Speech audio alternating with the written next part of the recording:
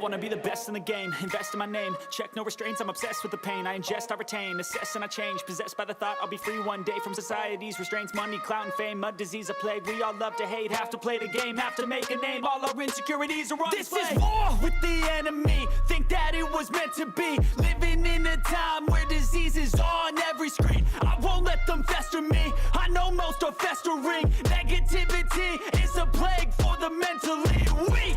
No mercy, all I got is working. Never stop searching, never quench the thirsty. I'm toxic and psychotic, with this logic you can't stop it. It's been chronic since I was a boy, so neurotic and chaotic. I'm built to last with the webs I'm weaving. I could change the past with all I'm achieving. Got my foot on gas, never stop competing. If you break like glass, then this life's gonna eat 'em. Make mistakes real fast, then you learn how to beat 'em. If you take off the cast, you can see all the healing. If the pain's in the past, move on from the grieving. Put your foot on the gas, no, never stop competing, yeah. I've been doing this, I'm on it. I just wanna be iconic. Sipping on a gin and tonic, got me going off when I'm on this topic, yeah. If I ever play, I want it. You know that I'm always honest. Stay away from those who are toxic. Keep them out your face, no way, you don't want it, yeah. Don't try to drain my energy. The enemy is everything. It's mentally, unhealthily, spreading like a rare disease. But I won't let it get to me. I don't need your therapy. I can leave a legacy of leading by intensity. Come on, we can fight this. Freedom is priceless. Spread just like a virus. Living in a crisis. Do you feel courageous? Do you seek greatness? Trust me, you can take it. Go on and take your aim. I'm built to last with the webs I'm weaving. I could change the past with all I'm achieving. Got my foot on gas, never stop competing. If you break like glass, then this life's gonna eat 'em. Make mistakes real fast, then you learn how to beat 'em. If you take off the cast, you can see all the healing. If the pain's in the past, move on from the grieving. Put your foot on the gas, no, never stop competing, yeah.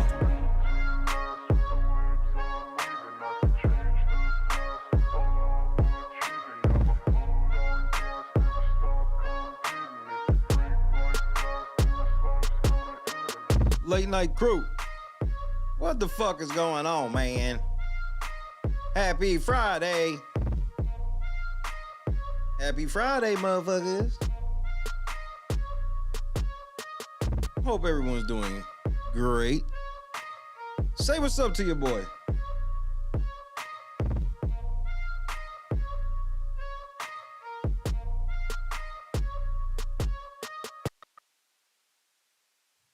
Chadrick, Gus, Mr. Gus, Boston, Bob, Janice, Glennis, Anita, Alan. Are we in here? We are in here. And oh, do we got some saucy shit this evening? I think we got a lot of quick hitters too. We'll have a few quick hitters maybe. SH, what's happening, cuz? Great to see everybody. It's really great to see everybody, bro. We are already on episode 15, man. How crazy is that? But we shall keep going.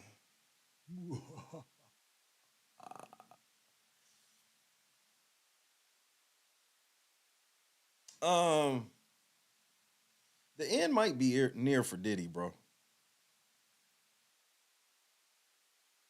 I mean, they letting all this shit happen to Diddy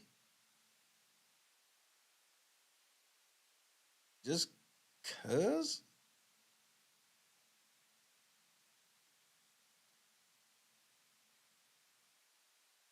Oh, let me grab this video before I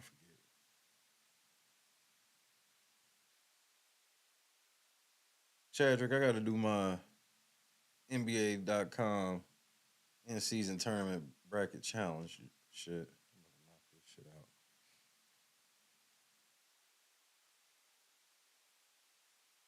The devil gonna have to cheat to keep me from winning this, because this one's gonna be easy for me.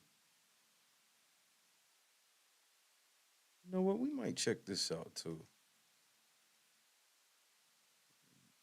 Go ahead and get all this extra stuff that I'm thinking about while I'm thinking about it. So I want to do it later.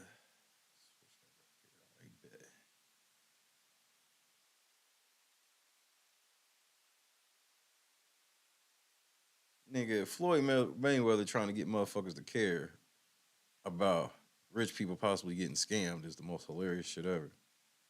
Nigga, I don't give a fuck about you possibly getting scammed while you was trying to buy a $2 billion house. Like, nigga, I don't give a shit. I care.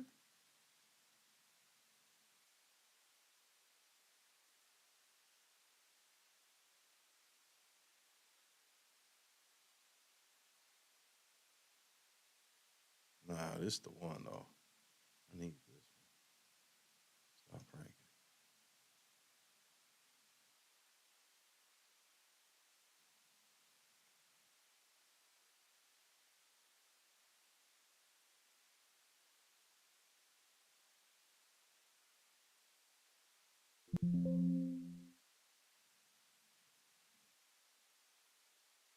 I want this other one. This other one is key. All right, bet. Bet. All right,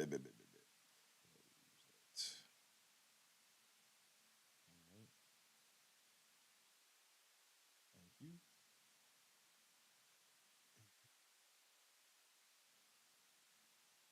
One more right there before I'm thinking about it. And then I'll switch back to where I can see you fools.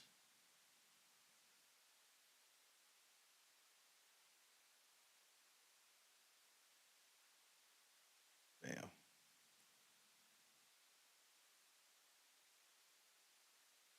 Yeah, man. Yeah, man. All right. Yup. Bump, skiggity bump.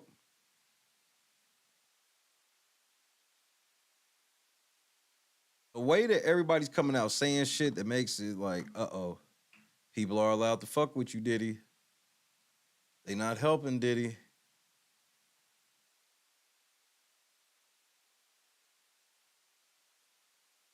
Well, we might look at this Floyd Mayweather thing before we get here. This fool, bro. I can't help but to say this fool.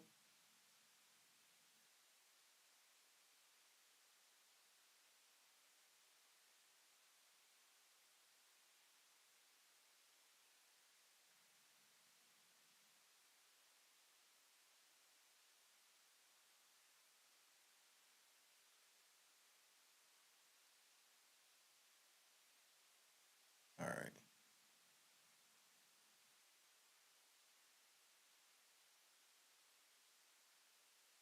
I think I got everything. So look, man. This dude named Mark Curry, okay? Mark Curry did a whole lot of ghostwriting for Diddy.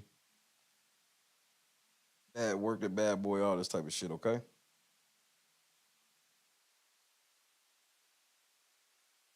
I want y'all to hear some of this shit this nigga saying, bro. We just gonna listen to what he's saying.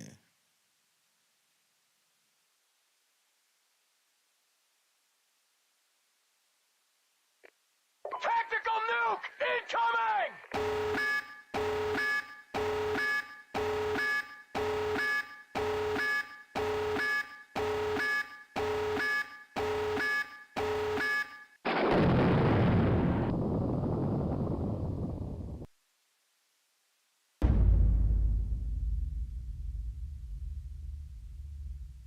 I want to get your opinion. You know, you was around Puffy, you was on Bad Boy. You know, looking at this lawsuit, Cassie, she claims that her and Diddy had freak-off sessions where they would get a male You talking prostitute about in. the freak off session where they used to do in the studio and all of that over different entertainers' houses and stuff, where they be having them parties where they won't invite you to, and they be like, "We having a party tonight, but this ain't your kind of party." You be like, "Yeah, I ain't going. I don't want to go." Freak off parties when you go in there and it be, yo, let me tell you something. We used to go in the club. We go into the nightclub, right? And we go and get to the VIP. All of these girls come around the VIP and they just be standing there. And like, let me tell you something, man. I'm gonna get back J-Dub, King. with you. We gotta rewind this back. We used to go to when we go to the club, we used to have these bottles, right? And on this bottle, they be regular Moet bottles. On them bottles right there, they've been have something to make the girls be real slippery and all of this kind of stuff. You're watching When Keeping It Real Goes Wrong. So when you get up, they be like, don't touch them bottles right there and only drink them bottles right there. So we already knew what the drill was. You just don't mess with them bottles, right?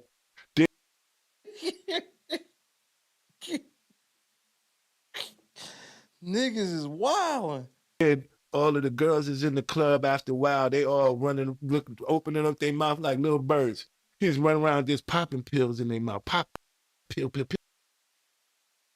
You know, Rick is so wild and has went so far off the meter. It's shit that I can't even tell you on TV.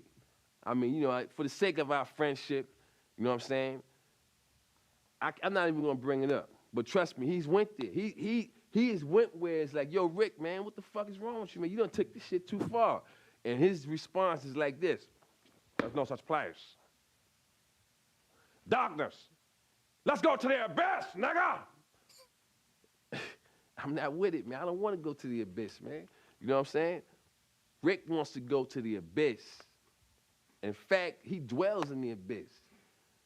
Rick James dwells in the abyss, okay? And he wants company sometimes, you know. And for some reason, he likes to reach out for me whenever I'm around. When he wants to go there, he will reach out for me to try to take me to the abyss with him. And I'm not with it, man. I'm not with it. And that's when we end up, you know, tussling or whatever. You know what I'm saying? This nigga said they was just walking around with the Pez dispenser going ham. Pill. And then that was the party. But all of the females that was in it, that's what they wanted. That was what party. It was part of the hip hop culture. We ain't see nothing wrong with it until Bill Cosby got in trouble. Well, He did one too many. No. See, what you just said, what they said Bill Cosby was doing. They said Bill Cosby was putting that shit in bitches' drinks and they didn't know it. You said these hoes was just, that's a big difference. Man, look. I used to, let me tell you something, I don't mean to cut you, this funny. I used to, you know, we used to be on the road, you know, you'd be like, yo, let me go with my Puff room, see what they doing. And you knock on Puff door, he'd be sitting there damn near butt naked. You ever just had a grown ass man answer his hotel door butt naked and they'd be like, come on in? You'd be like,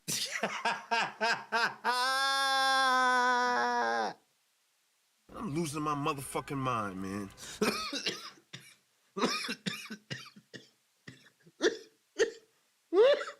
That nigga said, ass man, open the door, butt ass nigga talk about come on in. Nigga, what? Come on in. and you knock on Puff door, he'd be sitting there damn near butt naked. You ever just had a grown ass man answer his hotel door butt naked and they'd be like, come on in? You be The answer's no. like, I'll come back. You ever close your eyes, you be like, I guess you're not presentable. And then walk away, because see, what happens is, if they be like, come on in, and then you come on in, they be like, this man just came into my room. I'm sitting there butt ass naked. I told him to come on in, and he came on in. You be like, so what's going on for the day? Acting like you don't notice he there naked. You be like, bro, put some clothes on. What are you doing? Walk. I don't want to see you naked.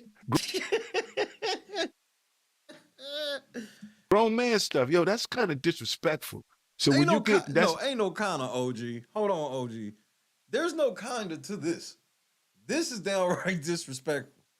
You open the door with your dick out talking about come on in, nigga. The only thing that might come in is my fist to your face. You can tell this nigga's still mad about that. He's not lying about this. Diddy tried that nigga. don't notice he there naked. You be like, bro, Rounder was happening. put some clothes on.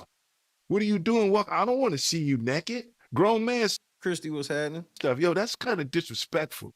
So when you get that's called the test off. How you make sure you breaking in. Yo, call the artist up here to the room, tell him I want to have a meeting by my tub.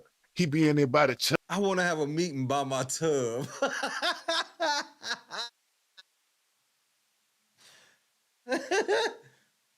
Wouldn't it be cheaper to just call some pros? And stuff, soaking and stuff, butt ass naked. You be like, how the hell am I supposed to have a meeting with a nigga butt naked in the tub?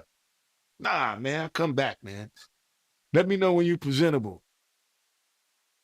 That and then freak off parties, man. Listen, I'm not an angel.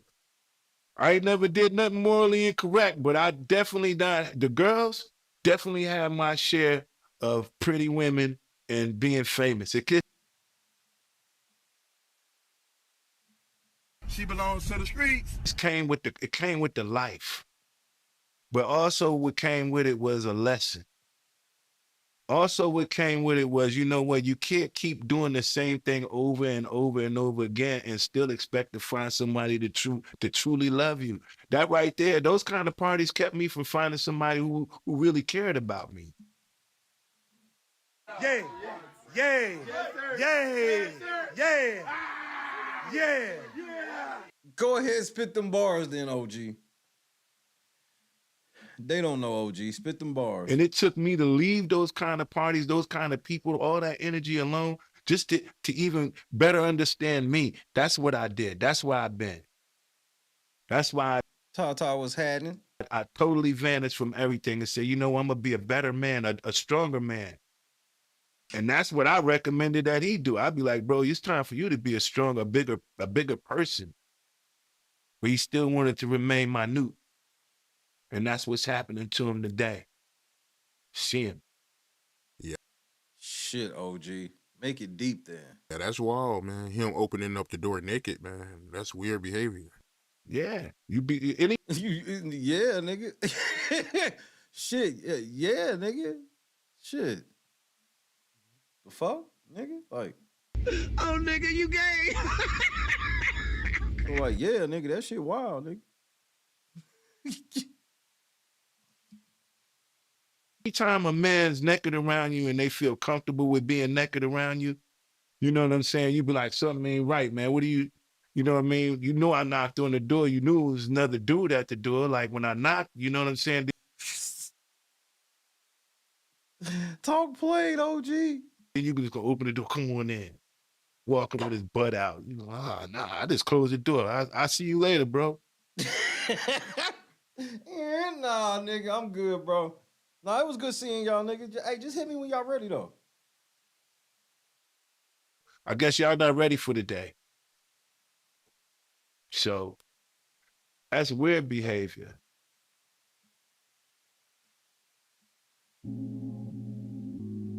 Niche, what's happening? Hold on, nigga. That nigga said, hey, man, I'll come back.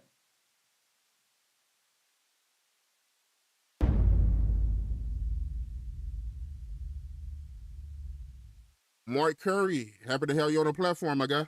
Man, I'm thankful to be on the platform, man. Thank you, you know. Thank you, man. I mean, it's a blessing to have you. Hey, man, fuck this lame-ass intro, nigga. Amazing. For the people that don't know, You know, man, I wrote the songs were like cocaine. I did the A-Ball and MJG Ride With Me. I mean, you know, if you do the discog, I have a whole bunch of songs. You know, a lot of people don't know they'd be like, you only did one song for Puff. Or this one song for Bad Boy. As you check the history, do the resume, I got quite a few of them. You know what I'm saying? And there's plenty more. So that's nothing. Right. So I gotta ask you, right? You being a part of Bad Boy at one point, news broke today that Diddy, he's stepping away from Revolt. How do you feel about that? And how do you feel about these lawsuits accusing Diddy of abuse? What do you Tactical nuke incoming!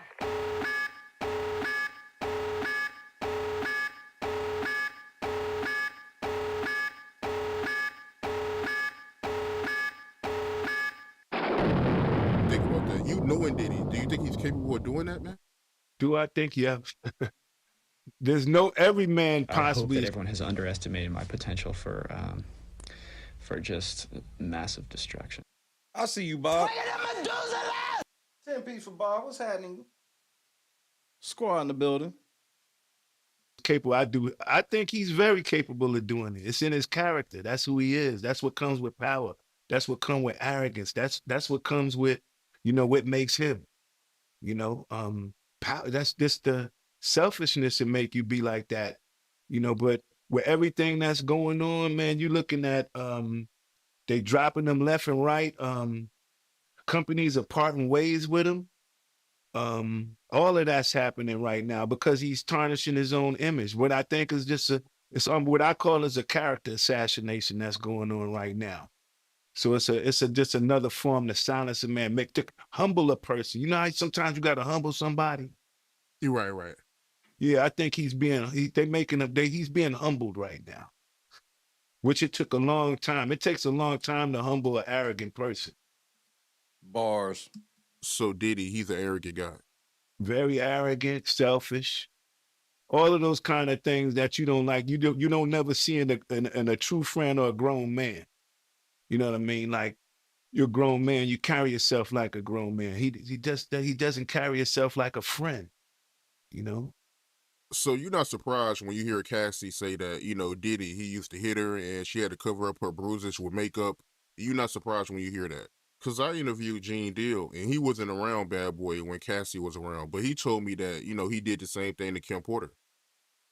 Or you could take it before then, and then you can remember when Mase was dating, Eric Sermon from... J-Dub in the cup one time. Ladies shall break out the Methuselahs. Mark Curry, you may continue. EPMD. And that was her childhood boyfriend, like coming up. They was the, lovey-dovey couple. And it was back then. He used to, do that with Mase. So, one thing I always say is, as a man and as anyone in a relationship, we often go through these kind of things. So I've seen it in friends. I've seen it in him. I've seen fights. I've seen all kinds. I've seen fights between, where he have an argument, fight with a female, whatever it may be. I seen. Wait, knuckling up?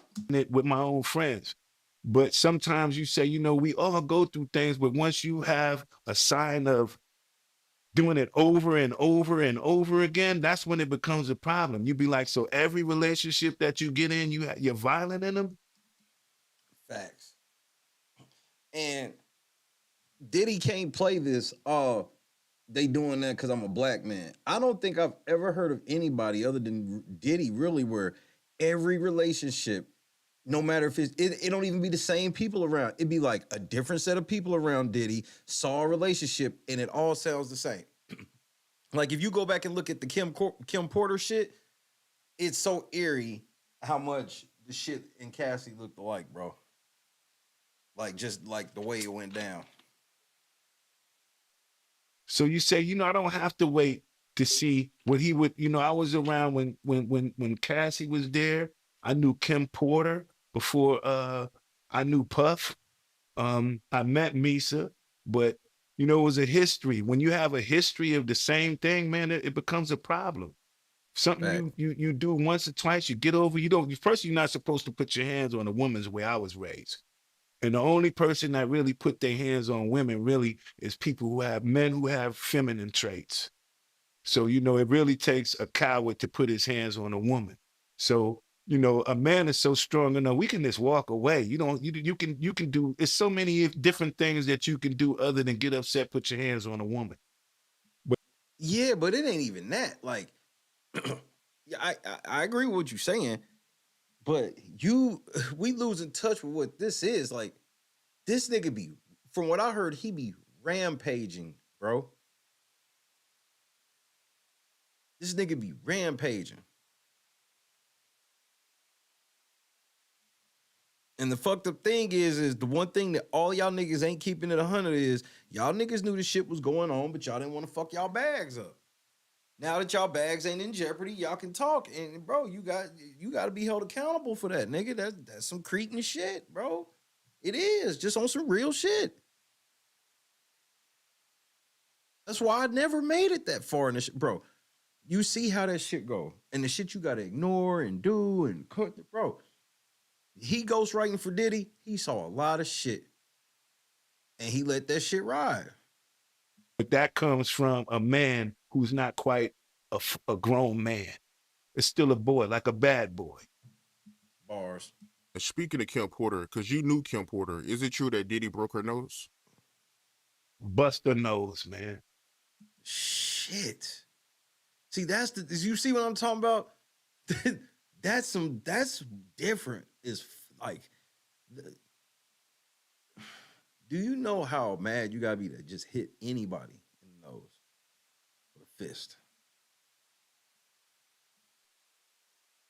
You know, but it was all, insecurities. Anytime a man would go out his way to wiretap someone's phone or put taps in their homes just to monitor their conversation, that's a sign of insanity. But you kept working for this nigga. I wouldn't want no, bro. That shit is illegal. Like, I would literally start thinking, like, nigga, I gotta get up out of here before I end up in an affidavit somewhere. This nigga's wiretapping this bitch. So when you see someone doing that, you can imagine everything else they do. What do you think he's gonna do if he found her on the phone talking to someone and or feels that she's cheating on him or somebody sleeping with his girl? What you think he gonna say? Ooh, I caught you. Hell no. Not if he tapping you. No, he's not gonna do that. He turning up. Ooh, I heard this. Nah, he gonna come in with the, it's gonna be a fight. But that's something that you seen from the inside. When you on the inside looking out, it's like looking at Blueface and his girlfriend always arguing on TV. They toxic relationship. Tata, this is my whole thing. But this is why the math, what you just said is why this math adds up to me. Why wasn't you saying anything back then? The money. So why are you saying something now? You think this nigga did this interview for free? Fuck no. Art of Dialogue broke bread with this nigga. Shout out to the Art of Dialogue.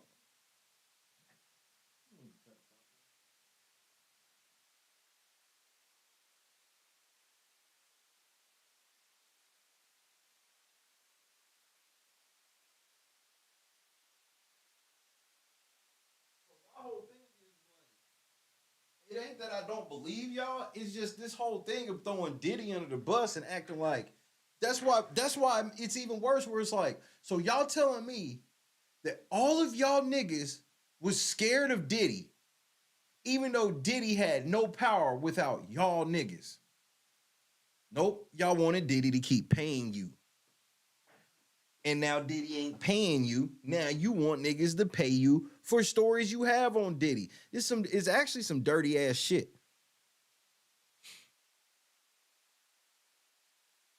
Get Diddy to trust you, see all the dirtbag shit Diddy do, then you leave peacefully, and the next thing you know, oh, I can get a bag from this?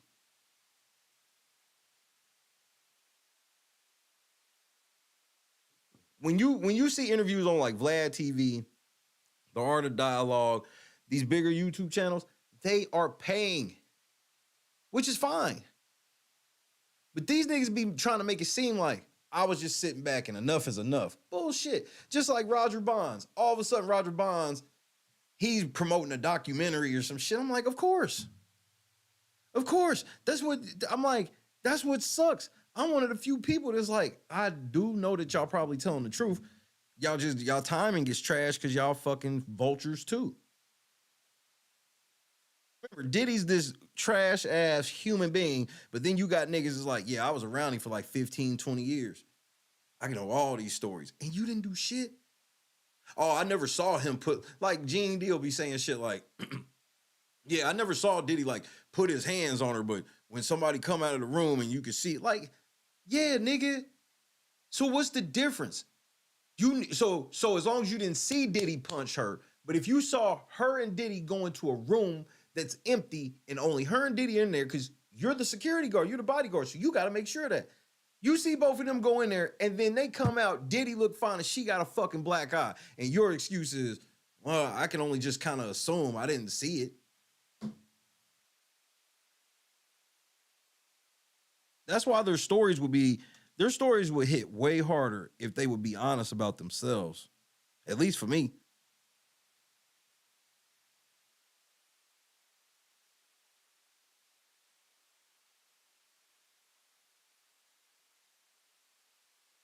Because my question is, if Diddy was still, because Roger, Diddy was paying you as well. If Diddy was still paying y'all niggas right now, would you be talking? The answer is no.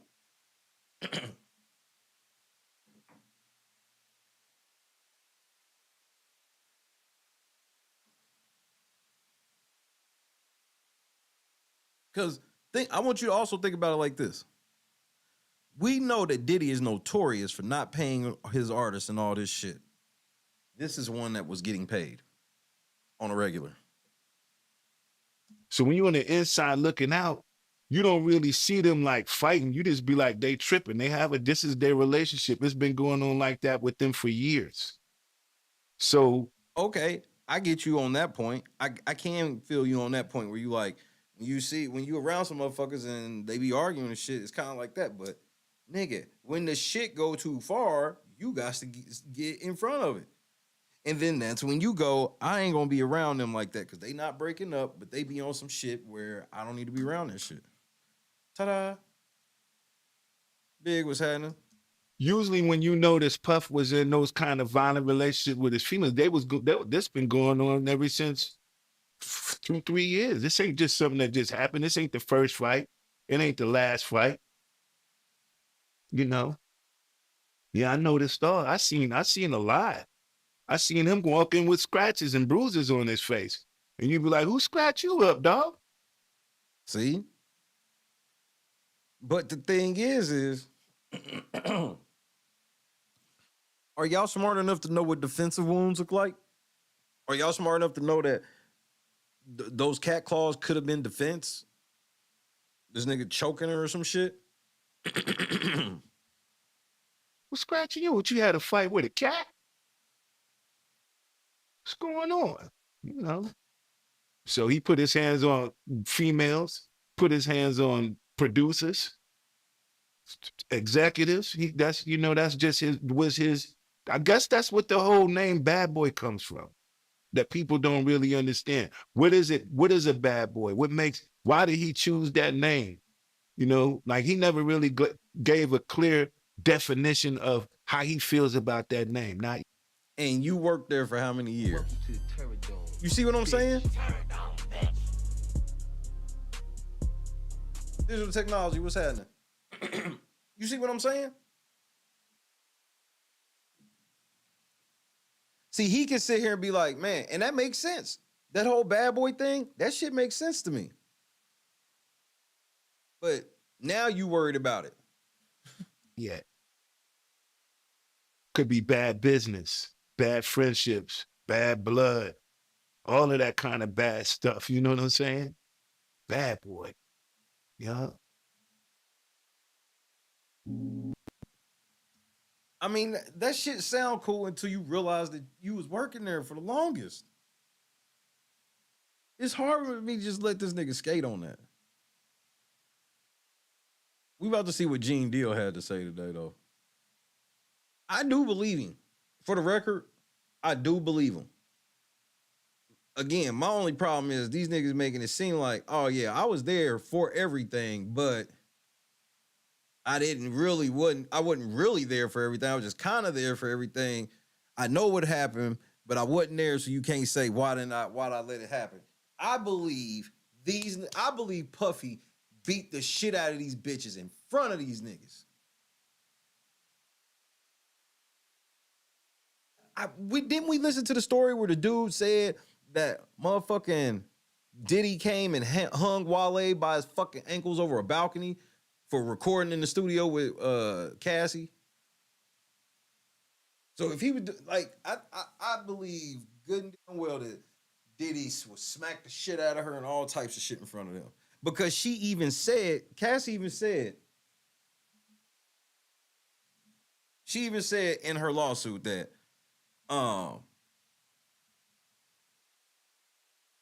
Roger Bonds was one of her outcry witnesses, which was one of Diddy bodyguards and shit like that.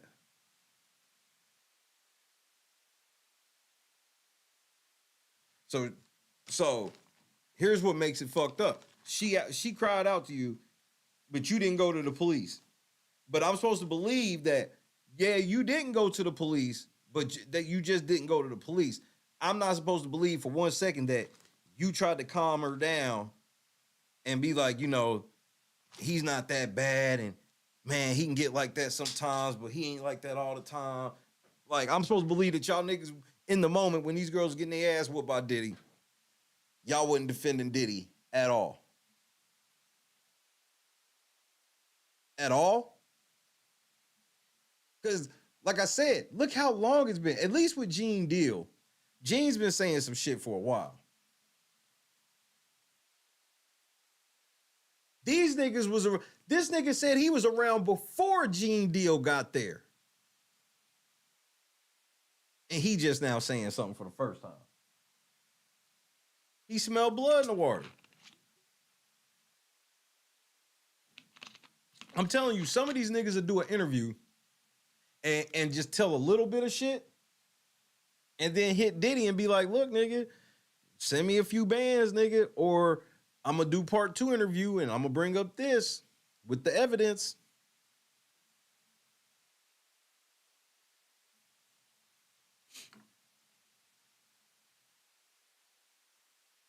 Hey, Google, how many sponsorships does Diddy have? Sorry, I don't understand, but I found something related. Do you want to know what companies are owned by Diddy? Yes. Here's a summary from the website 1077thebounce.com. Take a look at all of the businesses that Diddy currently owns: Bad Boy Records, Capital Prep Harlem, Combs Wines and Spirits, Sean John, Revolt TV and Media, Revolt Films, and Aqua Hydrate. Thank you. You're very welcome. Them names just don't hit like they used to. Good night, Gus. Gus, Mr. Gus. Like, I'm glad they speaking forward. Don't get it twisted. It ain't never too late to change. I'm just like, it would hit harder. The truth would hit hard. I'm telling you, people are more likely to believe the truth when you tell. The main reason why they can be shifty in these conversations is because they trying to protect themselves. Openly, hell yeah, we had the bottles up there. One had shit in it and one didn't.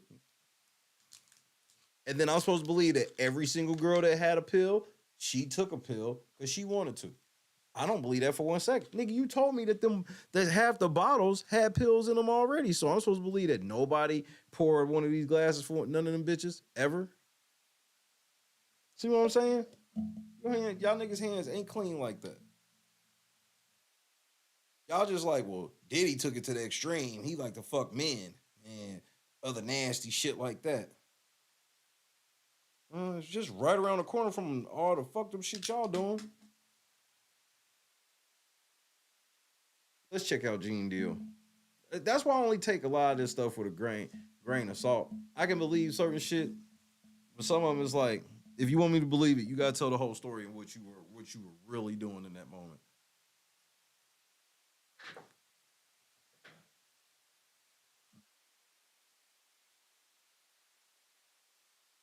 Gene Deal, My World of Bodyguard and a Hip Hop Star.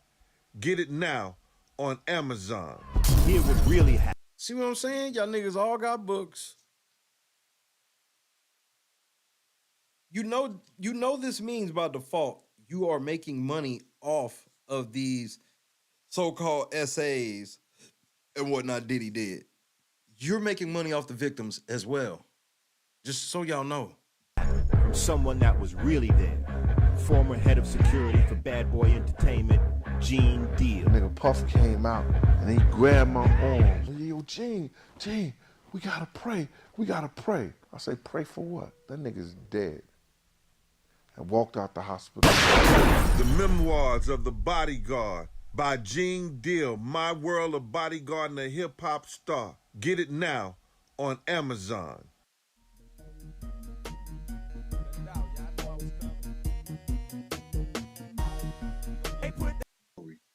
Is because, nigga, I ain't never been no slouch ass nigga. I ain't never been no lying ass nigga. And I ain't never been no nigga that's scared of nobody. Nigga, a man gotta put on his pants the same way I do. sound real hard on the phone, nephew. Feet first. I'm not worried about none of that. Like I told you, this is not my life. This is not my life. This is the Almighty's. When he ready for me, he gonna call me. And ain't nothing I can do, you could do, nobody could do. I'm not worried about that. When I started this podcast shit, thanks to M-Rec, I said, all I got is a hammer. And I'm going to chip at the Empire State Building. Because if I was lying, it wouldn't have went this far. That's true. If I was looking for something, it wouldn't have went this far. It's possible. Demon Time does have the ability to excel sometimes. But I get your point, Gene. I'm going to show you. Only time I'm going to come on this shit is Miss Pleasant want to do a couple of shows and everything like that. You won't see me till the new year.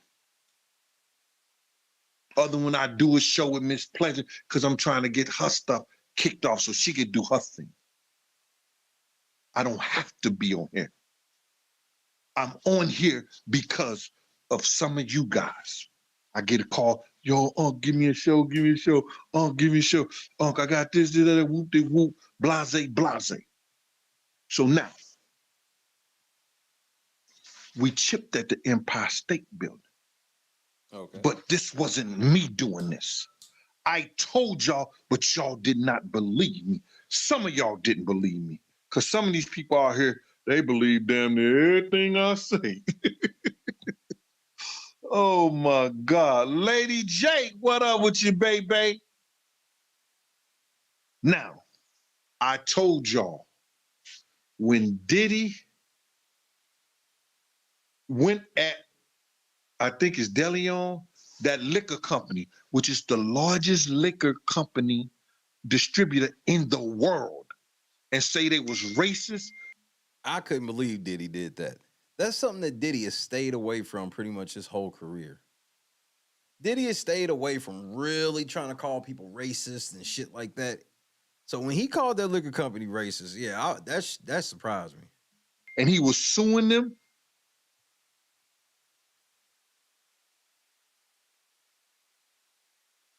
He was suing them. I gotta stop, y'all. 1 second. Lady J is a member, y'all. A Lady J. A Lady J. A Lady J is a member, y'all. Go. Man, you corny! Next nigga say something while I'm talking is getting shot. Please believe that. A Lady J. Hey, go, go. Lady J. Hey, go, go. A Lady J. A Lady J. Hey, a Lady J is a member, y'all. A Lady J. Oh, Lady J. Hey, nigga, shut that shit up. Get back to the story, my nigga, now. Lady J is a member, y'all. Thank you, Lady J. Appreciate your membership, mama. What? You welcome, nigga. Now hurry the fuck up. Whiskey the Don, what's up with you? All right. Check it out. So now, they the largest distributor company. They got friends who know friends in every industry. But they publishing team, those people who go out to make them look good, say, we're not taking that from him. We're not taking that from him. We gonna let the people know he ain't never owned Ciroc. That was dirty. Fire his ass. Go. He ain't live up to the partnership anyway. We gave him hundreds of millions of dollars. He only gave up $1,000, which good business, did he? That was good. Yeah. They exposed, so when Diddy tried to say they was racist, the company exposed that Diddy didn't own Ciroc. They let Diddy be the face of Ciroc, and as long as Diddy was helping them create new flavors. So that's why it seemed like Diddy was a marketing genius when that was part of the deal. He had to keep coming up with flavors and market flavors. Like, so that was Diddy's whole thing, was he got to create flavors for Ciroc, nigga. Exactly. But this for Diddy is actually a little worse because he had everybody fooled. It was a rare case where I was fooled. Good motherfucking business. Sederata Kunte. Salute.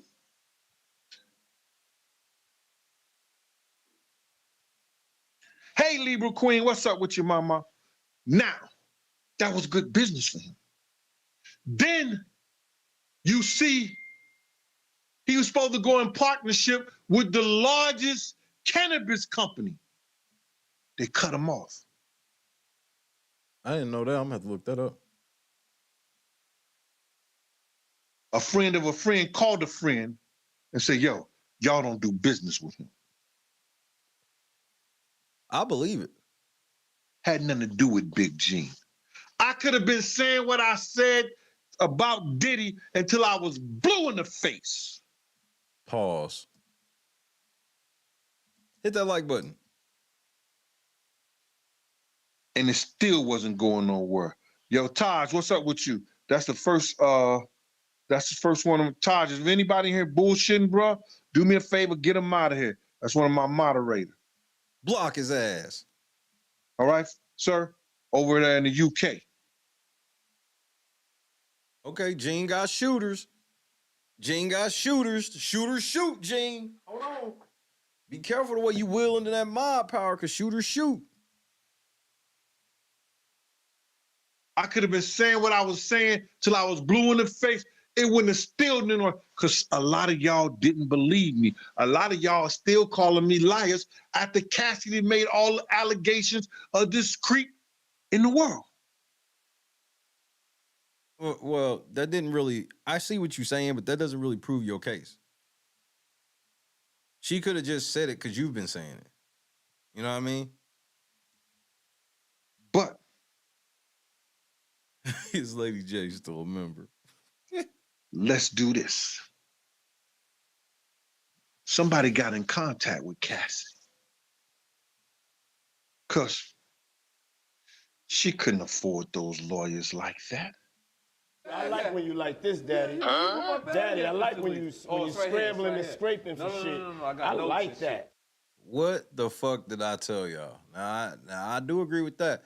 I told y'all the same thing. I said, where the fuck Cassie get the type of money to get the type of lawyers that can make Diddy settle in one fucking day? Where'd she get this money from?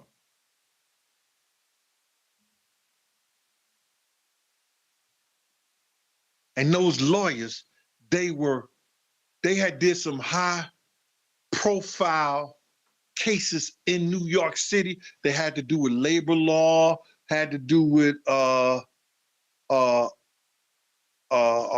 LGBT community. They had to Oh, nigga, you gay. They was just phenomenal, educated, just great lawyers.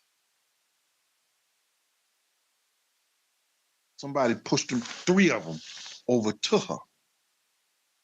Slid them on. I told y'all.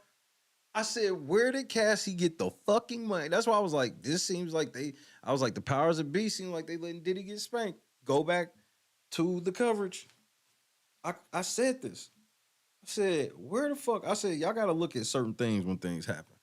Where the fuck Cassie get the amount of money it takes to get lawyers high profile and cold enough to make Diddy surrender within 24 hours? His lawyers looked at him like, surrender. Pushed him over. He pissed off somebody up high. He did, Mish. Had to. To her. Yo. But they want 50, they want 100,000, they want this, that, and other. Don't worry about it, babe. Whatever they want, we got it. I said the same shit, bro. Don't worry about it. We gonna get ours from his camp.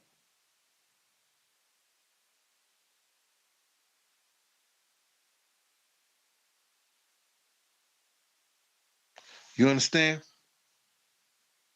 We gonna get it from his camp. So now, did y'all see? She did not go at him as a girlfriend. She did not go at him as a mistress.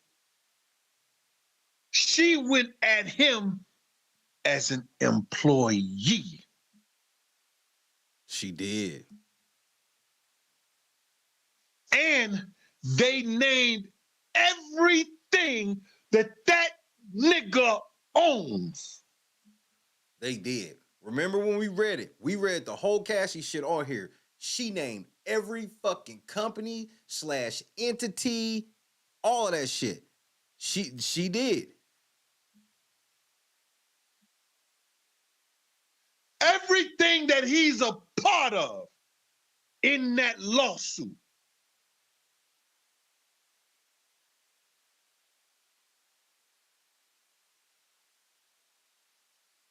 Let me know when I'm saying something wrong. Let me know when y'all can say, Big G don't know what the fuck he talking about.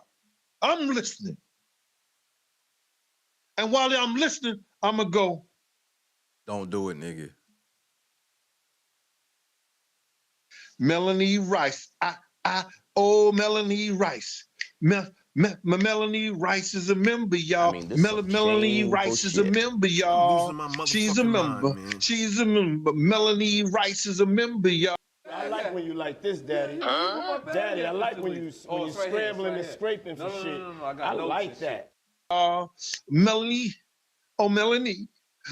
Rice is a member, y'all. Thank you for your membership, Melanie. I appreciate. This the kidnappers again, man. Man, stop saying that shit over the phone. Damn. I can't say shit, can I? Appreciate you, mama. I'm thinking for memberships. Nigga, nobody else buy a membership, nigga. Cash App that nigga the money, bro. He got his Cash App and PayPal on the screen. Just Cash App that nigga the money. Don't buy a membership. Melanie Rice is a member, y'all. No more memberships. Stop buying that shit. I want him to get his bread, send it to his Cash App or his PayPal. Leave that YouTube membership shit alone. We gotta tweak that shit. He needs to tweak it, and that shit ain't ready. We still in beta. Memberships are still in beta. So look, don't fuck with the membership. Just hit the Cash App or the PayPal for Unc. Oh, man, I'm going to miss y'all, man. I'm going to miss y'all because I do have fun. I couldn't do this shit unless I had fun with it. Other YouTubers do the shit they want to do. I do my shit because I want to have fun with it. Nigga, that's not fun, though. That shit goofy. You got it, Unc. So now, KZ, where my sorrow out there? Is my sorrow out there?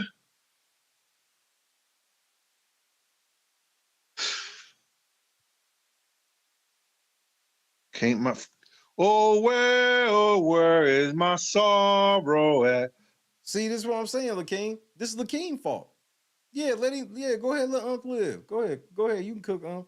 Oh, where can she be? Hey, Miss Parker, what's going on with you, girl? So now, check this out. Every corporation that has stocks involved. Did he say stocks?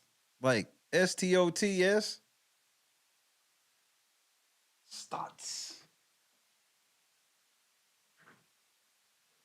Oh, I'll give you the freestyle, but my freestyles be better than his. This nigga was off beating shit. It sounded like he had a little Casio keyboard on his lap. Melanie Rice is a member, y'all. Melanie Rice is a member. Nigga, no. Shut the fuck up. I mean, this is some shameful shit. Every company or corporation that has stocks involved, they have what you call a board. Oh, that better not be what I think it is. They have what you call a board.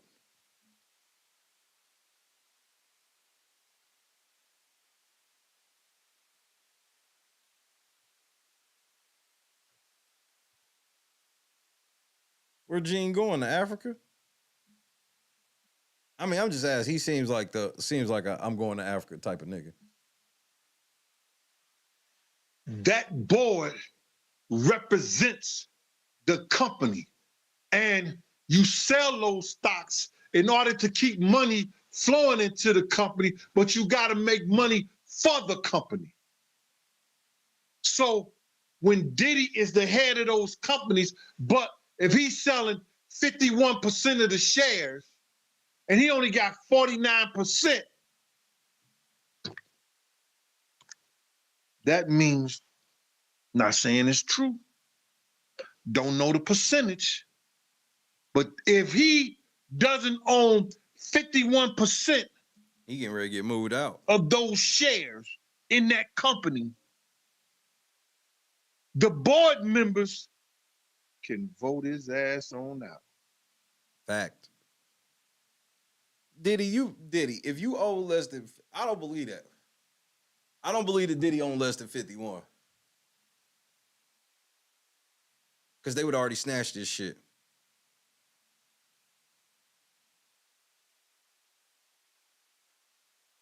I feel you, Tata. I gotta take Gene and burst. When y'all thought he stepped down from Revolt temporarily, y'all don't understand that the board kicked his ass out. Temporarily. When Cadillac, when those schools, that school, that he ain't never found no way, they just put his name on it, hoping it was bringing money. Speaking of money, you think Jackson State and Howard gonna give him his money back? We don't want that. Yeah, they keeping that. Anybody who got money from Diddy keeping that. The president of Howard University, he got that check like, you ain't getting this back. Jackson State done already spent the money. If the check didn't bounce. That's that bullshit. Diddy ain't bouncing checks, bro. We would have heard about this. Howard, y'all better spend that shit. Diddy ain't bouncing checks. I'm just kidding. The motherfuckers at the HBC school talking about, man, why Gene saying that about us? Number 5. Hey, Tracy Jordan. I'm gonna get to that, Tracy. Thank you, Mama. I'm gonna get to that. Right. Richard Sullivan, what's up with you, man? How you doing? Lady J. Lady J is a member, y'all. Bitch, and if you subscribe next month, I'ma block your ass on this channel. That's on everything. Any nigga that subscribes to his channel as a member from here on out, I'm blocking your ass. Hit his PayPal or his Cash App. It ain't on the screen no more, so the link is probably in his description. Stay off that membership button, please. Richard, I'm gonna get to that too. Oh my God. Okay. Now, y'all have to understand this, that those companies, for liability reasons, they all have insurance. Just like these music companies have insurance on these artists. That's why some of these artists are worth more dead than they are alive. No custom jingles. No. Go and talk about killing that nigga. Go and talk about abusing that nigga mom and his daughter. Yeah, that shit is hot. Bars. Coming down the alley. Me and my 6 dudes, we all Pause. got the shotty. We gonna make this nigga sing the blues. Pause. What happens? Nigga get killed. They ain't got a $10 million insurance policy on them. And they own all the nigga publishing. Mama and daddy and them don't get a dime of that.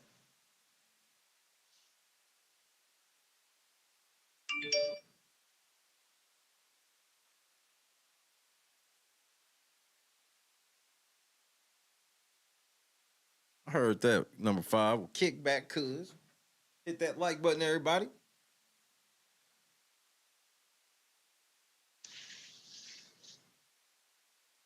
It better not come, bro. No, I'm not leaving, Miss Parker. What I'm doing is that I'm coming. I'm waiting till after the holidays. I'm telling you, I'm gonna come on with Miss Pleasant. If Miss Pleasant don't come on, I'm not coming on. You know what I'm saying?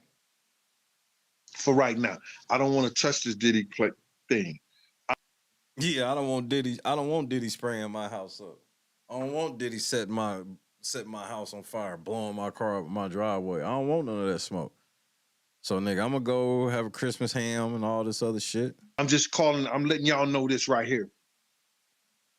All those corporations that was involved with Diddy, you understand? They find him to be in a liability right now, and no insurance company is going to insure those companies. So they got to get rid of him. Ain't no he coming back, this, that, and the third, the whole 9 yards. Yeah, Gene, so you telling me we not gonna see you all December? I doubt it.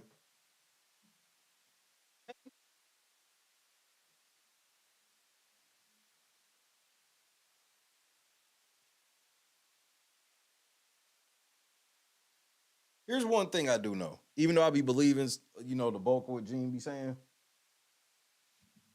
there's a reason why Diddy don't take him seriously. He got a credibility issue somewhere. Somewhere, if it ever gets too hot, same thing with Jaguar. If it ever gets too hot, Diddy got some shit on them niggas. I promise you that. You motherfucking Diddy personal security guard and talking about how he wiretapping and all this shit. You think he wasn't doing that shit to you? You think he ain't getting no pictures of you in no compromising position while you were asleep? I'm just keeping it a stack. Niggas think these niggas be trying to act like it's all greasy to talk that shit about motherfucking Diddy. And I hear you, cuz. But there's a reason why Diddy don't be taking y'all niggas seriously. He took Cassie seriously. He ain't taking y'all though.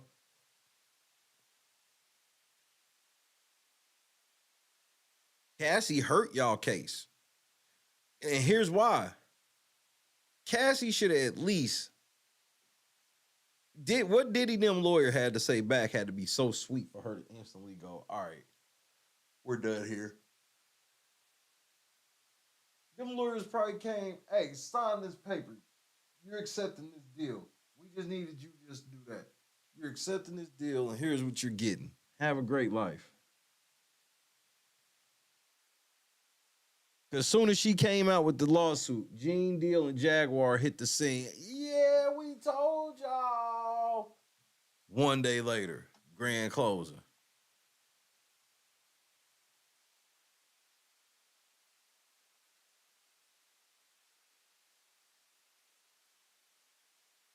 Let's skim through this motherfucking Diddy video.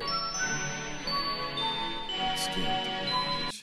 With their since all this profile artist and royalties and harsh treatment of his artists once the honeymoon phase is over. Did Diddy accumulate all of his wealth and success by exploiting his artists? And I mean, the obvious answer is yes. That's when you can tell a nigga, oh, straight up. Is his Black Excellence campaign all of a Say what was happening? facade? It's currently Black Music Month, so I thought I'd share this one with you guys. This rabbit hole is deep, so please get ready to dive in. From federal lawsuits and allegations of fraud to poor business practices and humiliation, this is the bad boy entertainment curse. Nigga, I still to this day don't know how Diddy beat that pistol, how beat that whole shooting, bro. Sean went down for the whole thing, but then they were just like, no, Diddy. The shady side of Diddy's empire. Don't want to have to worry about the executive producer trying to be all in the video, all on the record, dancing. Come to Death Row. Like, you know, the bad boy curse. Okay, so then the fateful night, Biggie was killed. At the height of his career. Yes. Do you ever feel responsible in any way? In any way? Obviously, he was the That's a great question. Uber star, and I was just up and coming. So, you know, yeah, it's gonna be a show. But he used that to just, you know, just throw me off. Like, you know, it was just terrible, man. But I'm facing 25 years, and you looking at probation. Yeah, those are the things that you understand are unacceptable. You don't have to hold my hand. You don't have to do nothing, but don't try to hurt me. Man, you're a coward. And I don't take nothing. You're a thief, you're a coward. Don't say you're a thief. Okay. You're a thief. Office, man. I'll never forget that. The Hot 97 interview in 2005, when the locks went off on Diddy about still holding they publishing and shit. That was when Jada Kiss talked about dropping that stainless steel refrigerator with the double doors, the double door joint on that nigga head. You had a bunch of artists whose careers never went right with you, dog. Be for real, dog. Look at the list. Look at the list. We don't want to be violent. You the artist that did best for yourself. Look at your list, dog. You on MTV, VH1, $1 Million Parties, Sean John, Justin's, this and that. In the door, our advance was between the three of us was like 100 G's. And you charged us $3 million to let go. And you had our publishing for half for 10 years now. And we've been trying to, we've been quiet. You know, people be like, y'all wild, or y'all So but behind the scenes, you've been dealing with this for a long time? We're on our seventh lawyer. On our seventh. You hear what Jada Kiss and Styles P just said? They said with Diddy, they was on their seventh lawyer. Cassie got it done in 24 hours. Sean John Combs, also known as Diddy, got his start in music as an intern at Andre Harrell's New York City-based record label, Uptown Records. He was born in Harlem, New York in 1969, and at the age of 3, he relocated to the suburb of Mount Vernon after the death of his father. Andre Harrell became Diddy's mentor and taught him the ins and outs of the music industry. You know, he's not intimidated by you know what I'm saying? He knows the importance of leaving a legacy behind. We need more adults out there that's going to teach the young, such as myself, and, you know, basically leave a legacy behind. Leave something You think Diddy wild yet at this point? behind, you know. Diddy quickly became an A&R executive Felix, and what's talent happening? director for Uptown, helping develop Jodeci, Mary J. Blige, and other new artists at the label who would help shape the sound of 90s hip-hop and R&B. Facts. He had been at the label for 2 years when he came across a Source magazine feature and demo tape by an unsigned rapper named Biggie Smalls. He arranged to meet with the up-and-coming artist and immediately See, this picture right here goes to what Suge was talking about. R.I.P. Nate Dogg. R.I.P. Biggie. You telling me, like, where was all Suge's pictures with Diddy and them like this? signed him to the label. However, MCA Records, the label's distributor, didn't want to release Biggie's debut album because of its explicit lyrical content pertaining to street life. Shortly after, in 1993, Andre fired Diddy from Uptown reportedly due to his ego and cocky attitude. Get out, nigga, you fired. I like when you like this, Daddy. Daddy, I like when you scrambling and scraping for shit. I like that. Diddy, who went by Puff Daddy at the time, promptly launched his own label, Bad Boy Entertainment, as a joint venture for Arista Records. The deal allowed him full creative control of his label. Puff took his friend the Notorious B.I.G. with him, signed him as the first artist at the label, and the rest was history.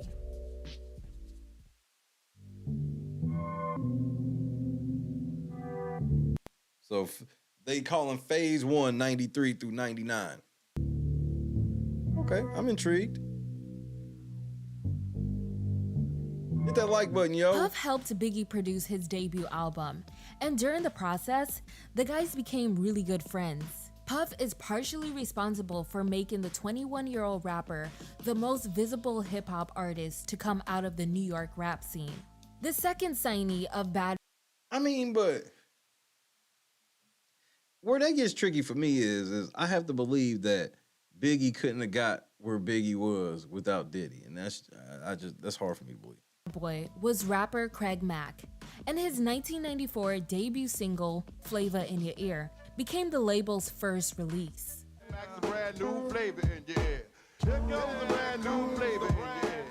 The Notorious B.I.G. dropped his autobiographical debut album, Ready to Die, on September 13th, 1994, and it had sold over 500,000 copies in the United States by the end of the year.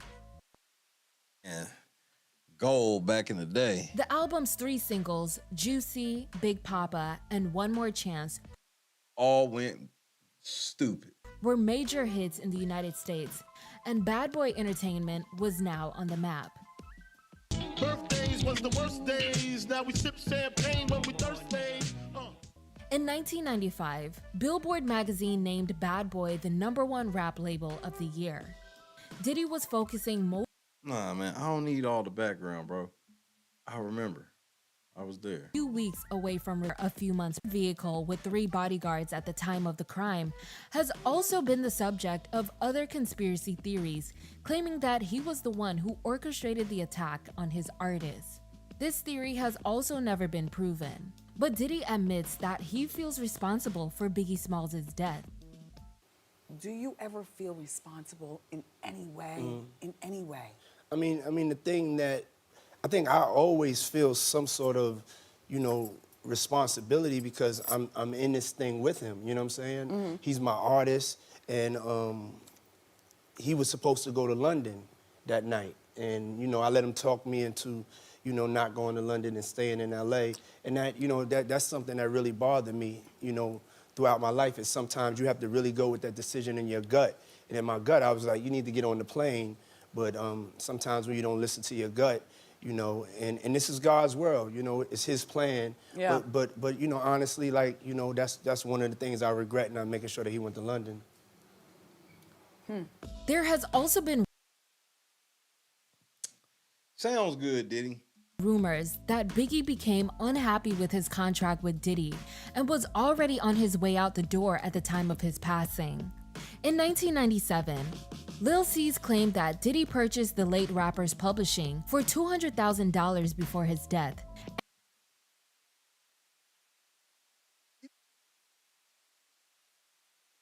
And claimed that Biggie was broke despite his smash hits. But Biggie's death boosted Bad Boy Entertainment significantly. Life After Death was critically acclaimed and received a massive amount of commercial success. It was nominated for Best Rap Album, Best Rap Solo Performance for its first single, Hypnotize, and Best Rap Performance by a Duo or Group for its second single, More Money, More Problems. But that was like a trio. That was Mase, Puffy, and Diddy. Or Puffy and Biggie. At the 1998 Grammy Awards. Biggie, Biggie, Biggie, can't you see. Sometimes your words just hypnotize me. DEA, federal agents mad cause I flagrant tap myself. And the Both singles topped the Billboard Hot 100. The album also boosted the careers of New York-based artists featured on it, like Jay-Z, Lil' Kim, The Lox, and Mase. These niggas look like babies, bro.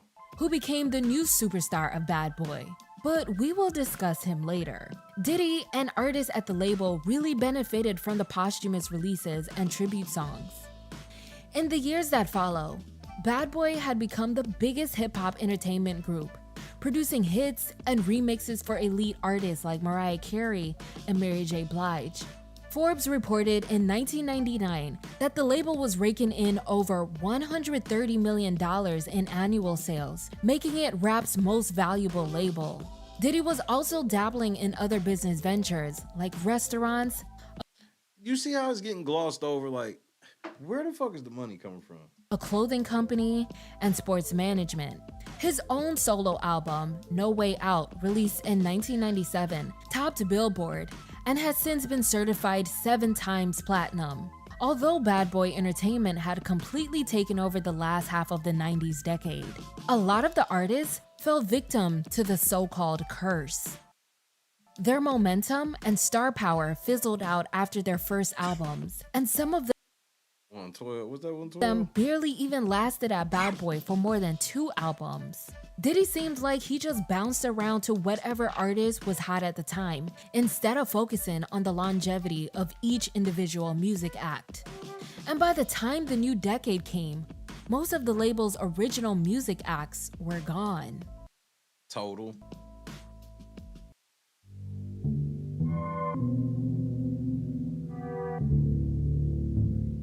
Hip-hop trio The Lox had one of the first known falling outs with Bad Boy Entertainment. Mary J. Blige had first heard their demo tape and passed it along to Diddy, who then in turn signed the Yonkers-based group. They gained mainstream popularity after being featured on Diddy's hit song, It's All About the Benjamins. What y'all wanna do? Wanna be ballers, shot callers, brawlers. That was the shit, though. When I was young, I want the boner, but now I only hit chicks who win beauty pageants, tricking. Jadakiss of the trio was also the one who penned Diddy's iconic verse on the song. They even appeared on Mariah Carey's Of course he did. 1997 #1 single, Honey, the very song that made her break into the hip-hop. Man, Mariah was bad motherfucker in this phase. She was out here hoeing, though. She belongs to the streets. An R&B music scene. However, their 1998 album, Money, Power, and Respect, and its singles didn't get much commercial success, and the trio grew increasingly disappointed with the direction Diddy was going in for Bad Boy.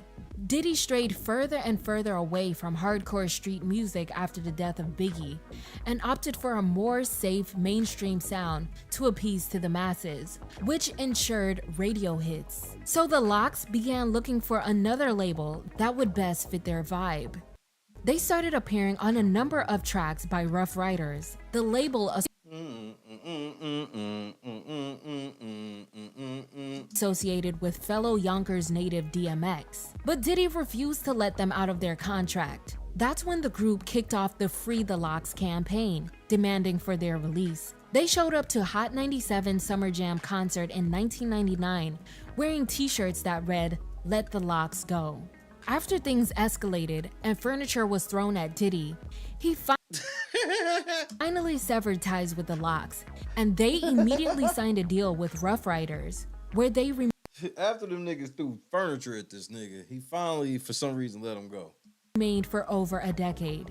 Diddy said, "The Lox situation just didn't work out. That's nothing new to any record company. Hopefully the press won't try to dramatize that. Any record label and you have 20 acts, 1, 2, 3 of the acts aren't going to be happy, and it may be a situation that you can work out. We tried to work the situation out. It didn't work out, so we're in the process of selling them right now. And they are still, to me, some of the hottest rappers out. I wish them the best of luck. I'm sorry it didn't work out." Was this before or after they threw a motherfucking Shay Lounge at your bitch ass? Nigga. Hoe ass nigga. end quote. It's hard for me to look at Diddy. It's hard to go, like, to be phony about it and pull him out on stage at the Hova concert and do the Benjamins, and it's hard. Like, it's not. Have you talked to him about millions of dollars? This is my life. It's worth dying for. It's worth killing for. It's worth dying. It's worth killing over. Like seriously. I'll never forget this shit. I'll never forget this shit.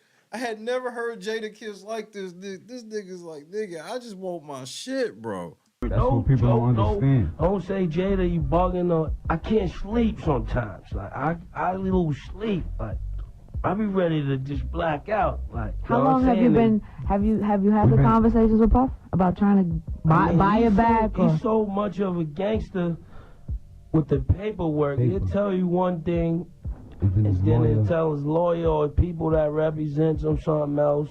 And then it never happened. And this is amazing. I mean, and you've been trying to do this for years? For years, Ange. We on our, we've been quiet and all that. We on our 7th or 8th lawyer for this. No security guard could stop. How much money are we talking? How much money are we talking? Office. We talking no security. I couldn't even tell you. This nigga said no security can stop a refrigerator from falling off the top of a skyscraper.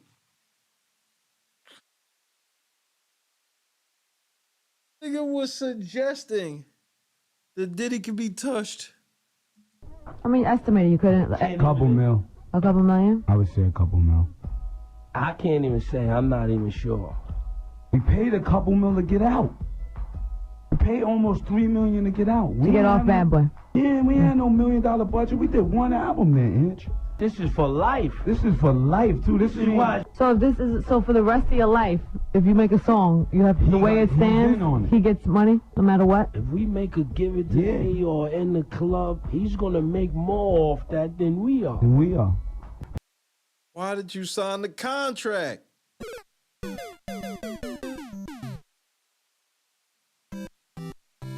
signed a lifetime contract with a nigga. Good night, Bob. But yo, dog, we made one album with you. Years ago, we came in the game. We paid $3 million to get off. Close to $3 million. I gotta pay him $300,000. You made, Lord knows what you made off the Benjamins. Every time I put out a solo album, he gotta get an advance of $300,000. How come? What kind? That's crazy. He's gotta get an advance of $300,000.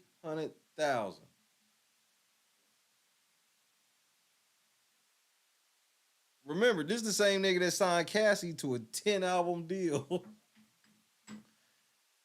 It's outrageous. How do you get it? People don't see, like, and to me, it's like, yo, come on, dog.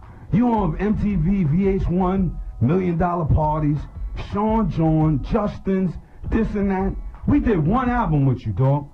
You Benjamins, Lord, No Way Out from the Benjamins sold something crazy.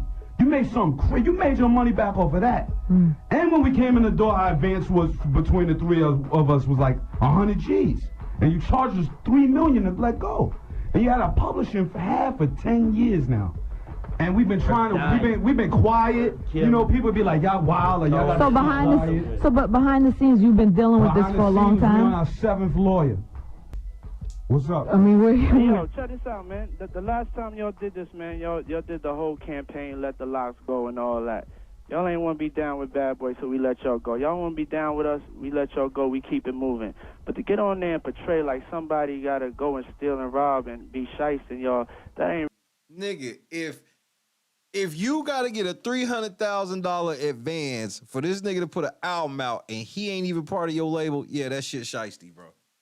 Diddy ass is a menace, bro. Be down with Bad Boy, so we let y'all go. Y'all want to be down with us, we let y'all go, we keep it moving. But to get on there and portray like somebody got to go and steal and rob and be shysting, y'all, that ain't really correct, you know what I'm saying? All that on the refrigerator and you going to kill, y'all ain't killing nobody, man.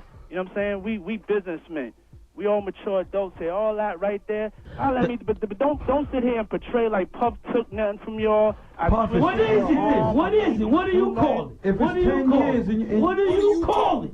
We can't handle it no other way but with lawyers, and you know that, so don't get on the radio and act like a tough guy or none of that. Wait. Don't get on the radio and act like a tough guy. None of that. Nigga, Jada was about to lose his fucking mind.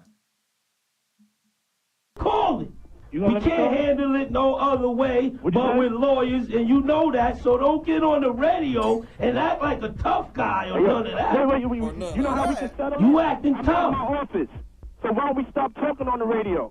Now, you want people to stop talking because you just don't want to know the truth, dog. We made one record with you. Money, Power, Respect. It's 10 years later, and you still got half of our publishing. Now, there's no way you can make it justifiable that you deserve half of our publishing. You're a coward. And I don't take nothing. You're a thief, Bob. Coward. Don't say you're a thief. Okay. You're a Come to the thief. office, man. You had your Ace Boom Boom publishing. You call me whatever you You want. won't let his publishing I'm go. at the office.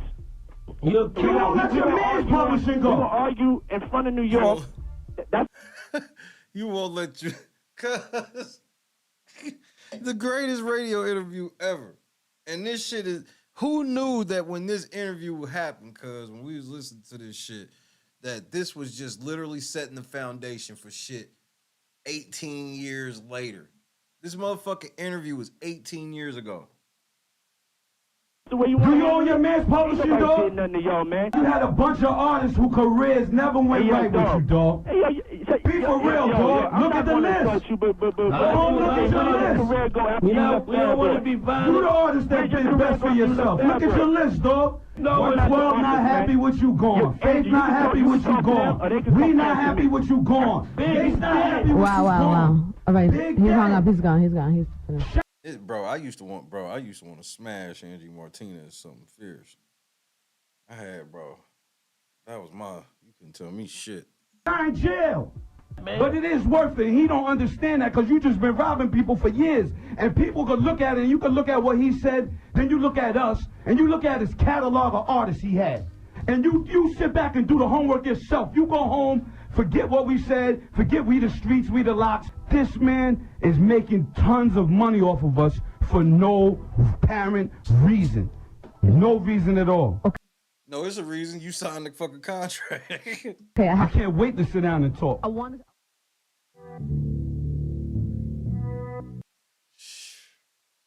That's why, okay. And now, you know what even more crazy looking back on this shit? It makes me realize that Diddy, he switched his game up. Here's what I mean.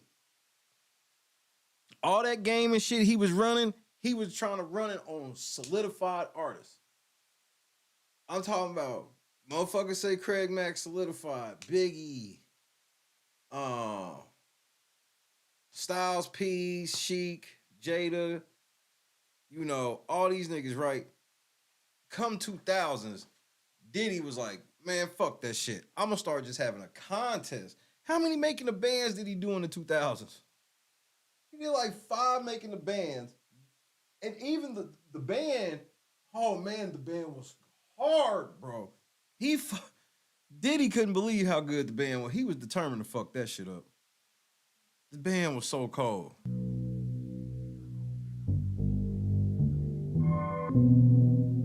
By the 2000s, at least 5 of Bad Boy's most popular artists had left the label.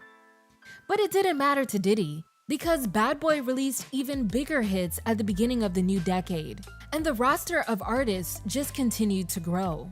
Bad Boy was worth over $300 million by this time. In 2002, he became the sole owner of the label when he bought back 50% stake in Bad Boy that Arista and BMG had owned. But legal issues from the 90s followed Diddy into the new millennium. On December 27, 1999, Diddy, his then girlfriend Jennifer Lopez, his bodyguard, and his protege rapper Shine were all involved in a highly publicized shooting. Man, remember how big it was that J-Lo and Diddy were together, nigga? Now it's like now he with City Girls. Incident at a club in New York. Diddy was facing up to 15 years for charges of gun possession and bribery for allegedly trying to bribe his driver into taking the charge. But in 2001, he and his bodyguard were acquitted on all charges. His protege, Shine, was convicted and sentenced to 10 years in prison, and his contract with Bad Boy was terminated that year. But Shine signed a new deal with Def Jam Records while incarcerated for $3 million and released his sophomore album, Godfather, Buried Alive, in 2004 from behind bars. Years later, That album was crazy though. Cause that one song, that Shine song on there, he did Shine dirty, bro. Diddy's former bodyguard accused him of snitching on his 21-year-old artist instead of taking accountability. Obviously, he was the Uber star. And Nigga, hold on, was that Kurt Loder? Bodyguard accused him of snitching on his 21-year-old artist instead of taking accountability. Obviously. Nah, that's not Kurt Loder. That's the other dude. What the fuck is that nigga's name? I can't think of his name. The MTV dude. He was the Uber star, and I was just up and coming. So, you know, yeah, it's gonna be a show. But he used that to just, you know, just threw me off. Like, you know, it was terrible, man. It's not a matter of, you know, turning your back on me. Like, how do you call a witness to testify against your comrade? If I'm telling you that she's lying and you saying, hey, you know, well, she helping me, but I'm facing 25 years and you looking at probation. Yeah, those are the things. I was looking at 25 years. You was looking at probation. Yeah, Diddy got you, nigga. That, you understand, are unacceptable. You don't have to hold my hand. You don't have to do nothing, but don't try to hurt me. This woman was the most damaging witness of any witness. She was worse than the prosecution's witness, which destroyed me because the prosecution is saying I'm this belligerent, reckless, you know, okay, corralled fella, and then my co-defendant is saying the same thing. That was it. Pretty much. That was it. Upon Shine's release in 2009, he was deported back to his home country of Belize. In 2020, Shine was elected as the leader of the opposition at the House of Representatives in his... Now this nigga's Barack Obama. I'm done, bro. How do you go from shooting a nigga in the club to being Barack Obama? How, Sway? Country Belize, and says he's since forgiven his former boss. You know what happened with Diddy, with Brother Love? I don't really blame that on him now, as much as I did then, because I did go through a stage of bitterness. You're human. But in retrospect, you know, I blame it more on the lawyers that were advising him to separate the case than him, because his lawyers were there, to secure a not guilty verdict by any means. Right. He's a corporation, $100 million corporation, and you know they look at me as the enemy. Now, you know, this is you didn't feel like this is how many years ago? This is 20-something years ago. 20-something years So Puff is still young, relatively. What is it? 1999. 1999, Okay. 2000. Damn. So he's much younger then, and you know it's a lot of pressure. You know he's about to lose everything. I'm about to lose everything. Right. I'm from that though. Right?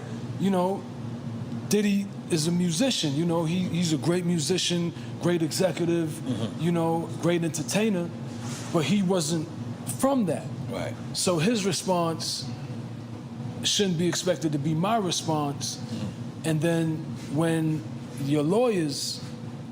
Nigga, this don't make no sense. This, nigga, are you trying to get a new deal with Bad Boy? And maybe other people are misleading you and misguiding you. I think that's how everything, you know, fell apart. And he said that to me. Right, it's beautiful. He said, you know, man, you know, I'm sorry, man. You know, I should have never listened to those lawyers. That's real. And, you know, I forgave him. That's real. But, you know, it was traumatic. Yeah, it's still So stings. I will forgive him, and then, you know, you might hear me a few months later, you know, still stings. going in on him. Yeah. You know, Exactly. Y'all, I'm getting ready to put y'all up on something, man. Nigga, the shit he did to Black Rob. Oh my goodness.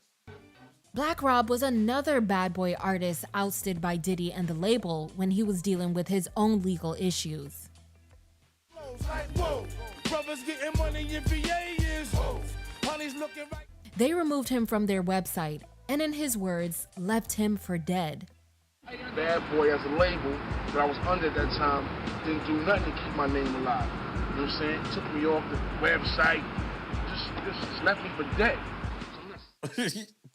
In 2001, after being acquitted, Diddy settled a lawsuit with a woman who was hurt in a stampede at a 1991 charity basketball game he Rap tragedy villain is a fool named Puff Daddy. Jeez, y'all been on this nigga head for decades. promoted. Even with all the hit songs Bad Boy released, issues between the artist and the label just persisted. Man, remember when everybody was wearing them damn sweaters, bro? Even with all the hit songs Bad Boy released, issues between the artist Everybody was wearing them goofy ass sweaters. and the label just persisted. That's some early 2000s fashion for your ass right there. These niggas look like some idiots.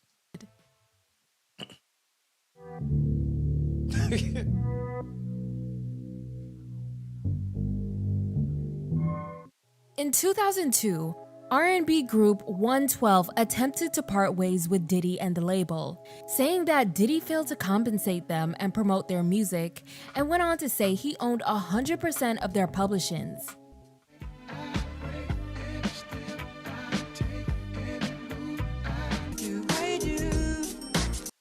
And 112 was so motherfucking cold, bro.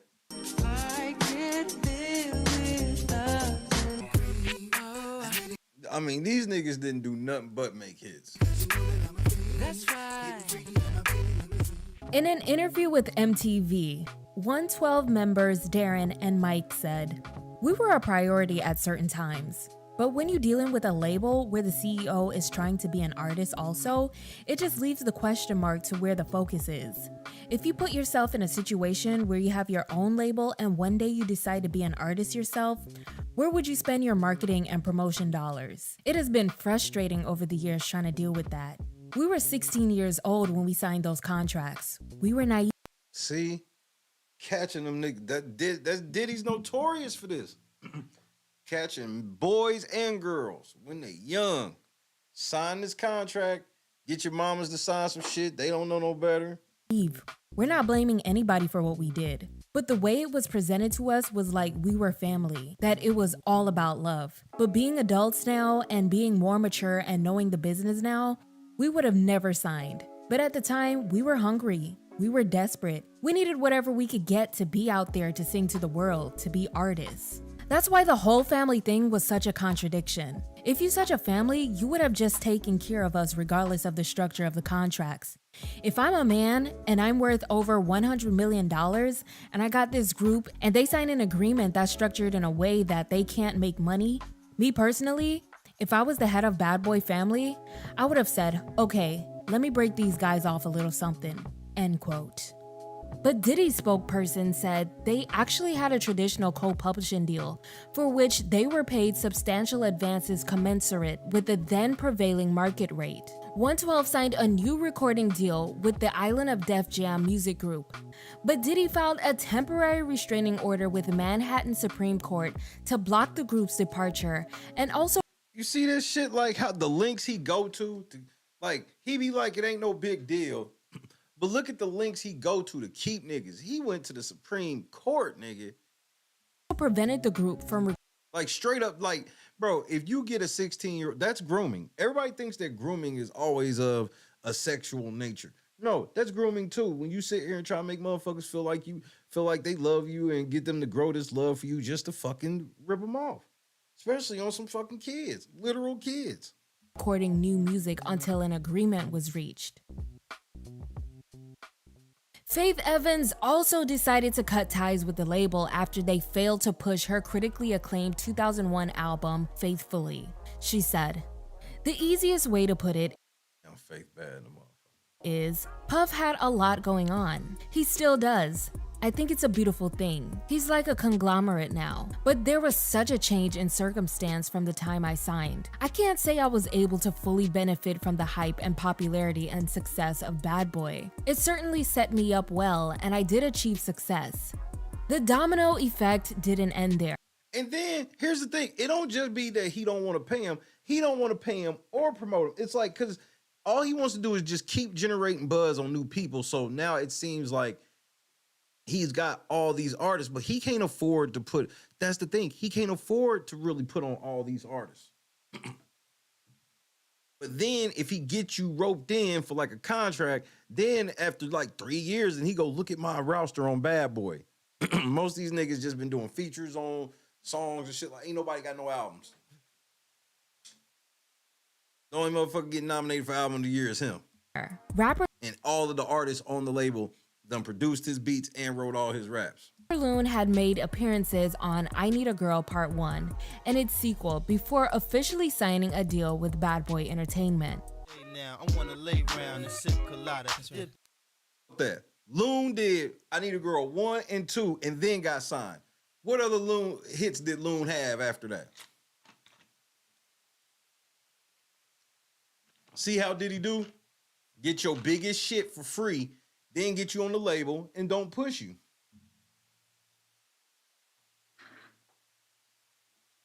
You ain't never, bro. You see how other labels don't even be in contact with Bad Boy. Like, if they want to fuck with you and you on Bad Boy, they're like, nigga, just hit us if you ever get out. Prada. I'm smooth as Eric Estrada. But I met a lot of women in my lifetime, but see, it's not a lot of women that got the right mind. His self-titled debut album was released in 2003 and peaked at number 6 on Billboard. But the singles were flops. He left the label only a year later. And my relationship with Puff was, you know, we had great fun personally. You know, we got along swell. But then some of the hiccups would be when it comes down to like business, especially business that's already, you know what I'm saying, mandated and already affirmed that this is how it goes, then it shouldn't be no problem. You know what I'm saying? So, you know, that's just what happens in the business, but it never really tarnished my relationship with Puff. But like I said, I came into it for business. So when people try to like measure the capacity of our relationship, they try to look at it from the outside, like, yo, wasn't y'all cool or wasn't y'all this?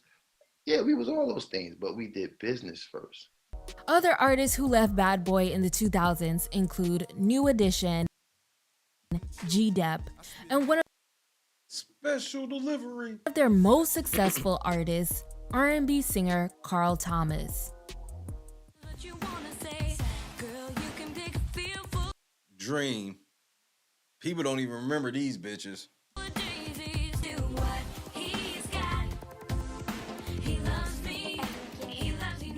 In the year 2000, the girl group named Dream became the label's first pop group. They reached number 2 that year with their debut single, He Loves You Not. What is the one with the...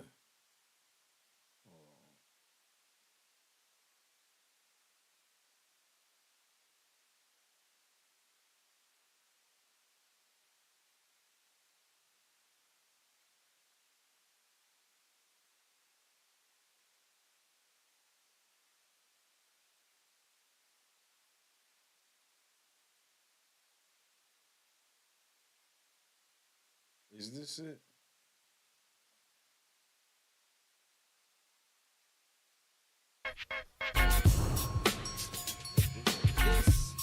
This is Yeah. That's my favorite Dream song. When they did that motherfucking Rock the Bells remix. Whew. That shit went crazy. That was my shit. That was my shit. I ain't gonna lie. Grace, what's happening? And their debut album sold over 1.5 million copies. But Bad Boy canceled all plans to release more singles by the group for whatever reason. I tell you why. The same reason he don't want them to be successful. He wants them to be middle of the road. He gets unlucky and gets people that are actually good. And then when it comes time to spend more money, he ain't trying to spend more money because he's trying to move on to the next. If I spend this money with you, then you gonna sell, I will sell good. Then you gonna expect me to lock you in with this bigger deal and all this shit. I ain't even trying to pay you the shit I owe you now. Album number 2, titled Reality, was finished and set to be released on August 12, 2003. But the date came and went, and the sophomore album was postponed multiple times by Bad Boy until Dream eventually got dropped by the label.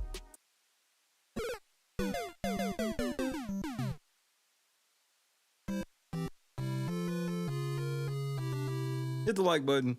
That same year, Bad Boy Entertainment president and co-founder Kirk Burroughs filed a $25 million federal lawsuit against his former business partner Diddy, claiming that he forced him to relinquish his stake in Bad Boy by storming into his office swinging a baseball bat, demanding that he sign off on documents. Kirk also alleged that his former close friend and business partner is the real person who ordered the hit on rapper Tupac. Allegedly. But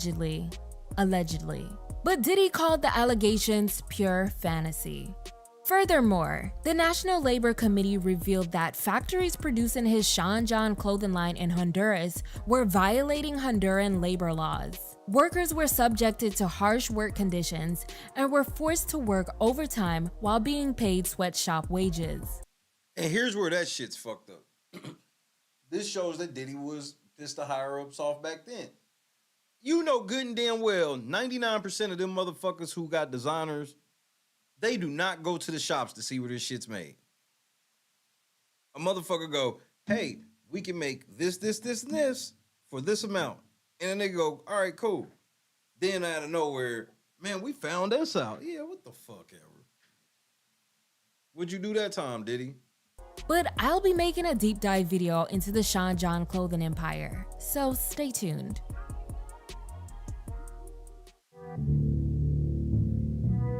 $, my favorite Bad Boy artist of all time. After Biggie's death, rapper Mase became Puffy's new protege, and his popularity skyrocketed after his feature on the late rapper's chart-topping hit, Mo Man, Harlem World went crazy. Money, More Problems. His debut single, Feel So Good, produced by D. Dot and Diddy, was a mega hit, reaching gold certification in just 1 month. Until I can't get it up. I'm a big man, get this man room. I done hit everything from Cancun. His singles, What You Want and Looking At Me, off his chart-topping debut album, Harlem World, were also top 10 hits. Thug wanna get a legal gig. It's only right we spend our lonely nights getting crazy big. Bro, first of all, them total bitches was bad. Mase was making hits, bro.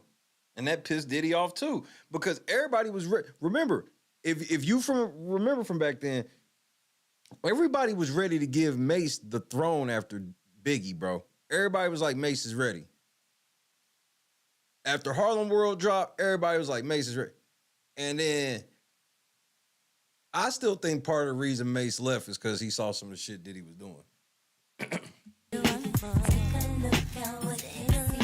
The album would eventually go quadruple platinum. Mase was also featured on Quadruple platinum was unheard of back then. And hit songs by other artists like Mariah Carey's Honey, Brian McKnight's You Should Be Mine, Brandy's Top of the World, and Blackstreet and Maya's song Take Me There. I forgot about this song. In 1999, he released his second album, Double Up, which Double Up was crazy. only reached number 11 in the United States, and the lead single, Get Ready, was a commercial failure, failing to even make it onto the Hot 100. The album and its single's commercial failure is largely due to the rapper's decision to turn his life over to God right before the release and refuse to perform any of the songs to promote the album. That'll do it. His new music had become very aggressive and a lot more explicit compared to his previous work, and he made the decision to retire from rapping and be a more positive role model. First of all, he was on the church channel. I wouldn't say that this is a hasty decision. or the decision that I made was something that just came about out of frustration. You know, I told everyone before I started that I don't plan to be here for long. I plan to, you know, use rap as a stepping stone. And I just wish people paid more attention to what I say, then it wouldn't hit them as a surprise. Mase took a 5-year hiatus from music and attended college. He made his musical return in Breathe, stretch, shake. When he came back with Welcome Back, Welcome Back went crazy. And then he dropped Breathe, Stretch, Shake. Yeah. Man, Mase go crazy. 2004 with his top 5 album, Welcome Back. This time, he opted for a cleaner image.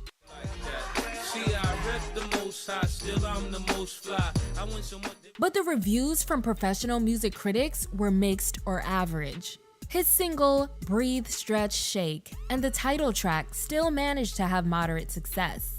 Man, them motherfuckers was crazy. Stretch, shake, let it go. Breathe, stretch, shake, let it go. But this would be his last studio release. Mase and Diddy's friendship started dissolving in the mid-2000s. He eventually left Bad Boy, but it wasn't an easy departure. Mase attempted to join 50 Cent's G-Unit label.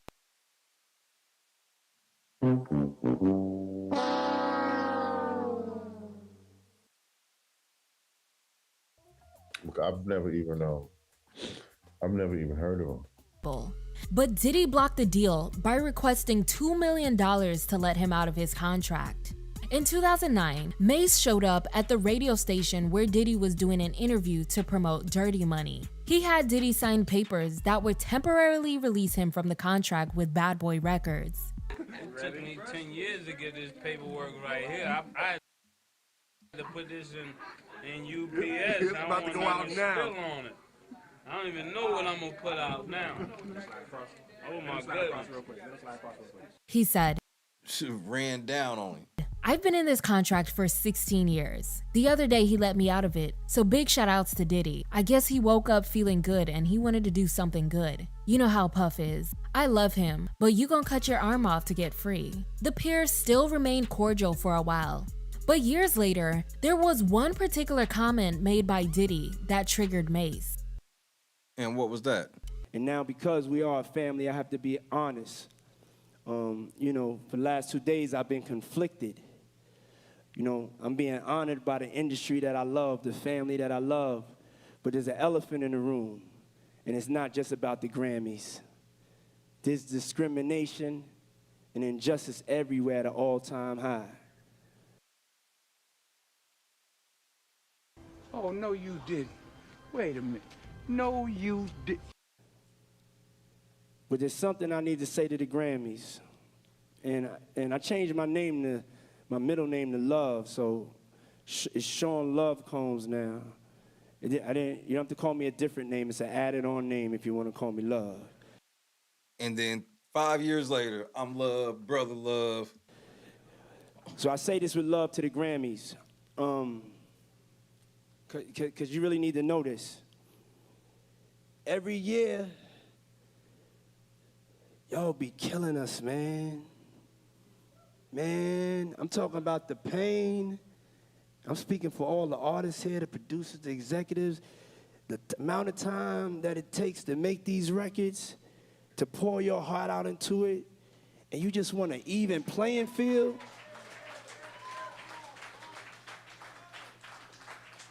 In the great words of Erykah Badu, we are artists and we are sensitive about our We are passionate. For most of us, this is all we got. This is our only hope. Nigga, you ain't even wrote like anything ever. Truth be told, hip-hop has never been respected by the Grammys. Black music has never been respected by the Grammys to the point that it should be. So right now, this current situation, it's not a revelation. This thing been going on. And it's not just going on in music, it's going on in film, it's going on in sports, it's going on around the world. And for years, we've allowed institutions that have never had our best interests at heart to judge us. And that stops right now. I'm officially starting the clock. Y'all got 365 days to get this together. Oh, no, you didn't. Wait a minute. No, you didn't. We need the artists to take back the control. We need transparency. Who this nigga think he talking to? We need diversity. This is the room that has the power to make the change that needs to be made. They have to make the changes for us. They're non-profit. How about you niggas start y'all own shit and support it? Organization that is supposed to protect the welfare of the musical community. Ain't nobody fucked over more black artists than you, nigga. What it says on the mission statement. Mase wrote a lengthy Instagram post calling him out on his hypocrisy and past business practices. He says he offered Diddy $2 million for his publishing rights, but Diddy declined the offer unless he could surpass the offer he had received from some European guy, and alleged that Diddy only paid him $20,000 over 2 decades, despite having sold over 8 million units worldwide. He wrote, "Your past business..." This nigga sold 8 million units and Diddy only gave this nigga $20,000. Bro, stop, bro. Business practices knowingly has continued purposely starved your artists and been extremely unfair to the very same artists that helped you obtain that Icon Award on the iconic Bad Boy label. For example, you still got my publishing from 24 years ago, in which you gave me $20K, which makes me never want to work with you as any artist wouldn't. You keep screaming black excellence and love, but I know love isn't free, so I offered you $2 million in cash just a few days ago to sell me back my publishing as his biggest artist alive. That always show you respect for giving me an opportunity at 19 years old. You bought it for $20K and I offered you $2 million in cash. That is not black excellence at all. Bars. And I'll read the rest of it. When our own race is enslaving us, if it's about us owning, it can't be about us owning each other. No more hiding behind love. You change, give the artists back their money.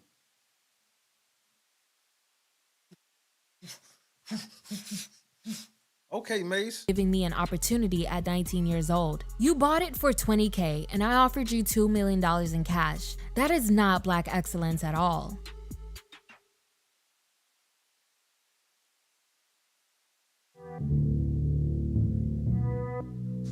Oh my goodness. And that's all before he got to here. All of this shit is why he started doing making the band. He like, look, man, fuck fucking with all these artists who actually got skill and talent. I'm gonna try to find some artists who ain't got skill and talent. Like, why don't y'all niggas go get me a cheesecake?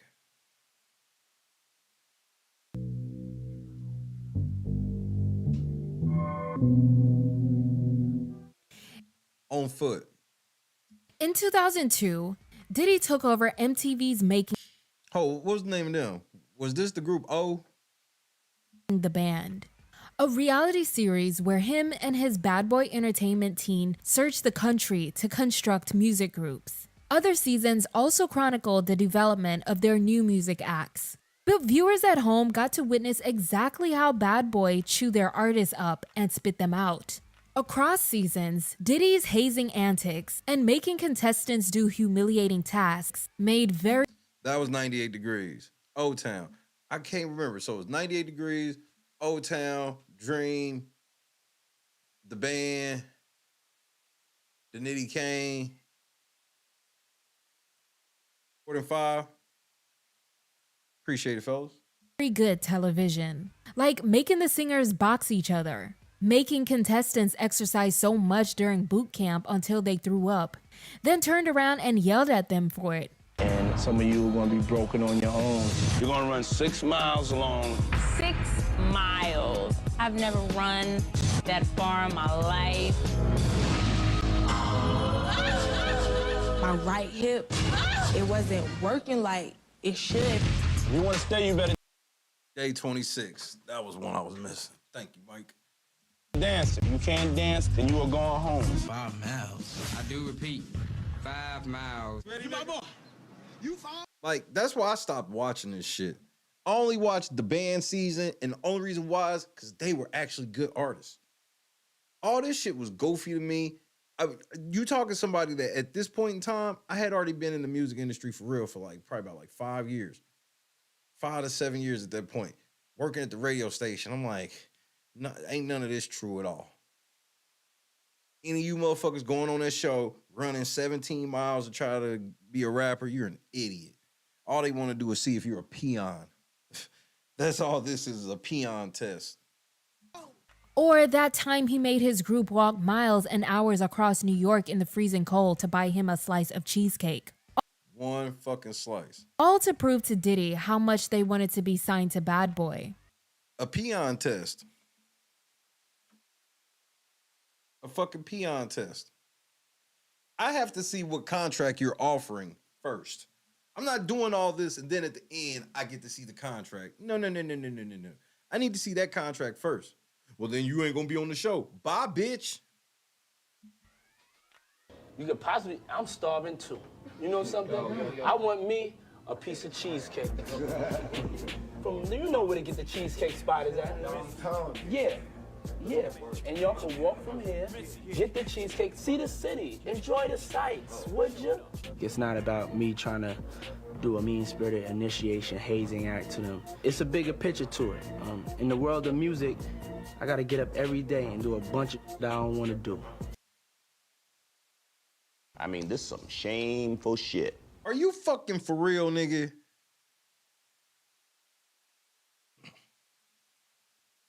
This is the era where Diddy started being comfortable being the asshole he really is in public.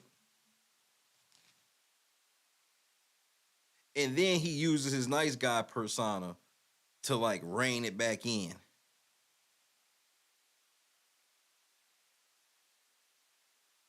Remember, and this is where Mase is right when Mase is talking about black excellence. Where's the black excellence in you making some niggas do all of this, bro? You know they hungry. You know they want to get on. And you not just letting their talent speak for them. You want to humiliate them. You ain't even just making them do this. You making them do this shit on TV. I gotta bite my tongue and I gotta do it with a smile on my face. But I do. Who do you gotta bite your tongue to, Diddy? I thought you was the boss. Who do you have to bite your tongue to? Who's your daddy? I want some cheesecake. Somebody gonna quit. Somebody ain't got the heart, the stamina to be bad boy. Somebody ain't got the passion, the drive, the intensity to want it. Somebody's mental capacity breaks at a certain point. I need to see it now. I want to see it when I'm 2 million in. There's things in life that ain't gonna be fair, and this is one of them. Oh, hey, what's poppin'? What's going on? We want to talk to you for a minute, like on the real. Yeah, ain't even on the real. I mean, if y'all don't want to go, y'all go home. Y'all go home right now. Whoever don't want to go, go home. I mean, none of us really want to go. Okay, y'all go home. That's what's up. Go home. That's what's up. Respect. All right. It ain't. Y'all should have called his bluff. Y'all should have all went home. Weak ass niggas, y'all doing anything for money. Because that's what y'all telling yourselves. Man, but we gonna get some money from this. We got to. Ain't no, check this out. It ain't no more discussion. Stick with your group. It's all good. See? Loverboy method. I appreciate that. Y'all gotta find a deal somewhere else. Come on! It's that simple. It's that simple. This ain't gonna be easy. This right here is the way I run my. I'm gonna be up in here making hits. I'm here.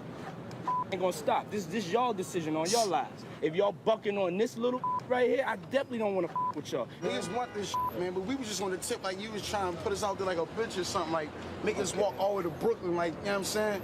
I don't really care however you took it or whatever went through your mind. It was a mission that had to be done. All this psychological, that's ego. So the ego's in your way. So the ego made the decision. You know what I'm saying? I'm doing. I mean, this nigga out here spitting gab to you bottom bitches. Nigga, you not Jedi mind tricking me to walk across town and get you one slice of cheesecake. Fuck you, nigga. This ain't got shit to do with rapping, nigga. I'm here to fucking rap. I'm not here to be your assistant. I've been here long enough to know you've got assistants, nigga. You got people that will literally go do this shit for you. And then you trying to play some bullshit game. Oh, well, if you can't do this little shit, this ain't little, nigga. You got us walking across town in the middle of the night in fucking New York City for a fucking piece of cheesecake. Bro, y'all let this nigga break y'all down, bro. Go get some cheesecake. You got that much ego? Go do your thing, man. Don't sit here and be talking about it, man. Be fly about it. Get your swag on, walk that way. Your is that way, do it. If you want to think about it, or if you ain't gonna walk that way, walk to Brooklyn and be happy about it. He also had another reality show titled You Stupid Niggas. I Want to Work for Diddy, where he made contestants do similar activities. In his first iteration, Making the Band 2, Diddy formed a co-ed hip-hop ensemble named The Band. Their debut album, Too Hot for TV, peaked at number 2. That motherfucking album, whoo, bad boy this and bad boy that, bad boy beat you down with a baseball bat. And they toured the states to promote the record. Nope, and he was not even eating it. But the band was plagued with so much drama and physical altercations that Diddy had to make the decision to dissolve the group. I'm gonna close down the studio again. I think that overall, the band has set a bad example, man. For all the young kids that look at hip-hop and think that this is what it's about. No matter how many times I've tried to give y'all chances, tried to deal with it, it's either you got it or you don't. It's either you want it or you don't. It's been 2 years for y'all to take advantage of this opportunity. The opportunity wasn't taken advantage of. But at the end of the day, it's not about y'all individually. It's about the band. So now is when life begins. Because now the cameras ain't gonna be on y'all no more. This is the last episode. This is the truth of the matter. The decision is that the band is dismantled.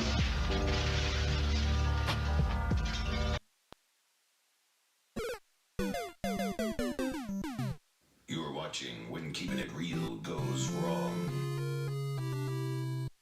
He dressed like that because Diddy like to do disrespectful shit like that. He probably gonna get up and say, I'm about to go play 1940s golf. That might be the last thing he says. Diddy a disrespectful ass nigga, bro.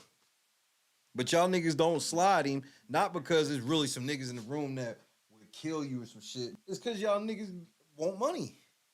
Afraid that you'll lose money. Money.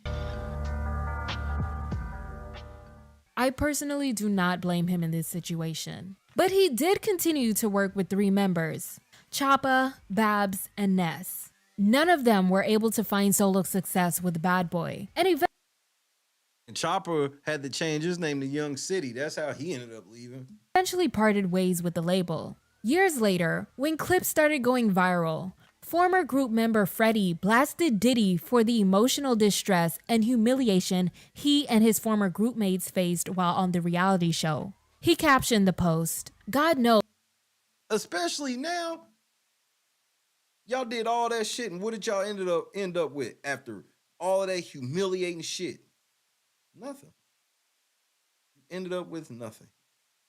If I was Diddy, I would have done way more for these kids. Any real ninja would have. You start out just chasing a dream, then it quickly gets snatched away. Made me never want to rap. God's gonna have the last laugh. My talent was given to me to touch hearts and homes, and it was silenced. You silenced God's plans. Everyone who ever took part will depart horribly from earth. Yikes. In the 3rd iteration, the girl group Danity Kane was formed with the lineup consisting of Aubrey, Dawn, Shannon, Juanita D. Woods. Shit. Even with the snars, nigga, and bringing up the rear. And Andrea. They were the most successful group to come from the show, having released 2 top 10 singles and 2 chart-topping albums. They headlined 2 tours and were... Remember, they used to send me they shit. I thought they shit was... I didn't like that shit. Also the supporting act on I have to listen to it now. That was like 20 years ago. Tours for the Black Eyed Peas, Backstreet Boys, and Christina Aguilera. But throughout their 3 years as a group... Well, the reason was, Boston, part of the thing that didn't help them, Diddy would have been more exposed with the band if the band wasn't doing stupid shit. But even when they wasn't on task like that, they was doing stupid shit. They was literally getting in fist fights with each other, all types of goofy shit. So it was like, Y'all did all of that humiliating shit, but then wouldn't take shit seriously and getting in fights in the studio and all types of dumbass shit. Danity Kane was the subject of rumors on their fan sites and blogs. Dawn had secretly been recording solo music with Diddy behind her group mates' backs, and some of the other girls were also rumored to be working on outside projects. Diddy also had many disputes with Aubrey over her image and personal style, and called Aubrey one of the worst dancers in the group. Aubrey, let me talk to you. Stay for a second. And I ain't gonna let you up my money. So tell me how you feel. That's how I feel. I feel like some of your actions, some of your decisions, some of your choices affect the group. Like what? Whether it's you decide to turn your eyes green or you decide to get a weave or you got to get that approved on how it's gonna affect the rest of the group. The stuff that I seen of you in the press over the last couple of months, I don't think it was beneficial for the group. But stuff that the press says has nothing to do with me. I have no control over what they say about me. Some of the hairstyles that I've seen, y'all look overly glamorous, like where it's just a lot of hair. It's a lot of fake hair. Get that fucking weave under control. Too much fucking fake hair. You know what? Some of you bitches need to go ahead and just go bald. I like when you like this, Daddy. Daddy, I like when you scrambling and scraping for shit. I like that. A lot of fake eyelashes, a lot of makeup. But that comes with the game, though. Like when people put you on for your look, a lot of times they will tell you, nigga, you can't make major changes to your look. We got you because you got this long hair and long red hair. You can't come in tomorrow with a blonde buzz cut. I do understand that to a point. And we'll get to you in a second with that, Aubrey. But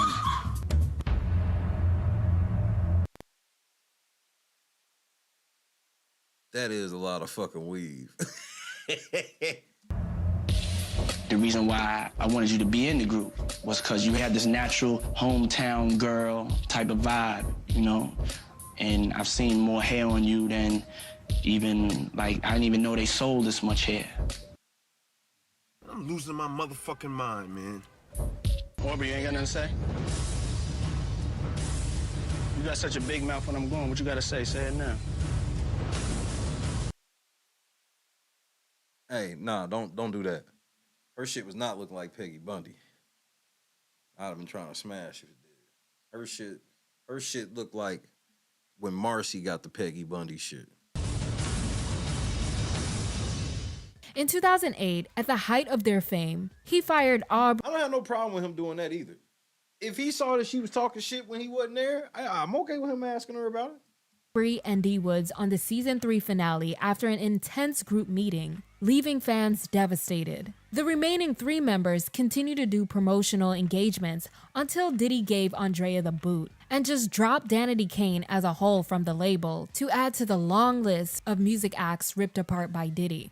In making the band's 4th iteration, Diddy began his search for Bad Boy's next male R&B group. The group named Day 26 was comprised of 5 males consisting of Robert, Willie, Mike, Q, and Brian. One of the contestants named Donnie Klang was also awarded his own solo contract by Diddy, and making the band 4 focused on the development of both acts. Day 26 released their self-titled debut album in 2008, which reached #1 on the Billboard 200. The singles...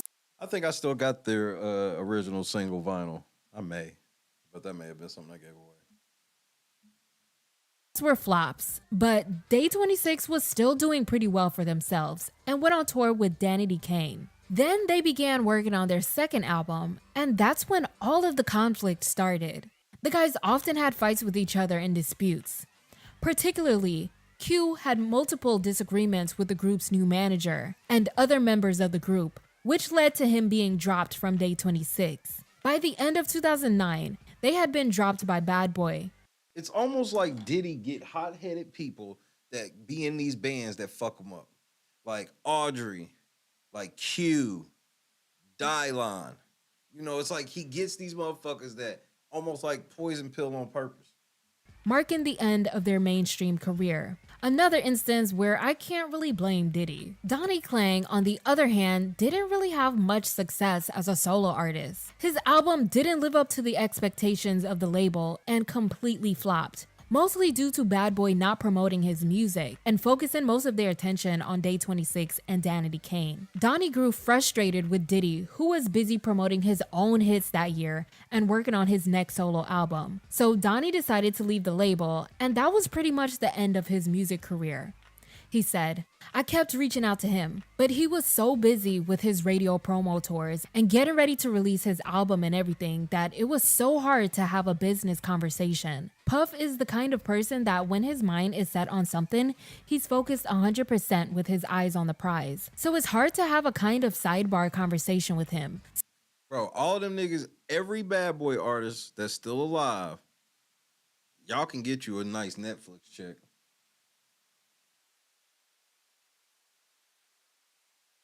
Y'all can get you a nice Netflix check. So basically, it was just lawyers back and forth trying to handle the situation, negotiating different things, etc. That whole part of it, I try to stay out of because I want to stay positive and creative. Exactly. He the owner of the label, but he too busy promoting his own shit. That's because he takes whatever pennies he make from y'all and use it on himself. Like somebody said earlier, Ponzi scheme, it is a level of Ponzi scheme where it's just like, so when motherfuckers get big, he just be like, oops. And then all of a sudden they start fucking up and messing up and shit. Then he get that, because you never gonna make anything on your first album. Everybody knows this. Everybody knows this. Even if you got a sweet record deal out rip, you're not really making no money on your first album. It's your second and third album when you make the money. But Diddy helps you have a hard first album, at least a good enough first album for motherfuckers to like you, and then all of a sudden, then the second album, you ain't getting promoted, your beats ain't as good, your singles are trash, and then all of a sudden he drop you. But then when he drop you, he don't give you your publishing, he holds on to it. So now, if you come back like 15 years later and you like, look, I don't even want none of that old shit, I just want to do some new shit. All right, bet. Well, I'm gonna need like $300,000 up front. What? Yeah, surviving Diddy's definitely coming. And I didn't want to get caught up in the percentages and business drama. End quote. See, he was smart. He was somebody who said, man, fuck this shit. I see what this shit's all about. I'm gone.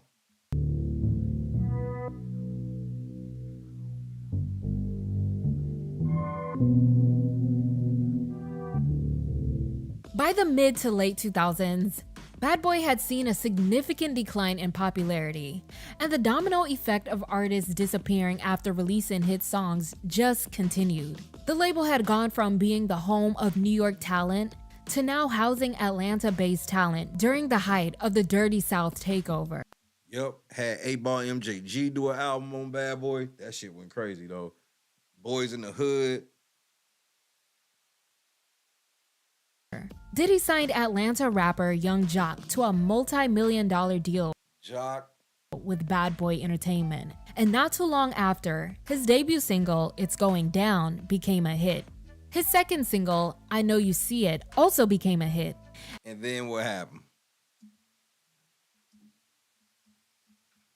And by the end of the year, his debut album was certified platinum. Jock was also featured on the songs Showstopper by Danity Kane and Get Like Me by David Banner and Chris Brown. But his 2007 sophomore album failed to repeat the same success, an issue majority of Diddy's artists faced. Ta-da! I know you see it. I know you see it. Eeny, meeny, miny, mo. Yeah, he killed that shit. But just like I just told you, that's how he do it. You ain't making your first album go crazy, hits, singles, out the ass. Second album, your beats are trash. Because a lot of the song selection, they don't pick their songs. Diddy's like, nah, you should use this song. And then you tell him no, and then he get throw a fit or whatever. Then all of a sudden your shit flop, and then it's career over.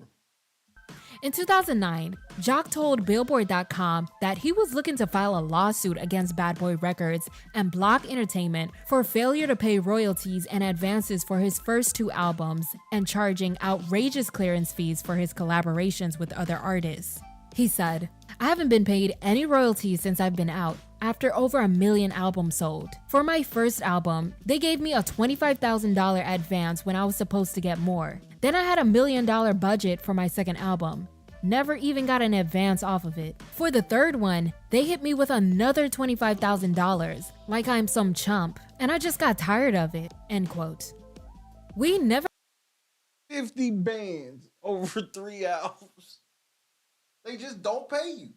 And they be like, go take us to court.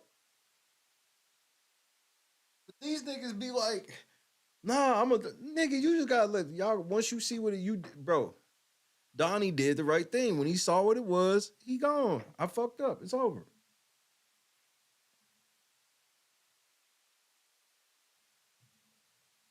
heard anything else about the situation, and Jock pretty much didn't have a mainstream rap career after that. But again, this is Diddy sitting here talking about brother love and the Grammys ain't treating black people right. Nigga, that's why they honor you then. Obviously, if they don't treat niggas right, they would honor the head nigga that don't treat niggas right as well. In 2004, B5 became the newest I fucking forgot about B5. R&B boy group of Bad Boy. Diddy executive produced.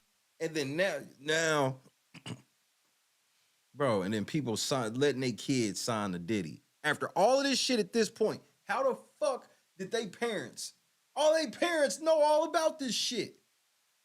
Their 2005 debut album and recruited some of the best songwriters in R&B to work on music with the teenagers. B5's music wasn't necessarily Billboard chart hits, but they were pretty popular tween stars. Their songs All I Do and You Got Me were radio Disney hits, and fans made sure to vote for their videos every day on BET's 106 & Park.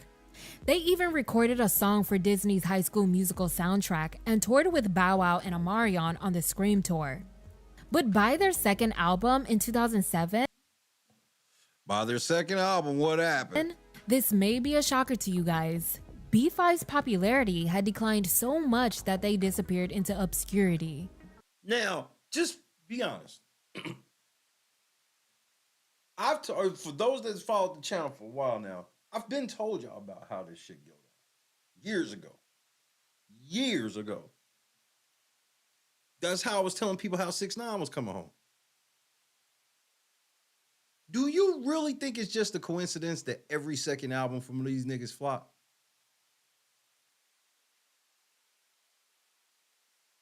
They later revealed that Diddy has never paid them royalties for their music.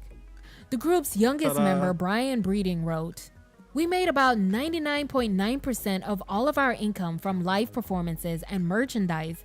Until this day, I've never seen a penny from any of our B5 commercial albums. For years, we've reached out to lawyers, advisors, and even TV networks for a chance to help us or tell our story, and no one ever touched it with a 10-foot pole. So here I am, telling my story, my truth, and not from a woe is me perspective, but as an example for the next generation of young artists to write and own your content, read your contracts, and create new sounds for the love of music as an expression of who you are. You don't need to compromise for the bag or the glamorized record label deal. We have enough artists like that and doing a great job at it." Bars. Listen to this little nigga. End quote. Then we have Cassie. This nigga signed this bitch that he claimed he loved.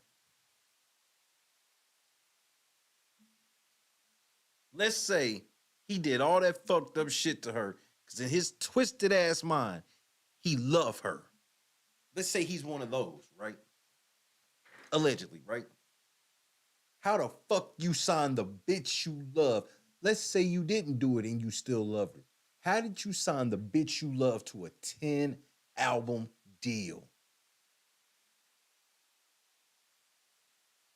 How? Although Bad Boy saw sales decline in the mid to late 2000s, there was one artist that improved their disappointing sales. Singer Cassie. Hey, Diddy, that's why I smashed Cassie now. Ha ha. She was a teen model when she recorded her song Me and You with songwriter and record producer Ryan Leslie. The song had a lot of buzz in European nightclubs. Remember how big Ryan Leslie was? I ain't like the motherfucker. Diddy ended up hearing it playing in the club and partnered with Ryan Leslie. I heard she was like 7. I heard she was 17 when he signed her that shit. Leslie's Next Selection imprint to release her music commercially.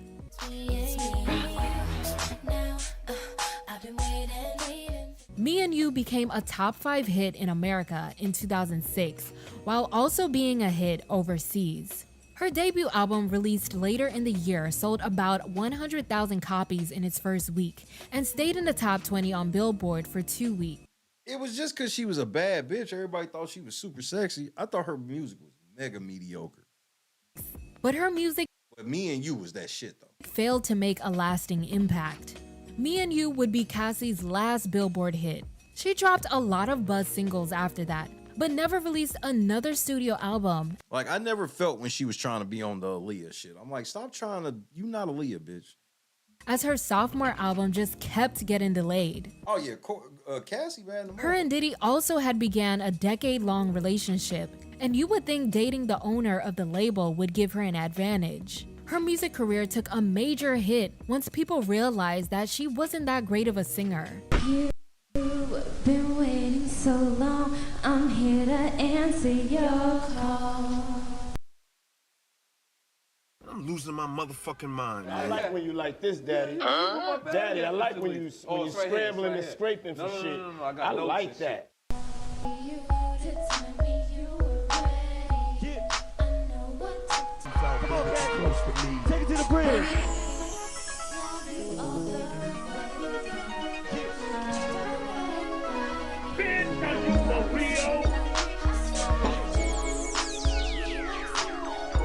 And I'm almost certain Diddy didn't give Cassie the kind of flack for her singing as he did for the participants of making the band. That's because they was having freak offs. You don't get it. If the band was ready to have freak offs,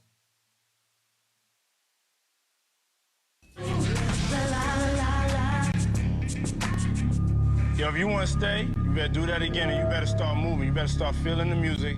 I have a full video on Cassie's music career, so make sure you guys check it out. At the end of the decade, Diddy joined forces with former Danity Kane member Don and singer-songwriter Kalina Harper to form the music group Dirty Money.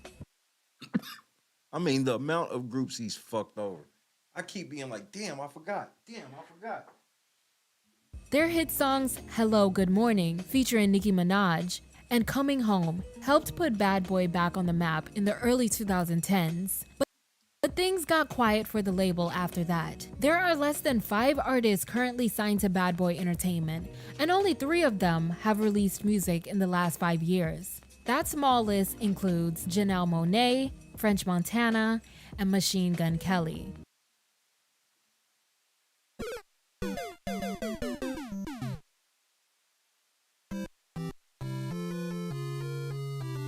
We went from Biggie to Machine Gun Kelly. Back in 2012, Your beard's weird. MGK complained about his deal with the label, saying, "My deal is for like $1.5 million. I haven't seen 1/16 of that."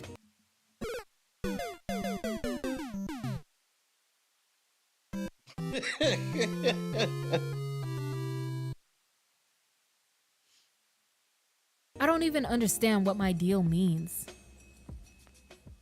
There are quite a few former artists of Bad Boy that I didn't mention in this video because artists part ways with record labels all the time for various reasons. Record deals aren't always going to work out between the talent and the label, and that doesn't necessarily mean that they left on bad terms or that they were victims of the Bad Boy curse. Damn, you must have been down bad, Grace. But a good amount of the singers and rappers from one of the most popular hip-hop labels eventually disappeared into obscurity, faced financial issues, became religious figures, or were incarcerated after leaving the label. In Black Rob's final years, he experienced homelessness and couldn't even afford medical expenses. I remember at the end of Black Rob Life when this nigga was on live begging Diddy to help.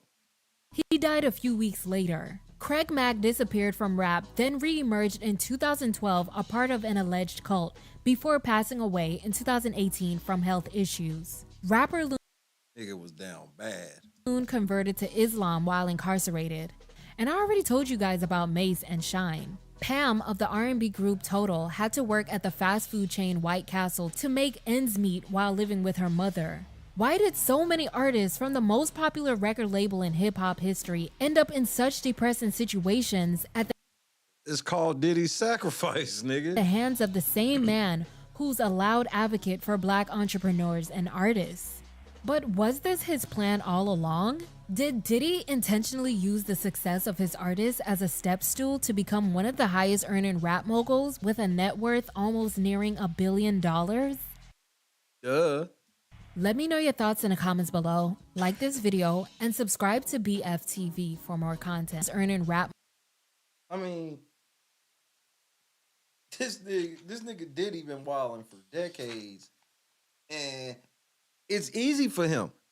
He worked for the devil, and it's always somebody that won't what the devil can, bro. And it be just in word. They be so excited. It ain't even like they be signing these contracts. And then it's like, yeah, we gonna just give you 25 bands. Like, nigga, you a billionaire, nigga. You can give me all of this up front. No, ain't nobody ever got a signing bonus, because that means he gotta get the money right then. That nigga is a direct, LT was happening. That nigga is a direct servant of the devil. He here to collect souls. Then he like Shane Soon, running around just sucking everybody's soul out, becoming more and more powerful. Everybody's soul he suck out.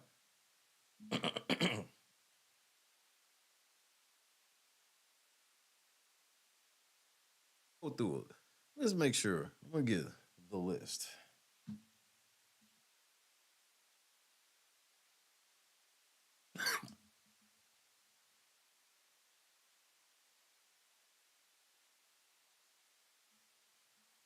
Let's see.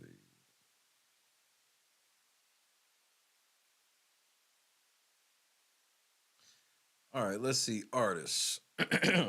Puff Daddy, Janelle Monáe, MGK, King Combs. Oh, I forgot about King Combs. He's trash. Quincy, Craig Mack, Biggie, Faith Evans, Total 112, Mase, Tanya Trotter, Mario Winans. Oh my goodness, I forgot. Wax, Black Rob, Jordan McCoy, Carl Thomas, Sean, Mark Curry, Dream, G-Dep. G-Dep locked up. Loon, The Band, Fuzz Bubble. Who the fuck was Fuzz Bubble? 8-Ball MJG. He had them for 6 years. I didn't know they was there that long. Fuck. Foxy Brown, Boys in the Hood, Sherry Dennis, Kalina Harper. Who was that? New Edition. Oh, I fucking forgot about Red Cafe. Red Cafe went crazy. B5, Young Jock, Dirty Money, Gorilla Zoe. Oh, I forgot about Zoe.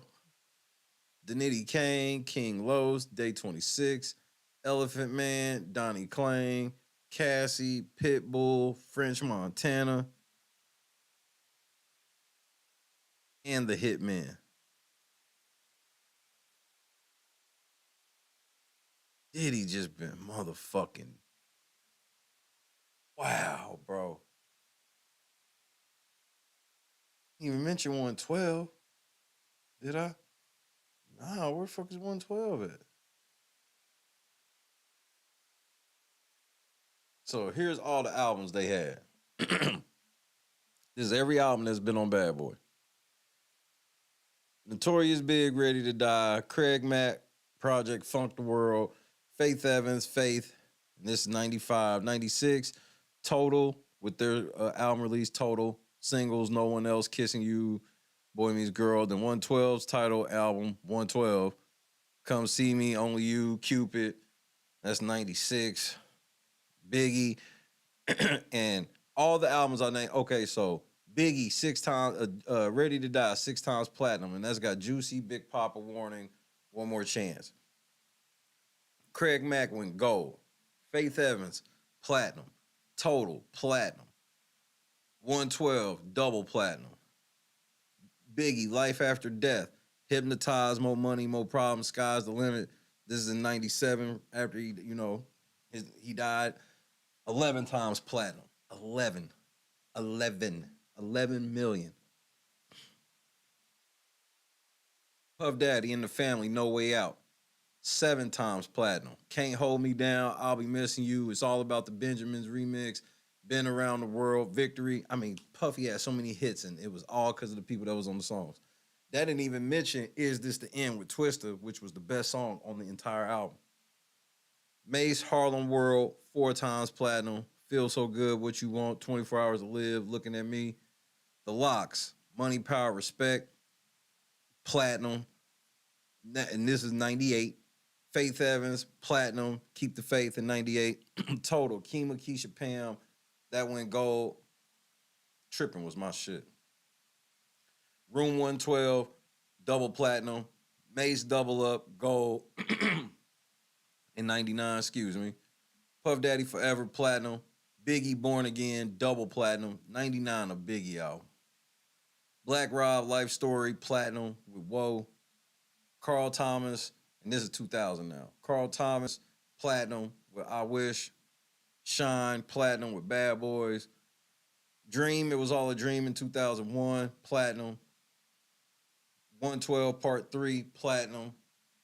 Faith Evans, platinum. G-Dep, G-Dep didn't sell much of shit. That's the only album not to go gold or platinum on Bad Boy at that point. Puff Daddy and the Family, We Invented the Remix. Platinum. Bad Boys 2 soundtrack, double platinum. The Band, Too Hot for TV, gold. Loon, didn't make it. Hot 112 Hot and Wet, didn't make it. And that was actually cold. They didn't promote it, though. Carl Thomas, Let's Talk About It, 2004, gold. Mario Winans, 2004, gold. 8-Ball MJG, Living Legends. That album was crazy. Gold. Mase, Welcome Back, gold. New Edition, One Love, gold. Boys in the Hood. That didn't chart. That album was crazy. B5 didn't. It made it to number 5. Boys in the Hood made it to number 5. B5 made it to number 19. Black Rob, his next album, made the number 40. Biggie Duets, platinum. Young Jock, platinum. New Jock City. Cassie, Cassie with the album titled Cassie, platinum. The Nitty Kane, double platinum. Diddy, Press Play, 2006, gold. Biggie, Greatest Hits. This nigga juiced the fuck out of Biggie. 2007, platinum. MJG, 8-Ball MJG, Relax and Take Note. Riding High was the album, but Relax and Take Note was on that. That didn't make shit. Young Jock, Hustlenomics, didn't do shit. B5, didn't do shit. Gorilla Zoe, Welcome to the Zoo, didn't do shit. Boys in the Hood, didn't do shit. Cherie Dennis, man, he fell off by this point. In and Out of Love, didn't do shit. The Nitty Kane, Welcome to the Dollhouse, platinum. Day 26, went number 1 on the Billboard, but still didn't go platinum or anything. Elephant Man, Let's Get Physical, nothing. Donnie Klang, number 19. Notorious soundtrack, dang, it didn't even go gold. Gorilla Zoe, Don't Feed the Animals, that shit was crazy. Didn't do anything. Day 26, same with their album Forever and a Day. Diddy, Dirty Money, Lost Train to Paris, nothing. Gorilla Zoe, King Kong, nothing. Machine Gun Kelly, Lace Up, gold. French Montana, Excuse My French, gold. Janelle Monáe, The Electric Lady. By this time, people ain't even really buying albums. Machine Gun Kelly, General Admission, gold. Puff Daddy, Triple M, nothing. Machine Gun Kelly, Bloom, gold. French Montana, Jungle Rules, gold. Janelle Monáe, Dirty Computer, nothing. French Montana, 2019, gold. Machine Gun Kelly, Tickets to My Downfall, 2020, platinum. French Montana, They Got Amnesia, 2021, nothing. Machine Gun Kelly, Mainstream Sellout, 2022, nothing, but it did hit #1 on Billboard. Janelle Monáe, The Age of Pleasure, 2023. Label compilations. Bad Boy Greatest Hits, Volume 1 in 98, gold. P. Diddy and Bad Boy Records present We Invented the Remix, 2002. Double platinum. Bad Boys 10th Anniversary, The Hits, in 2004, gold. Bad Boys R&B Hits in 2004, didn't do anything. Bad Boy 20th Anniversary Box Set Edition in 2016, did nothing. All of that shit, all of them gold plaques, all of them fucking gold plaques, the amount of money he has made off these niggas and still be holding on to their publishing while they talking about they only got like 25,000. Nigga, understand. This is like a motherfucker owing you right now. Just somebody owe you $1,000. And they give you $1, nigga. And they go, nah, we ain't giving you shit. I'm not giving you shit else. But then you seen that they done linked up. Now you sitting in a group with 10 people. Y'all got $10 between the 10 of y'all. But now this nigga got what? $10,000. Y'all, so now think about that. Scale it up to millions. He give you $25,000 and then fuck around and make $25 million off of you.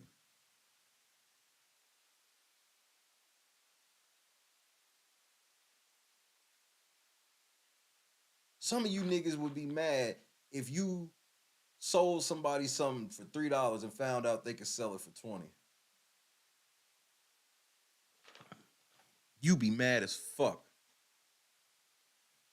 Now imagine if this motherfucker bought it from you for $3 and promised you that if they could sell it for $20, they would give you $15 more. Then you found out they sold it for $2,000. and they still ain't gonna give you shit. I mean, the level of just outright robbery this nigga's doing is unreal.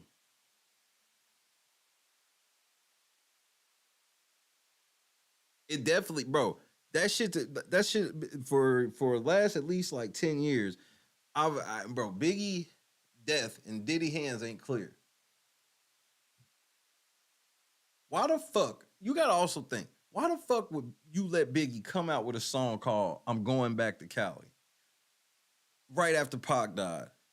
Then y'all go out to Cali, and then his murder was perfectly timed.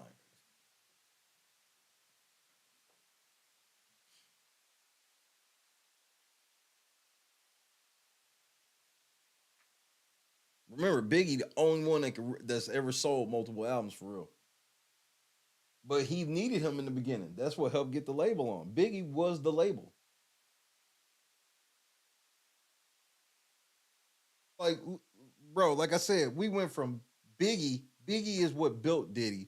But now Diddy has somehow gotten around to Machine Gun Kelly, French Montana, and Janelle Monáe. I mean, couldn't be. I mean, I guess you could say Janelle Monáe is like, I guess, you know, there's always going to be a R&B voice needed. I guess she could fill kind of a Faith Evans role. I mean, oh yeah, we ain't even mention Lil' Kim. Yeah, there's multiple albums that was missing from that. There's multiple missing.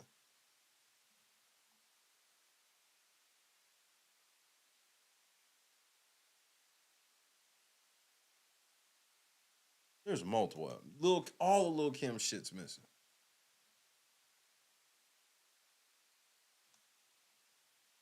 Let's see. Let me try this. Yeah, it's like Lil' Kim ain't even listed as a motherfucking artist or bad boy. And we all know it. Like, nigga, Diddy was in her first video, nigga. Like, you know, everybody.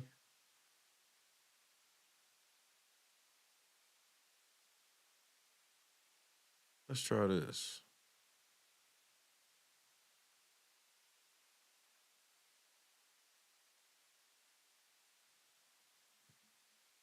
Multiple of these motherfucking lists, nigga. Niggas is not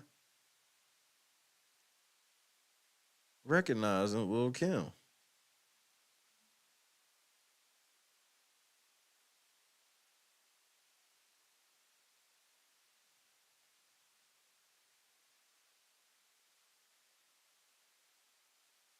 Try this. Let me ask AI.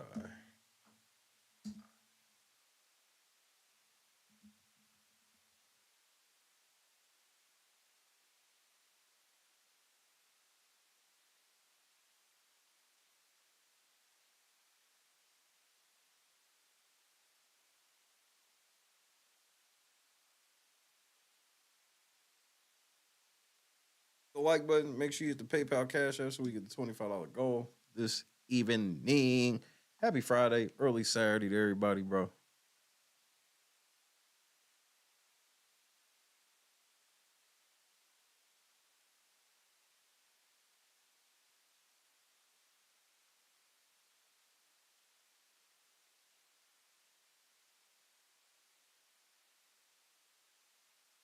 Shit. They still didn't put Lil Kim. AI mentions Mark Ronson. I fucking forgot.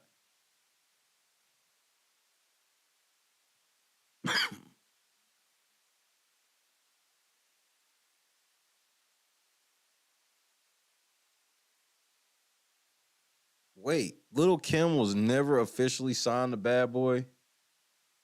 She just had some albums distributed through Bad Boy.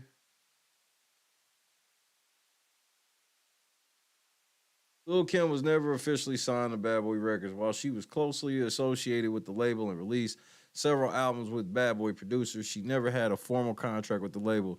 This is due to a disagreement between Lil Kim and Sean Puffy Combs, the CEO of Bad Boy Records. The two had a personal and professional relationship, but it eventually soured and Lil Kim left Bad Boy Records in 2005. That makes sense then. So I guess the list next necessarily wasn't wrong. Nah, I mentioned New Edition. Their album didn't even go gold. Too Hot for TV, I believe it was. Let's see. Mark Ronson wasn't mentioned on another list. The Movement, I don't know who the fuck that is. Bow Wow, I forgot Bow Wow was on there for a second.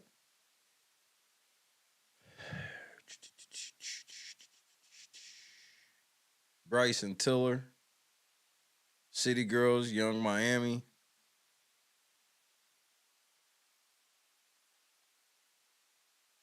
All of that fucking money Diddy has made off these motherfuckers, bro.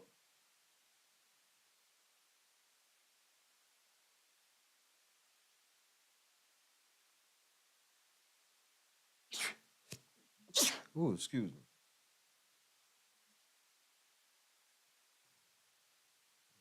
I'm gonna have to look into Lil Kim shit tonight. Because now I want to know. Right on. Appreciate it. I got the tickle in my nose.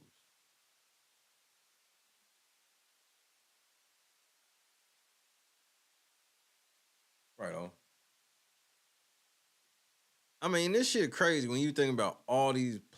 Bro, that's absurd. Just so y'all know, if y'all don't really know shit about record companies, the amount of gold and platinum shit I was naming, that's absurd. There ain't too many other record labels that, like, outside of, like... And I'm talking about under the majors. And the way Diddy did it was the only way he could do it. He'll put all that money into the first album because he know the way the contract structure, he gonna get all of that. Second album, y'all gonna flop. He gonna get you out of here, get the next artist and fuck them over. And then all them hits just keep stacking up. So then now you got a whole bunch of Bad Boy hits that include a bunch of niggas you can't name another song. You know, Black Rob Road, whoa, G-Dep, Special Delivery.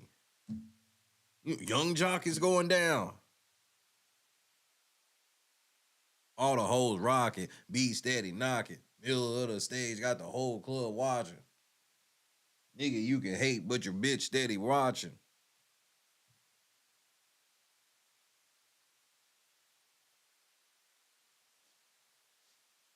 She was, bro, from what I heard, she was more in the clerical areas, which, you know, you ain't gonna get much clout.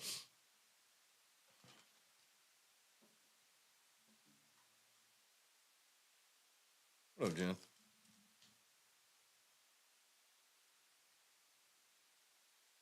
Happy December to everybody as well.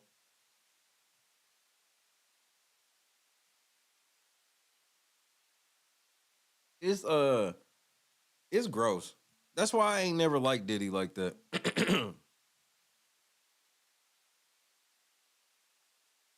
Then at the end of all of this shit, this nigga standing up there getting lifetime achievement awards, and he ain't never even fucking wrote a single song, nothing. He known for dancing, but he ain't never done a choreographed step ever.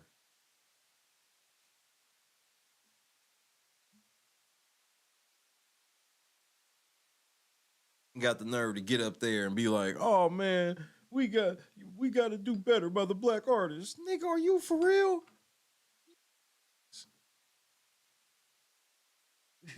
You.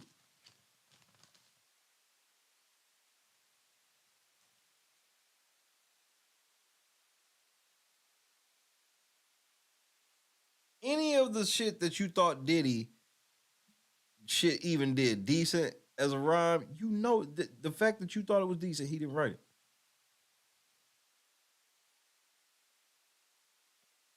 But he really good and cunning, you know, straight demon. You meet him, like, damn, I wonder what the last motherfucker did, because all that shit they said about Diddy ain't for real. We was popping bottles, we ate, and he let me get whatever I want. We went to the mall, and I got some gear and shit, and I wonder when my paycheck coming off. Got another one, boss.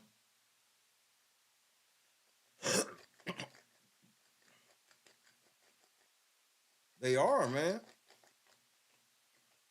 You can't make no money in this shit for real, like in music, unless you're gonna be on Demon Time.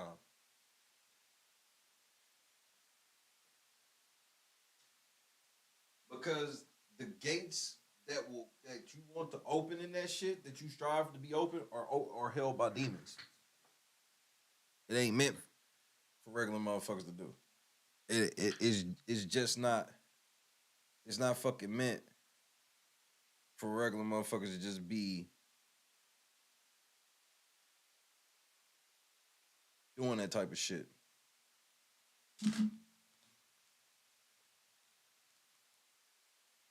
I mean, I guarantee you there's several stories of artists that was like, nigga, did he try to put me on? I ain't want to get on, and then I got blackballed basically.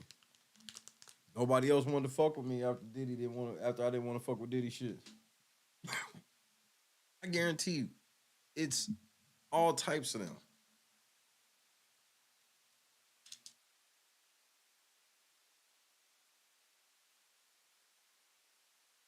And now everybody's starting to come out and speak on certain shit, bodyguards and all this other shit. Cassie gets this lawyer out of nowhere, all this shit. Like I said, man, it just makes you feel like he's pissed one of them higher ups off, whoever or whatever them entities may be.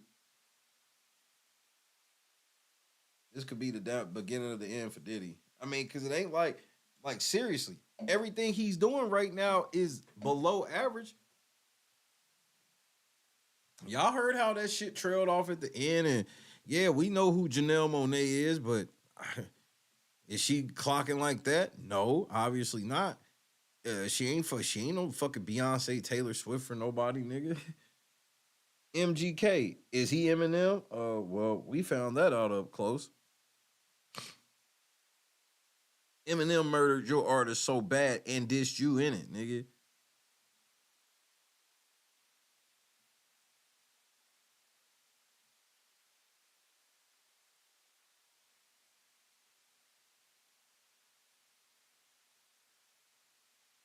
And that's what Jay-Z did. All Jay-Z turned around and did was model himself after fucking Diddy doing the same shit. Oh, I'll grab Kid Cudi. I'll grab this motherfucker and get you hype about him and move their ass out of the way. Remember, these are the same niggas that when Kanye was trying to get on, Kanye was known for making beats first. He never wanted to even fucking do that. He always wanted to rap. But this was like, they found out he was a decent rapper and had shit people wanted to hear, and they didn't want to do that. They wanted him to behind the scenes making the beat so they could rip him off forever. The one thing they didn't want was Kanye to ever become what he was. And he just was, he was like, no, fuck you, I'm doing it.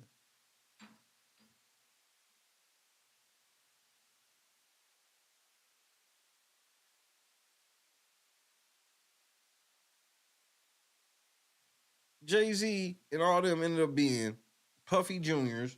That's why Puffy and Jay cool to the motherfucker still.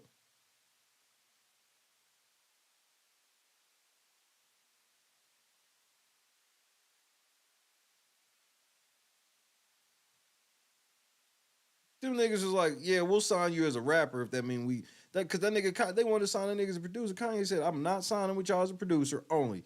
Rap too.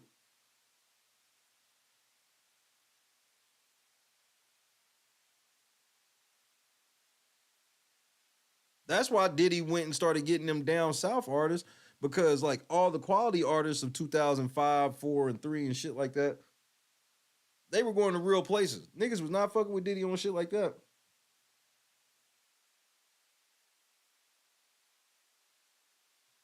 And that's why he feel like he can fuck with Young Jock, because he know, and he right in a way, but that don't mean that he get to not honor the contract. This nigga sitting here, Young Jock would have never got signed by anybody. Maybe he could have generated enough buzz on his own if he had some bread, but obviously he didn't like that. Diddy came through, swooped him in, and then, I mean, at least he fell on his feet with this morning show shit in the end. But think about that shit, bro. And so, Diddy be hanging that shit over niggas' heads too. Same thing with the band. Like, y'all niggas wouldn't have been shit if it wasn't for me. True. But you signed a deal. Honor what you signed, nigga. Honor what we signed. Nah, but some of them cretin ass millionaires, that's what they want. They want contracts to just to hold you, because they know if they fuck up, well, let's go to court then, nigga, do something. That's why he stopped wanting to get people like Mase and the Locks, Jada Kiss type motherfuckers, because they could get public support. They can get public support.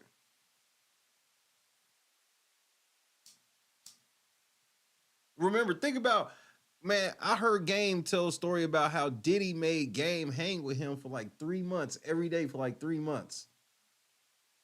Because he promised he would sign him to Bad Boy, and they ended up not signing him. How many artists you think Diddy have done that to?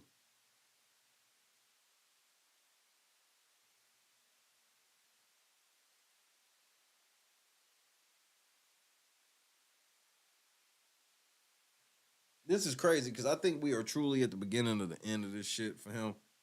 I didn't feel like it at first, but like it's just been a slow, steady drip. And motherfuckers aren't just saying the same shit. It's like new shit. Like we barely even heard of the freak off shit. We've heard of Diddy being into some freaky shit, but like this term freak off. Now motherfuckers are coming out of the woodwork and running with the term. Like, yeah, it was called freak off.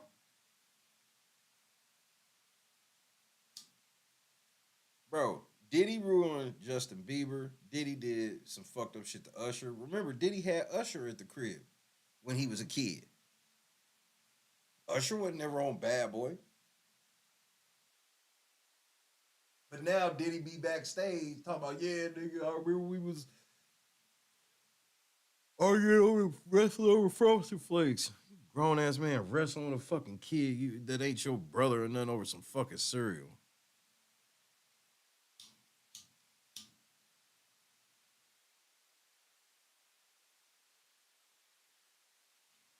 And then got the nerve to be trying to invoke God in interview. I'm like, bro, ain't none of this shit you be doing godly. And that's why it's like, why wouldn't he be beating the shit out of motherfuckers, slapping the shit out of people? Look at the shit he get. Look at the shit he already be doing to motherfuckers without ever lifting his finger. That's nothing, man.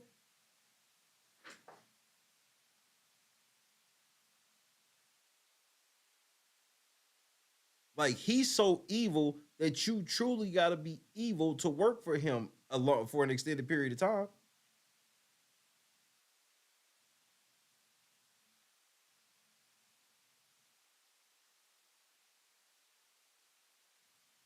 Because they probably traded that nigga. I've heard shit about Babyface, and we've heard shit about L.A. Reid, bro. Like, it wouldn't surprise me if they like, we got this young little nigga that can dance. You want to turn him out too? They asked Usher, would you let your kids go over there like you did? That nigga said, hell no.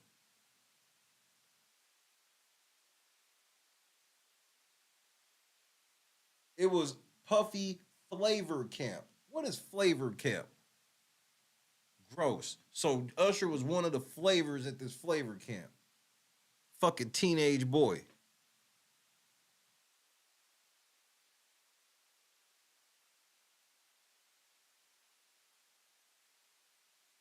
Well, at least when the girls, they enter their little girls and beauty pageants, at least I'm hoping they're not just sending them across the country. He from Atlanta, Georgia. They sent him to New York to go live with Puffy. And then when he comes back home, he's not even signed to Puffy. Then all of a sudden his music career takes off. And then people don't even question this. I'm like, well, what did Puffy do to you up there? First of all, I don't care what your child is good at. You can't send your child off with anybody else for the sole purpose of making money. Have you lost your fucking mind?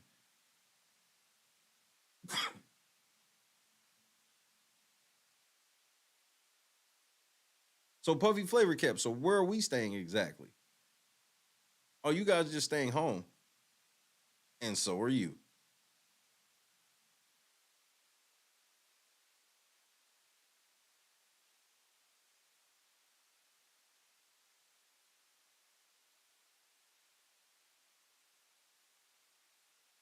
Because I think it was around 2005. Because, you know, everybody grew up on Puffy. I ain't like him like that, but I never thought Puffy was sinister like this, like early on. He played that soft-spoken shit really fucking good. He made you believe that he's a real peacekeeper type and all this shit. And then you started hearing little bitty rumors when I was DJing. And then the band, that let me know, okay, you really a fake ass nigga. You really a fucking sleazeball asshole. You really real mean. Remember, there's stories of Hype Williams. Hype Williams produced the video Hate Me Now. They said that there was a part in the video where Diddy was on the cross like Jesus. Of course, you know.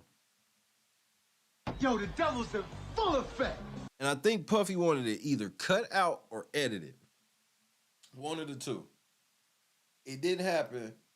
They said Puffy saw this nigga in the club, ran up and hit him in the fucking head with a fucking bottle. I mean, there's so many fucking public displays of people saying, yeah, Diddy slapped the shit out of Drake.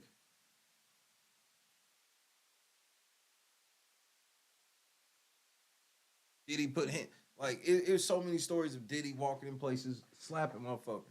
We just found out that he hung motherfucking Wale over a balcony.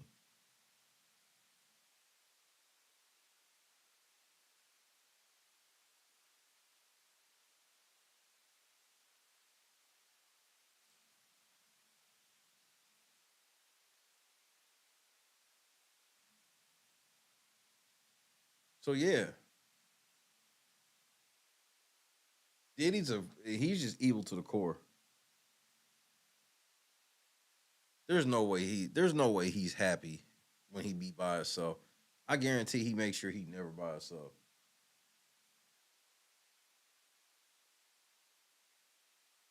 Because when you do that, bro, I mean, just the train of people you sacrifice to be that rich, and then to have this much. So let's say, like, for example, let's say, okay, in the moment, it just felt like that's what needed to happen. Even though it played out like it did, you ended up fucking a whole bunch of people over. But at the end, when the smoke clears, right, you've made damn near $1 billion. Why can you not spin the block and bless everybody that was involved? You will still be filthy fucking rich after the fact. And you can get for pennies on a dollar. So niggas, you owe $1 million deals and $2 million, $3 million deals. You could literally just be like, look, man, I got $1 million cash for you right now. We just call it even. Niggas after all these years are gonna be like, bet. You'll have a couple niggas that buck or whatever, but then after you get everybody else, you got extra to get them. He could take 100 million out of his billion, just 100 million, and fully bless everybody that was involved in all them albums in a way that they ain't ever seen. All of them. And still have 900 million left. This is level greed. Just greed unseen. Getting into heaven with $1 billion in your bank account. Talk about it ain't like he's passing on. What legacy is he passing it on to? He ain't married. He got some kids, but shit, do you trust he really putting them kids on? Not like that. And it's gonna be structured in a way so they mamas can't touch shit. I mean, why you think baby mamas ain't said nothing? Cause he loyal to them and they loyal to him? Or he loyal to them and they loyal to him? No. It's cause they got NDAs. Soon as they got pregnant and shit, that nigga made them sign NDAs where it was like, you ain't getting a fucking penny. If you ever say anything, child support, everything, over. See, he ain't no regular nigga. Most of you niggas, y'all can't get that. He can get child support over for you. Good night, Boston.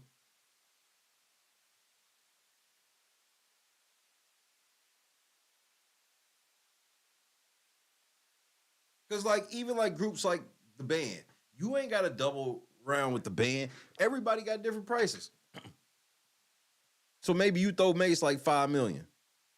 You could just throw the band like $1 million to split. Throw day 26, a couple $100,000. You know what I mean? Just depends on who it is and what the situation is. Nope. I'd rather just pay you niggas nothing ever. Like, even the most shadiest record companies, like, he's one of the shadier ones where it's just like, he ain't even giving niggas advance money. I was like, wait, Young Jock, he gave you $25,000 your first album. Your second album, you were supposed to have $1 million budget. They ain't give you no advance. And then the third album come around, they like, here, take another $25,000. What?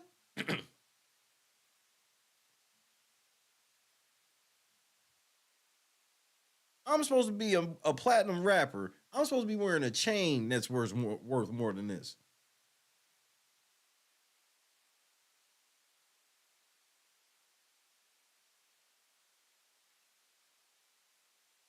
Diddy fucked up.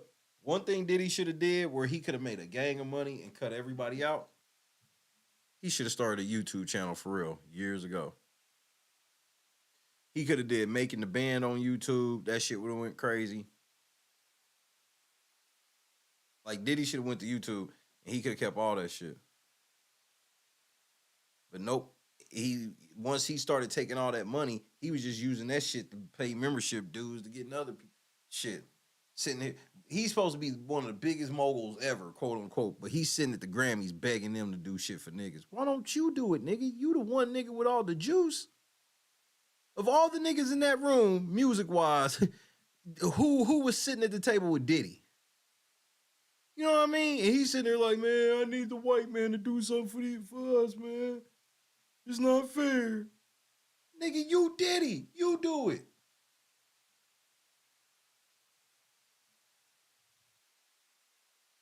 I can't because when I throw this shit, I'm going to be in competition with it because they going to make me come to the Grammys anyway. I mean, how many times Jay-Z dissed the fucking Grammys and keep going? By the time y'all try to speak up, it was just on some fucking virtue signaling shit. That's what ruined mainstream rap.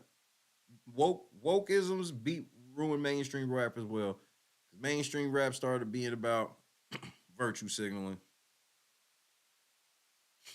I mean, you got Eminem doing Trump freestyles. I'm like, oh, this is where we at in life. Eminem's trying to be a woke rapper. Oh, wow.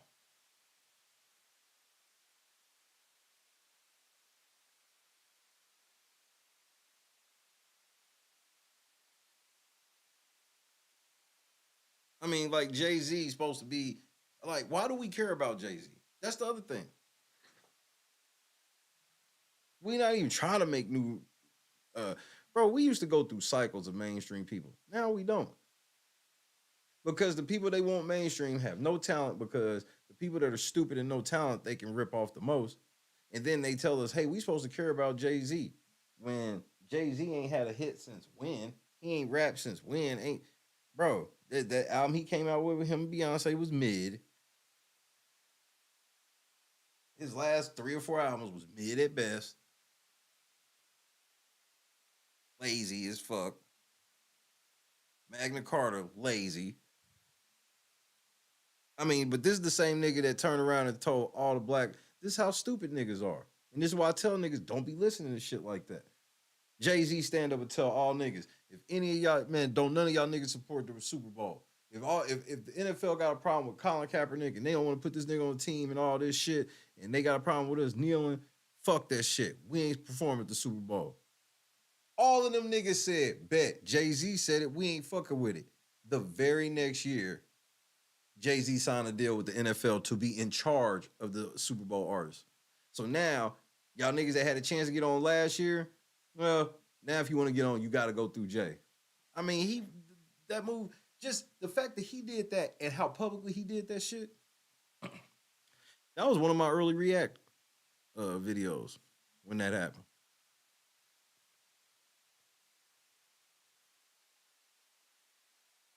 Jay-Z played them niggas hook, line, and sinker. Because I forgot who it was that was like, it was some niggas supposed to, and then Jay-Z got them niggas not to perform and then made a deal to where he's in charge, where literally if you want to perform at the Super Bowl, you got to get Jay-Z to put you on. Travis Scott. Then Jay-Z got signed. Then I bullshit you not, he sat at a table with Roger Goodell right after doing the partnership and gonna say, yeah, we passed kneeling. I said, look, white people, I don't know what Jay-Z done told y'all, but he does not have this influence over niggas like that. He ain't never really had it. Even when he had influence over New York niggas, Jay-Z ain't never really had influence over niggas as a whole. He had a real crazy influence over New York niggas. New York niggas thought he was just the gospel. And that was only for a couple years. It wasn't the whole time.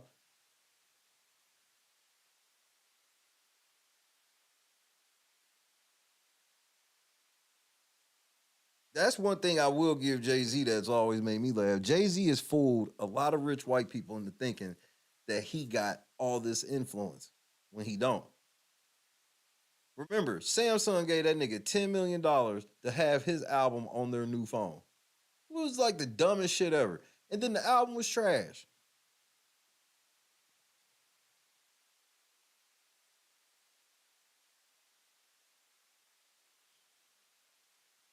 Jay-Z ain't did shit but finesse this whole time. Tell y'all a whole bunch of dope stories. Ain't nobody ever witnessed the shit.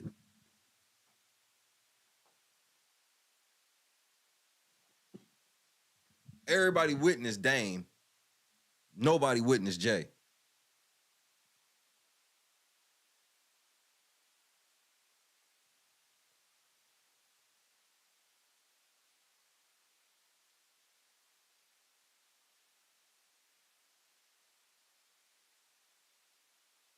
This the same nigga that retired. And if he would have retired on that album, he still would be out there like that. Nope, that shit only lasted a year. Then he was doing features, and the next thing you know, he's back.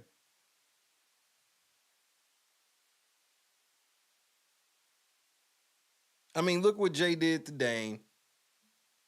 But that's how it be. That's how you get to where Jay-Z and Diddy are. In Hollywood, like, it ain't even like this.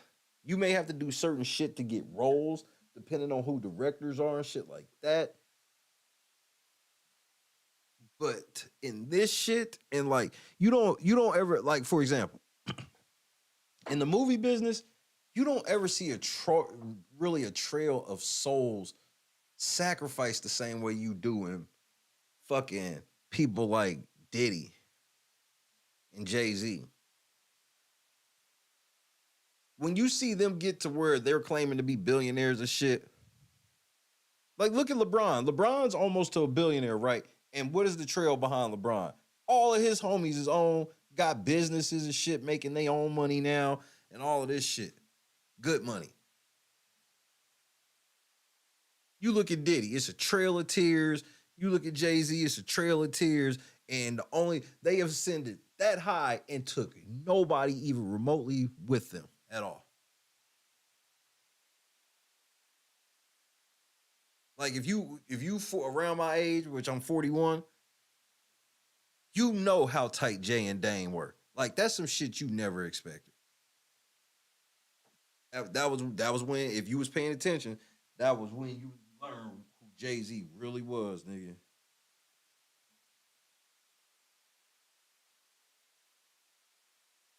Beyonce the same way. I don't believe they even like each other. It's just a motherfucking partnership. They both motherfucking greedy like that.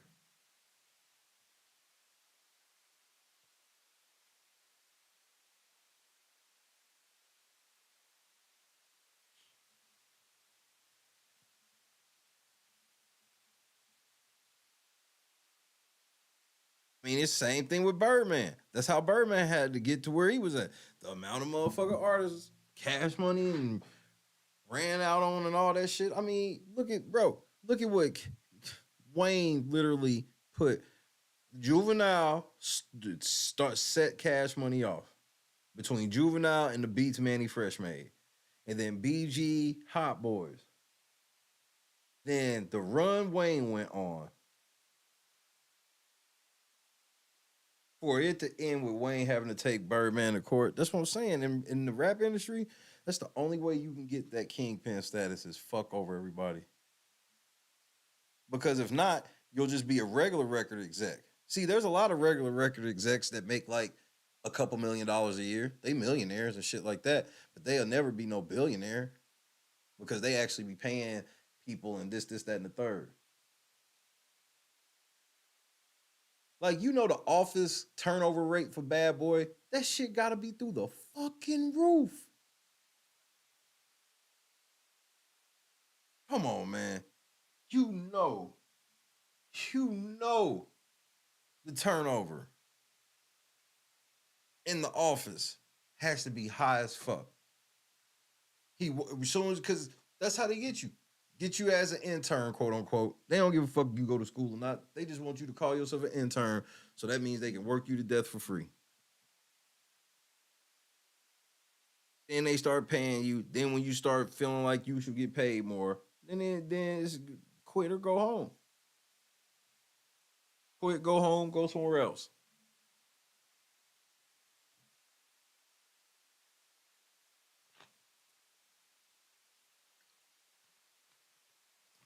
That's why them bodyguards and some of them writers, like the nigga that just came out, Mark Curry, them niggas was getting paid. That's why they stayed around. And they was getting paid good because they had to. Like Diddy can't skimp on security. These niggas got his life in his hands. He can't skimp on the right. Like if he hit a nigga to right for him, like for example, that shit is so much different. So when Diddy hit a nigga, like, especially if he ain't on Bad Boy, or he ain't got a necessary Bad Boy deal, he'll hit a nigga. Hey, how much for a verse? And you gonna give Diddy the best deal of anybody.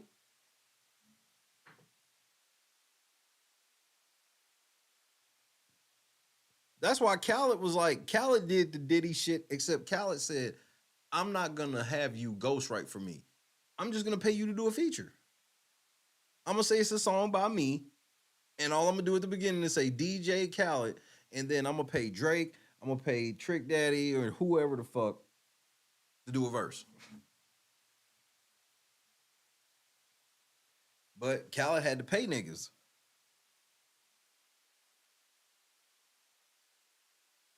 But then Khaled got big and started doing the same shit.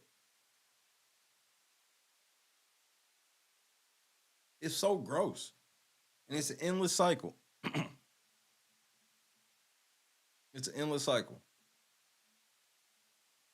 And now with online, bro, it's music is so it's oversaturated.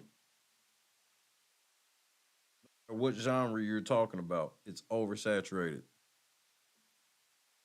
I music is one of the rare things I think internet did more harm than good.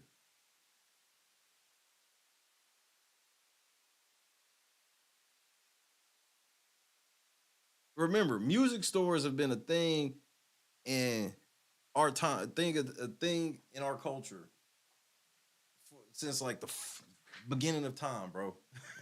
And the internet fucked that up. The internet definitely, that's why YouTube has become the best, is because YouTube, while still being online, it encourages a sense of community in a way, like with the engagement of comments and chats, thumbs up, thumbs down, a level of human engagement, even if it's fake, it's still a level compared to regular TV just wants you to watch whatever the fuck they throw in your face, and they don't even date it, bro. They don't want you to say shit. They make it hard for you to contact them.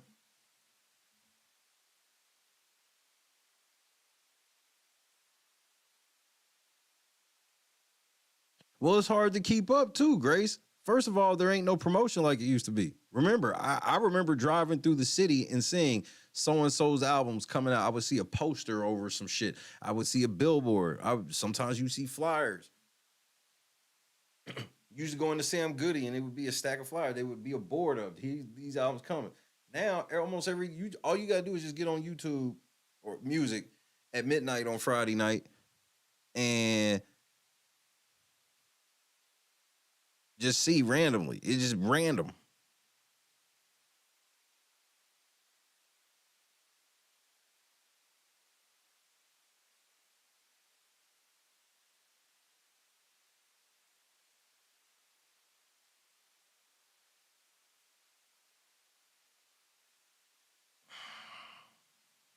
The game is satanic, bro. I promise you it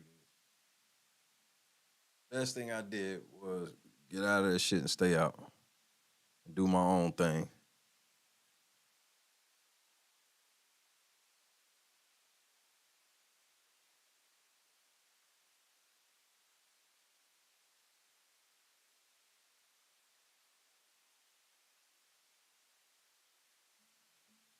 Diddy's just at the fucking top of the pyramid, bro. Shout out to, hold on, who made the video so I can make sure I get a proper shout out.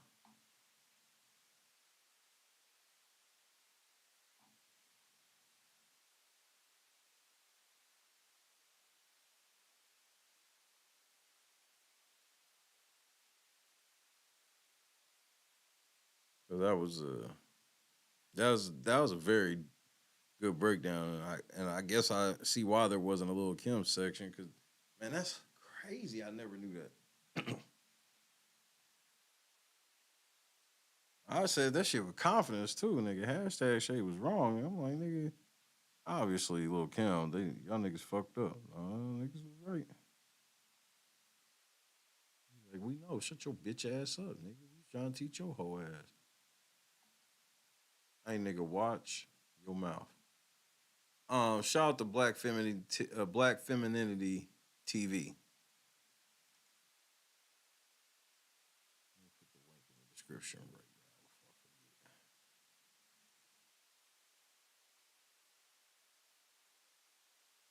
forget. Link is now in the description. You would have to refresh if you were looking for it right now. Hit that like button if you haven't.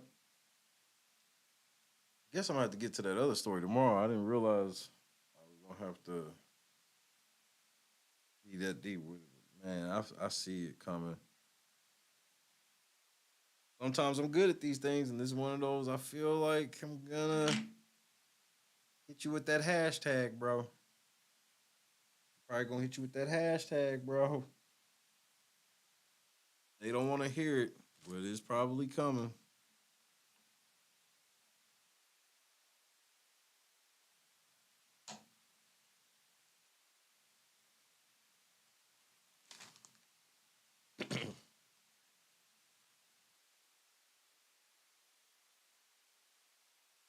What y'all doing tomorrow, bro? What is this weekend hold for the Real Late Night Crew?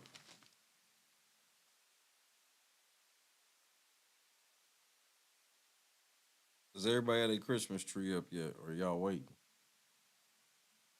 until the 23rd?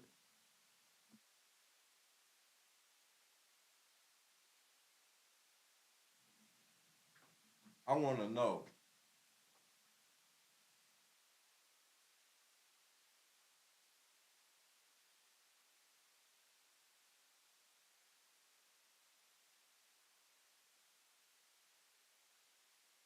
Two more 16-hour shifts.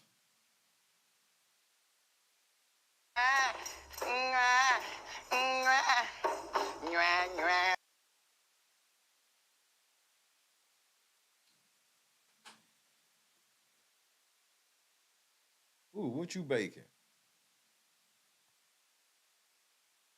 Y'all make Christy bake.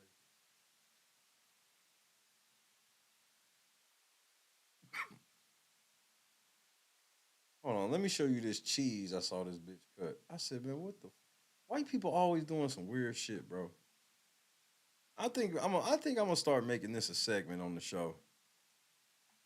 Daily WPS.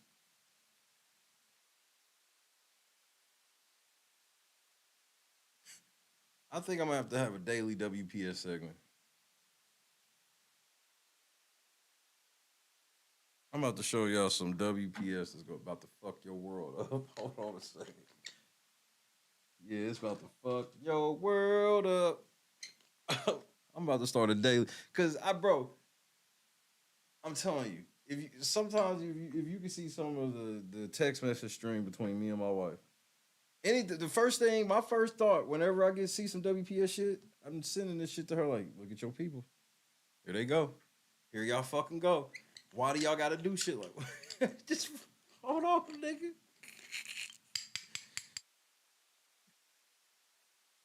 Look, if this ain't the whitest shit that I'm about to show you, if this ain't the whitest shit you ever seen, unsubscribe.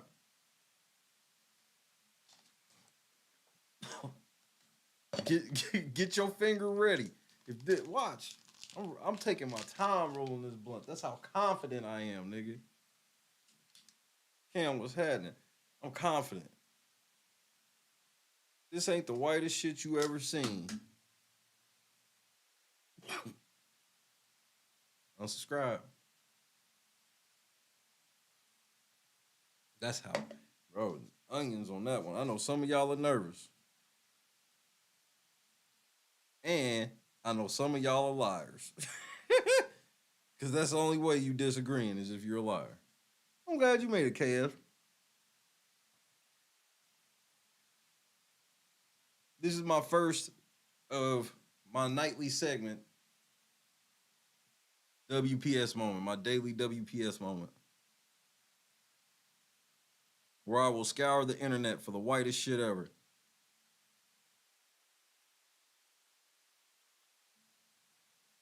I love white people. Y'all just do white shit, bro. It's cool. We black. We do black shit. Y'all white. Y'all do white shit. And this is some white shit.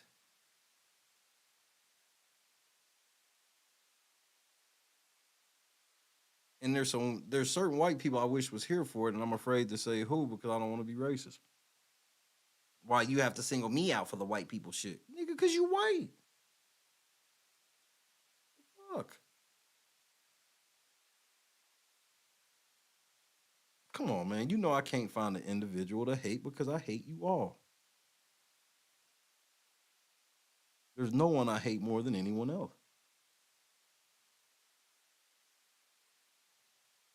All right, Shay.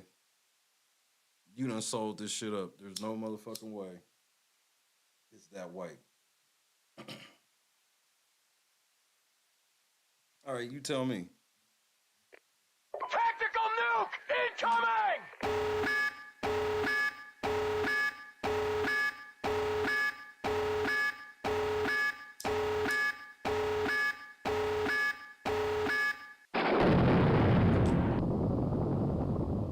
95 pounds.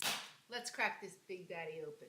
Do not call this Parmesan. 30-month age, Parmigiano Reggiano, straight from Reggio Emilia. Look at that. Wanted to wish you good luck with the cheese. First, we start with the hook knife. Score and cut the rind, the hardest part of the cheese, around the wheel horizontally. Or you can do it vertically. Once the rind is cut, then switch to the sting knife to deepen the puncture while inserting the shorter almond knives, further fracturing the cheese all the way around. It smells so good. Let's lift her up. Wait! Allowing it to split in half so it opens naturally. You want some? You want some of this? So delicious. It's creamy. Break it down into wedges, dry evac it. It'll stay in your refrigerator 6 months to a year. And spread the love with family and friends. They make for great gifts.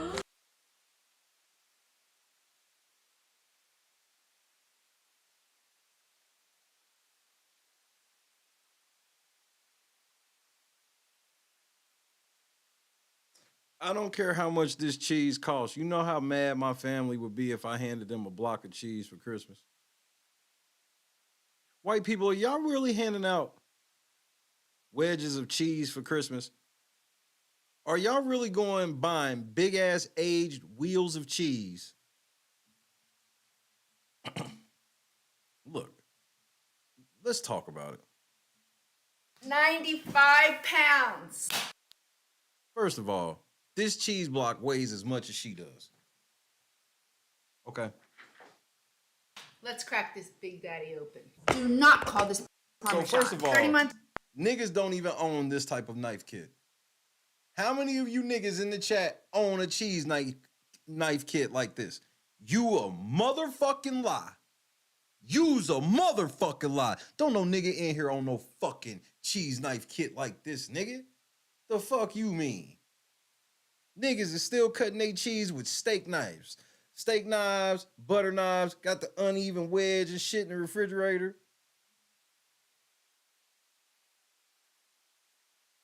Aged Parmigiano Reggiano, straight from Reggio Emilia. How many niggas have actually walked into this hall of cheese? Put a number on it. Spoiler alert, 0, nigga. Now nigga has ever been in this cheese hallway, nigga.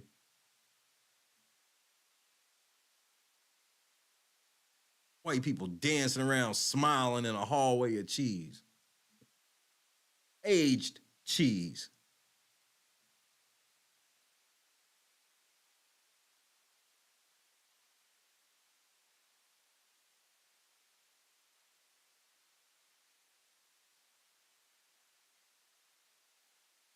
Some of y'all niggas in jail ain't gonna make as much money doing the same amount of years as this wheel of cheese.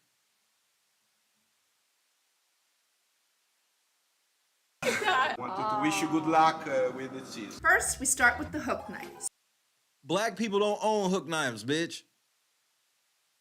Score and cut the rind, the hardest part of the cheese, around the wheel horizontally. Or you can do it vertically.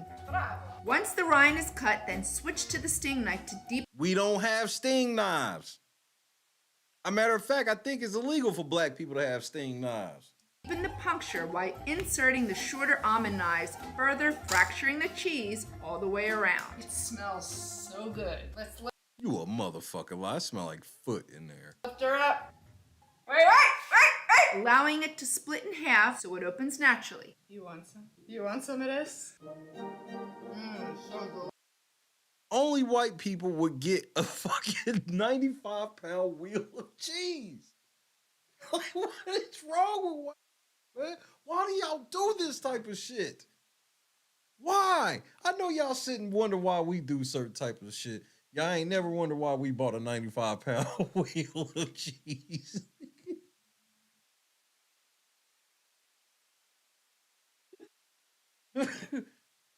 But hold on, it gets more white. Listen, it's creamy. Break it down into wedges, cryovac it. It'll stay in your refrigerator 6 months to a year. And spread the love with family and friends. They make for great gifts. That's right. Get your $500 vacuum sealer, because niggas have $500 vacuum sealers. Get your $500 vacuum sealer and give it out to your family and friends. That's the whitest shit I've ever heard.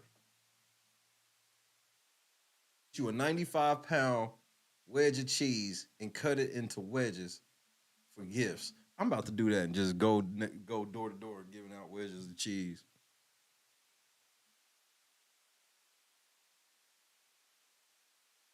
Every time I come to the door, well, let me go see if I have any change in my purse. No, this is a gift, man. I'm not just some random nigga knocking on the door selling blocks of cheese.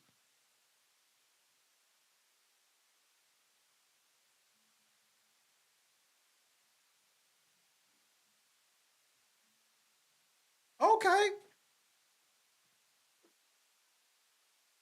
Quarter cheese, half a cheese, triple cheese. Hey!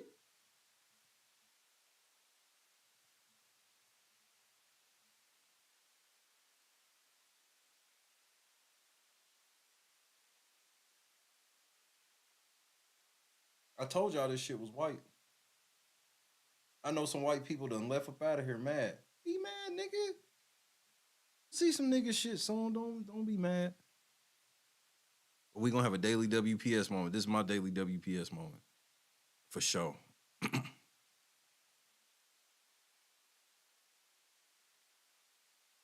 Only rich white people. See, you ain't never. So your rich white cousins come through. Do your rich white cousins ever come through and let you get you a wedge of cheese?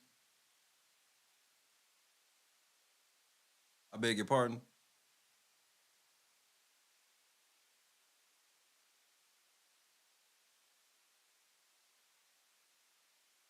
Okay.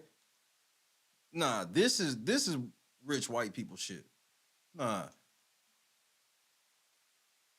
Let me show you other shit white people be doing. Uh-huh. See, white people are a little too free. We might have to enslave white people. Look, white people, do not get mad. We're not gonna make it as bad. We'll be way more compassionate. But when y'all starting to do shit like this, y'all might be a little too free. Wagyu wrapped crab legs. Bougie surf and turf torta. A little bit of crabs never hurt anyone.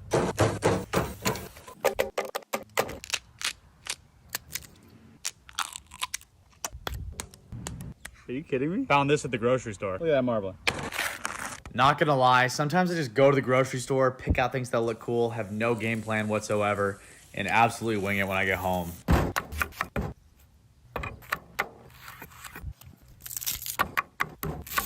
We're doing some grilled salsa verde with some avocado in there as well. We got red onions, jalapenos, tomatillos, lime, parsley, Cuso's lemon pepper, olive oil, avocado, and blend it. Toast up some Portuguese bread. A little bit. How many niggas do you know with Portuguese bread? Black people. How many of you have ever had Portuguese bread? 1 for yes, 2 for no. White people just go to the grocery store and they got just random shit you've never heard of. Jalapenos, tomatillos, lime, parsley, Cuso's lemon pepper, olive oil, avocado, and blend it. Toast up some Portuguese bread. A little bit of cheese. Keeping it simple, just the Wagyu wrap crab, salsa, and cheese. Oh my lord. That is just absurd. Seneca, shut your lying ass up. What white person did you steal it from? Because you didn't buy it and they didn't offer it to you. You stole it.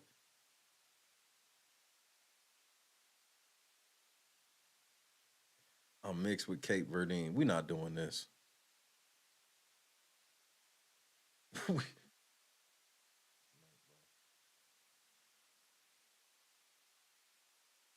That's what white people be doing, showing off.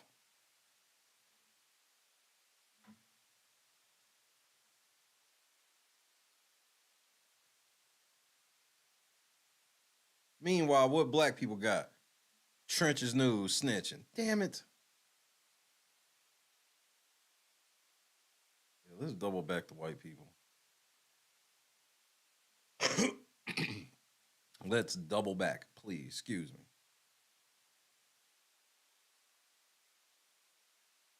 They told me I couldn't cook in front of a mountain. Pause.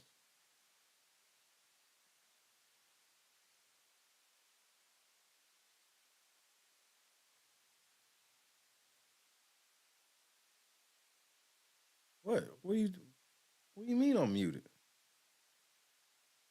Oh, I'm not. That's you, nigga. You might need to leave out and come back.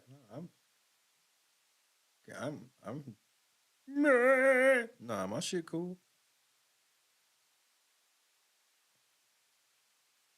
Well, I'm trying to make 5 meals on $20. Like, talk that shit. Like, what? You know what I'm saying? Like, because, like, even if I had the money, once I got all them ingredients in the cart, I'm like, but nigga, I could actually get. I'll tell you, like, I'll be doing shit. I'll be like, I mean, and I'll get a boop, boop, boop. Nigga, I could actually go back there and get.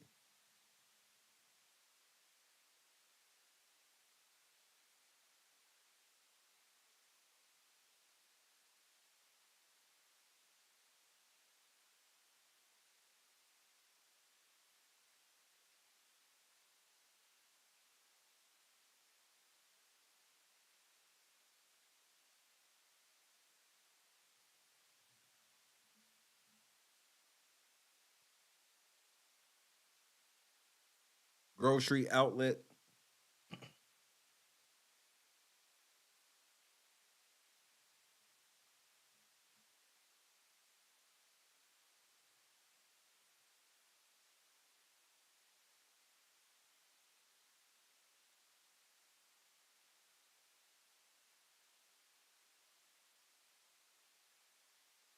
But I learned some of the shit. If you willing to cut the meat yourself, you can get a lot of certain shit. I mean, seafood's a different ball game.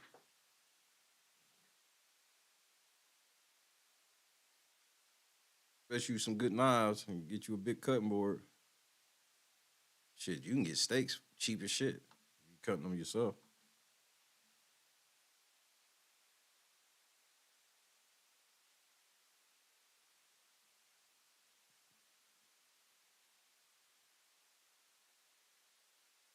Some of them niggas on YouTube be, bro, them niggas be outrageous for some of the shit they be pulling.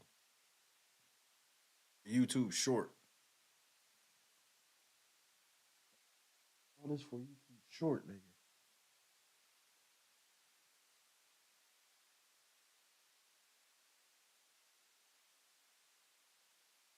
There's one dude that got, I think, damn near 1 million subs. This nigga was doing this shit where he was making sandwiches for the homeless, right? And he makes the sandwiches for the homeless, and then the video ends. Why was motherfuckers like, are you really giving them to the homeless? This nigga's like, what the fuck you think I'm doing all these sandwiches? Like, I'm like, motherfuckers, what? So y'all want this nigga to put the camera up in the, he going out here doing something nice, and then he gotta put the camera up in their face for y'all? Hey, fuck you.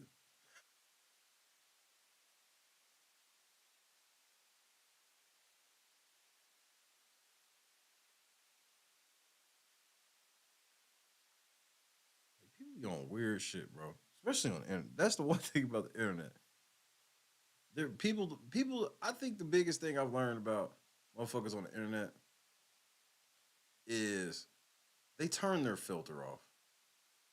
People get on the internet and just turn their natural filter just all the way off.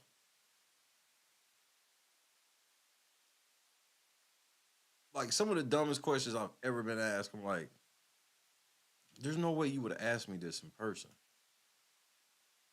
Like, a lot of y'all just be like, fuck it. Y'all got a lot of fuck it type shit.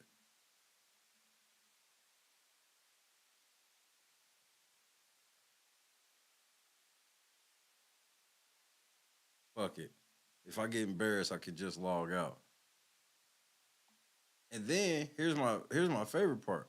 Some of you crazy ass niggas won't log out.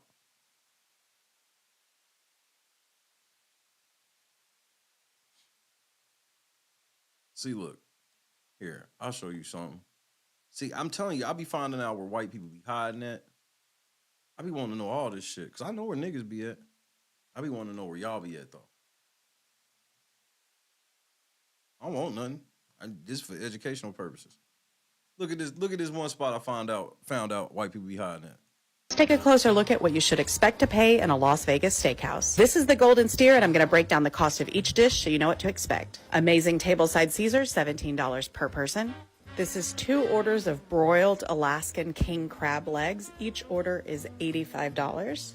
These beautiful jumbo Australian lobster tails go for $85 each. But remember that seafood has a market price and it's gonna vary a little bit either way. The first steak is a 24-ounce extra thick New York Longhorn for $83. The Chateaubriand for 2 is $195, carved tableside with veggies and sauces. The 24-ounce Diamond Jim cut prime rib is $74. And this glorious carved tableside tomahawk is $155.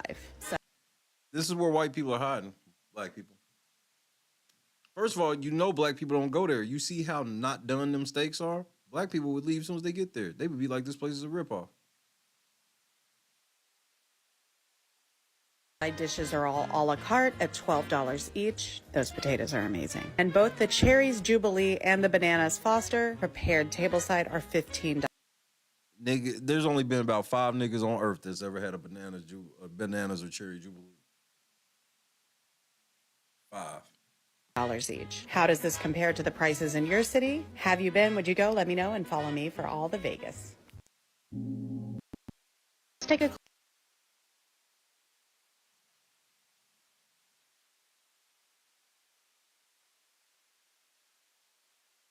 white people eating $4,000 meals.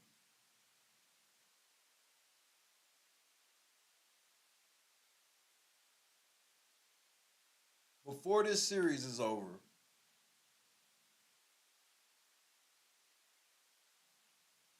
I think I will properly have exposed all white people. If I did it right. But then again, you know, I'm probably lying.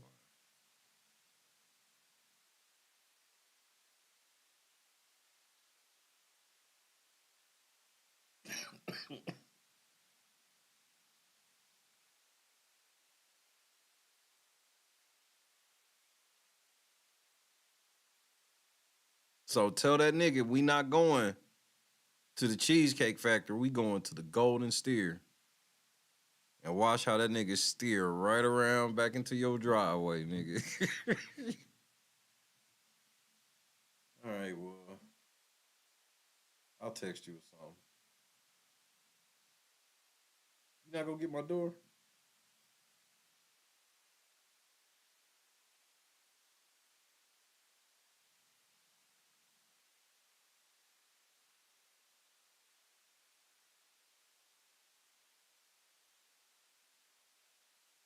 I want some donuts in the morning. I don't think they don't have them. Captain. But I do want some.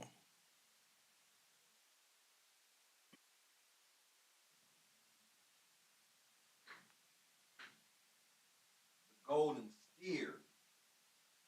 The Golden Steer.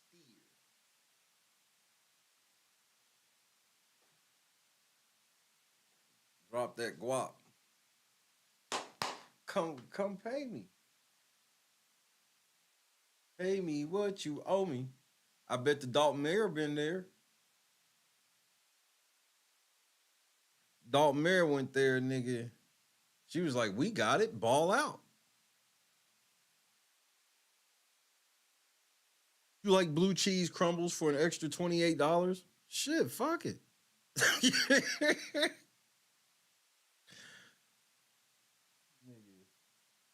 Dalton Mayer was in there getting it in, nigga.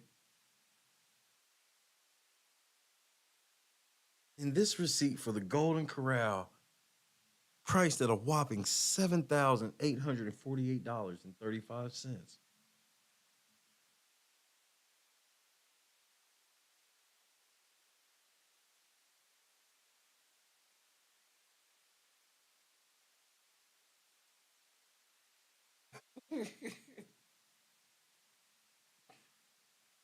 Hey, Tiffany, Henyard, if you ain't been here, you should go. You should go. You done locked everybody out of that motherfucking viewpoint shit. Hey, now's the time, nigga. You know what? You should do it on New Year's Eve. I'm sure they'll have some type of New Year's Eve special. 2 can dine for 10,000.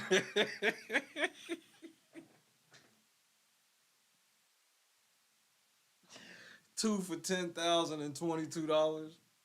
So yeah, you can get in on that motherfucking New Year's Eve special. 2 for 10K.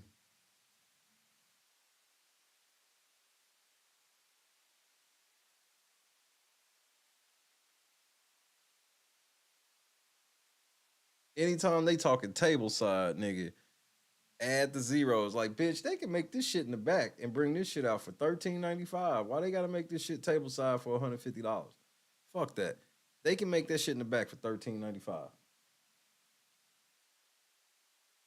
But it's the experience, bitch. Get up. We can go back there and watch them. Trying to compromise, bitch. You know what? We leaving. No dessert. We haven't even ordered main course, and we not going to.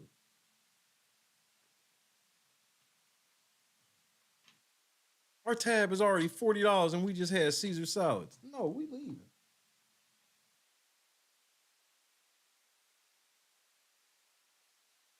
Chad, get out of my fucking business. See, that's the problem with you young motherfuckers. You always in the motherfucking business. You notice how all of a sudden I get the exposing white shit. Now here come white people. Hey, you're still on? Damn. The fuck? Nigga will take your ass back to sleep, motherfucker. I'm tattling right now, nigga. Don't worry about the fuck I'm doing. Nigga, wake up with a motherfucking attitude.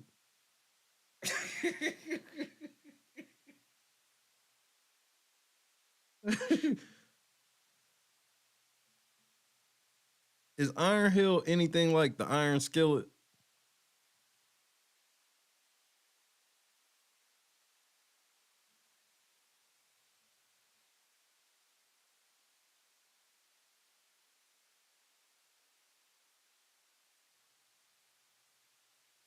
Tiffany Henyard, if you want to look like a balling at, bro, I want her to go here so bad, just so I can laugh at it. Y'all ain't gonna do shit. What the fuck y'all? If she went to the Golden Steer, what the fuck you hoe ass niggas in Dalton gonna do besides cry about it? She told y'all she the most powerful bitch in Chicago, nigga.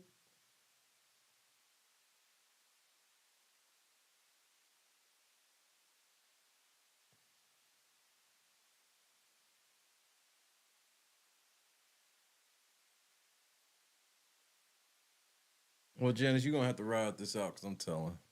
I am telling. I need help, bro.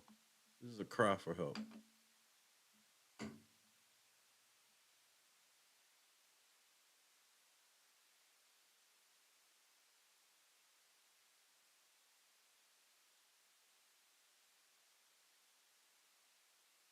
I don't like beer. Beer nasty as fuck, bro.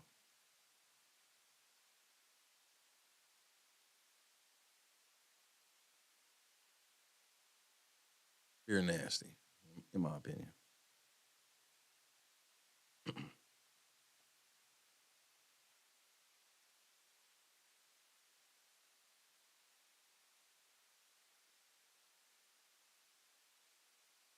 I had fun tonight. I definitely had fun this evening.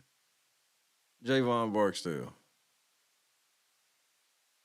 Fuckers made it right before I bounced. I'm hungry too.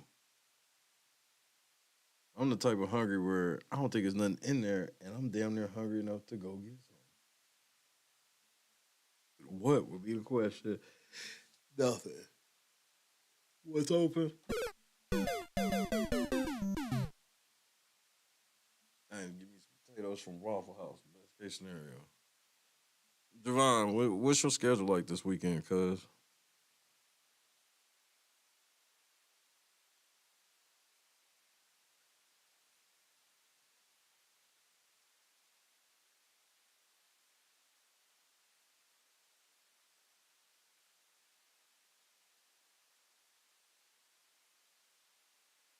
Man, I can't wait to show this cop shit tomorrow.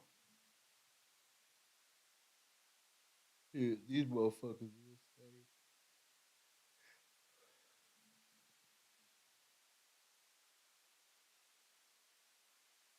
All right, well, hit me when you ready, sir. And I will be clearing the way.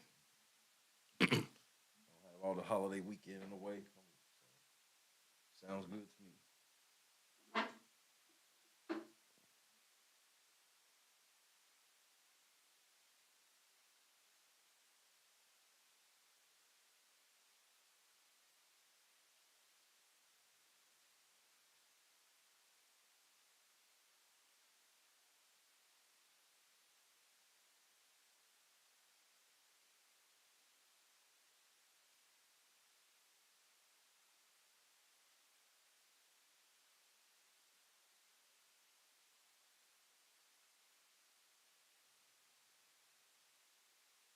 This has been a crazy fun week. All the different news. The trial didn't go on today. I be forgetting that they be pausing on Friday.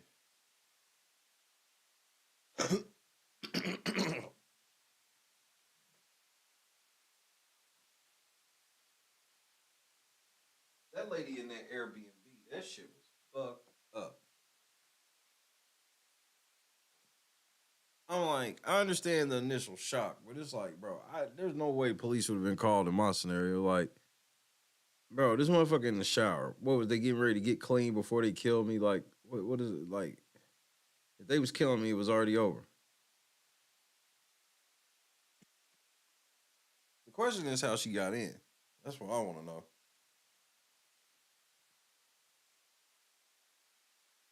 Pretty much I don't think I've ever stayed in an Airbnb that didn't have an electronic lock.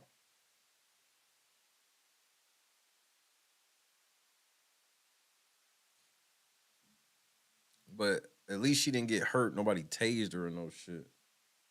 This nigga was like, don't be. The shit was funny with that nigga was like, don't be a weirdo. But it was like, nigga, like this is past there being a weirdo. Something's not right.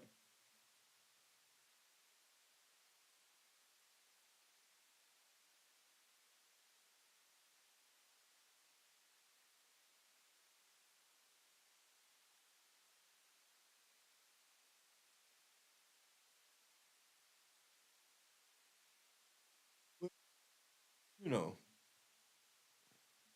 waking up, flighting in the flight of the moment. Who knows? You know what I mean? I give them that.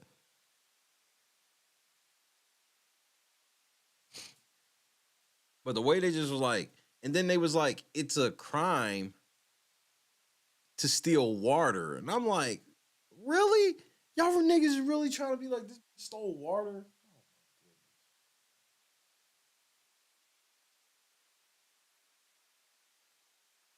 But that's how they got down. As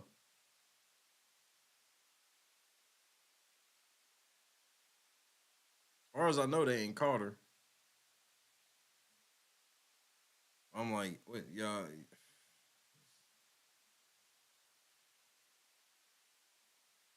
And it ain't like they gonna catch her and try to get her some help. They gonna catch her and throw her in the cell until they release her.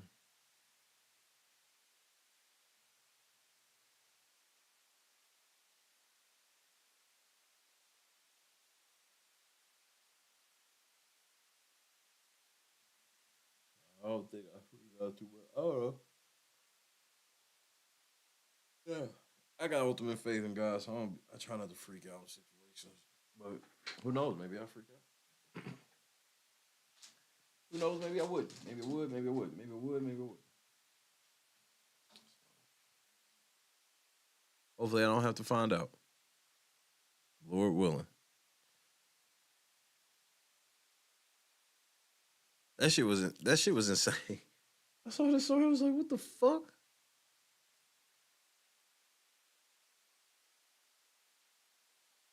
Next week, I'm gonna be trying to pump out 2 a day and just keep increasing from there. Getting this algorithm some more. Tonight was definitely a fun Friday night. We're gonna have a fun Saturday night as well. Wish you motherfuckers ain't about that action.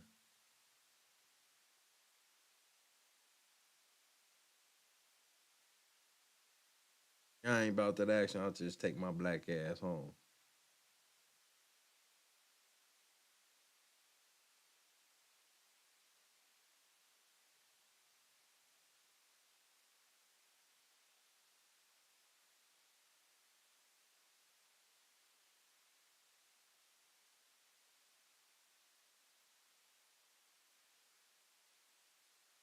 Appreciate it. Make sure you send your stories to Shay at latenightcrew.net.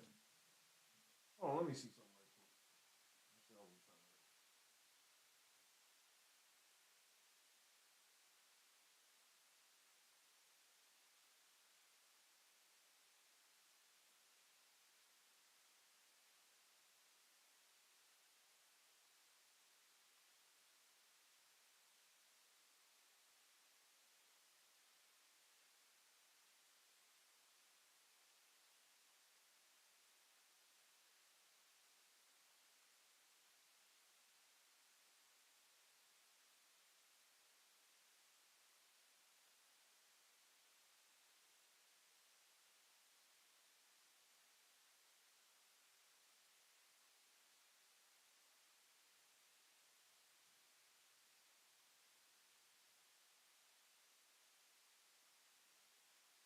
All right, third shifters. Come on. Let's go one more. Let's go one more third shifters. What, Squid Game, the challenge? Nah, I ain't watch that bullshit. I heard some niggas was whining because I guess it was too much like the show for them.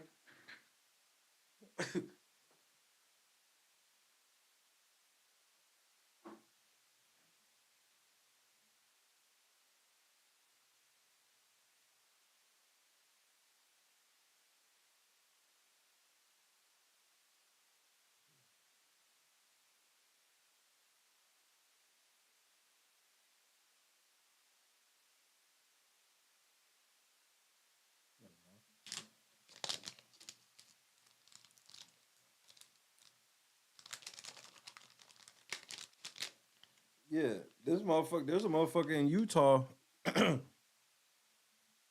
got his ass whooped by the police. Oh, dude, he's suing the shit out of Utah police in Ogden, Utah. These niggas like tore his rotator cuff and everything on some dumb shit.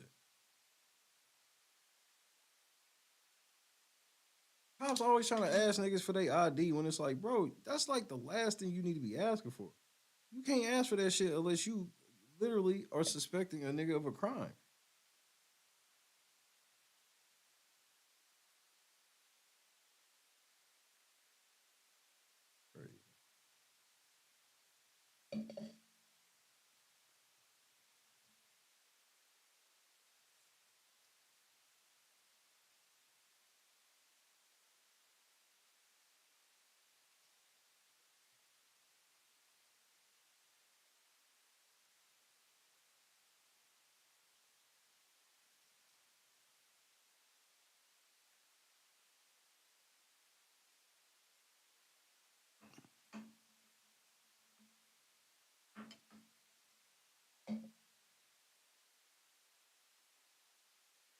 Shit been crazy. Where?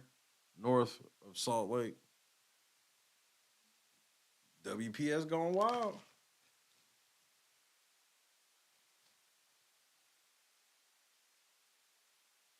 It's just that we got more access to knowing, man. It's always been this level of shit. Only certain shit gets fame. That's why you gotta stay prayed up out the way. Ogden is north of Salt Lake. Alrighty.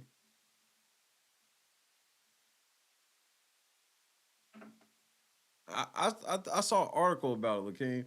They people was complaining about it being, I guess, basically too treacherous. I'm like, well, ain't in Squid Games, ain't that the shit where punishment be death? Are y'all dying? And then what is the complaint? Oh, you could die? I mean, you could stop before death, right? You do have that option. You could stop and then something not kill you, right? But again, that's just the article I read. I ain't seen it. I ain't even seen a preview of it. I may at least have to look up a trailer of it.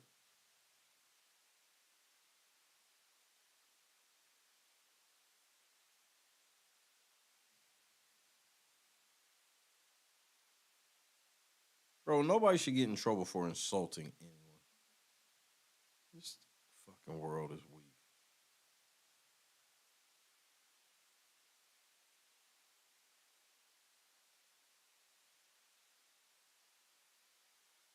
Now women, bro, if that nigga says something about somebody's wife, that's between that nigga and her husband. Nobody should be giving a fuck. Like, I don't want to hear none of that feminist bullshit. Women gotta be protected. That's why she got a husband. She has protection.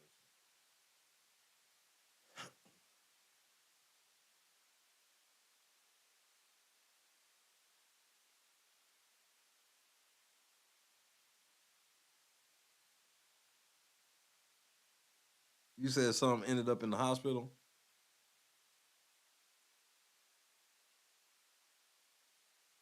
Let me see if I can find a small trailer of it. Shout out to my third shifters. We in here.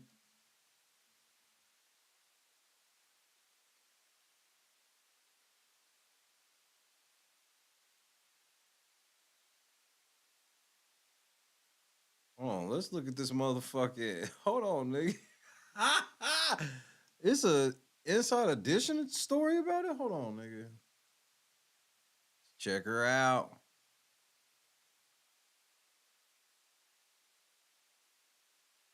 You niggas are so weak.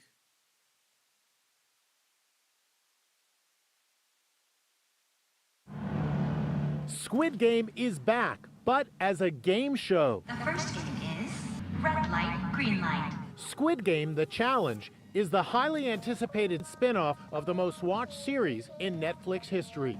It pits 456 real-life contestants against each other to compete in games like red light, green light, just like in the 2021 original. This is not for the average person. If you've seen the show, like, this is the part where you be missing me. This is what's wrong with everybody. Everybody watch TV and be like, I want to do that shit. And then you put them in a situation where they can do it. And then they like, I want it easy. Well, you didn't watch it be easy. And then the premise is already easy enough where it's like, you don't die. Louisa Warwick is contestant 166. Oh. Going in, I knew it was going to... So she's the demon. Heifer.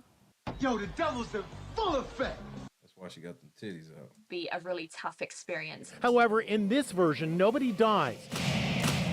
They just get eliminated from the competition with paintball pellets. Those left are vying for the largest cash prize in game show history, $4.56 million. The reality show faithfully recreates Squid Game scenes. Check out the hopscotch game. In the original, you lose and drop to your death. In the challenge, if you lose, you still drop, but not to your death. Oh my God. For a 69-year-old man, these opportunities, they don't come very often. At 69. Oh my Lord. Y'all niggas, and here's what's crazy. They got y'all being on Squid Game shit for real. All y'all niggas desperate for this fucking $4 million. Physician Rick Mercurio, otherwise known as contestant 232, is one of the oldest competitors and a fan favorite. Was it an overall positive experience for you? probably the best time of my life. But the show is facing accusations from a number of contestants of excruciating and horrific shooting conditions. When we competed in red light, green light, it was 24 degrees Fahrenheit that day. And I was competing in, just the tracksuit for 7.5 hours. No. Wham, wham, wham. What lasting effects do you have from that? Bathroom breaks, no food, no water. In a statement, Netflix said they invested in all the appropriate safety procedures. While it was very cold on set and participants were prepared for that, any claims of serious injury are untrue. Yeah, it sounded like a really bad day. It did, for real. But again, you're playing for $4.6 million and you want it easy. Despite the grueling conditions, contestant 166 says, I would sign up to Squid Game the Challenge in a heartbeat. I do. Just like that. Would you do it again? Yeah. All right, then. Well, shut the fuck up. Do it again.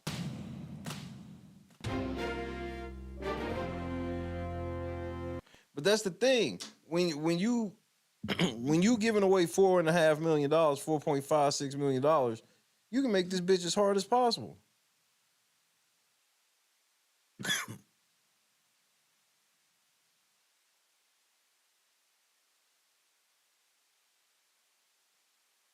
Let's see if I can find a more in depth. I see a lot of y'all niggas out trying to get clout.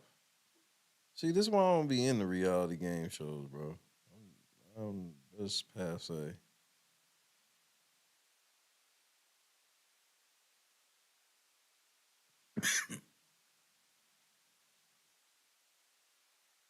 And that's how reality game shows work now.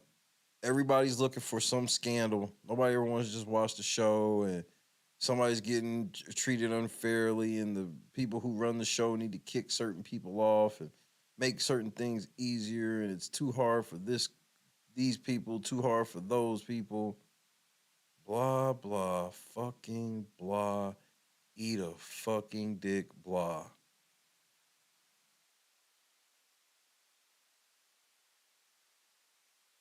Blah.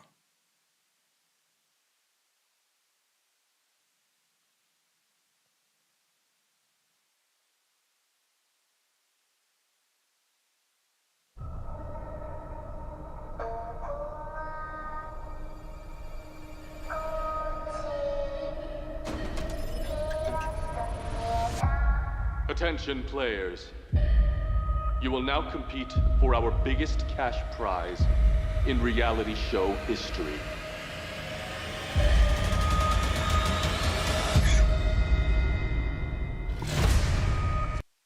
So there's 456 people.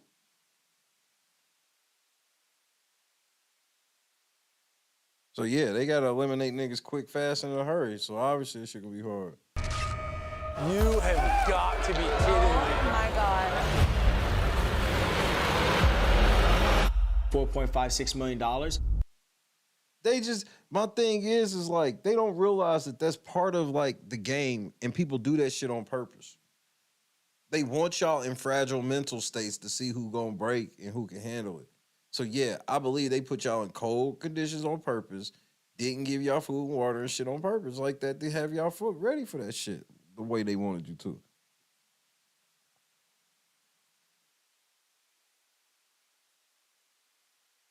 What do you need to use the bathroom for? You ain't drinking nothing. So what the fuck?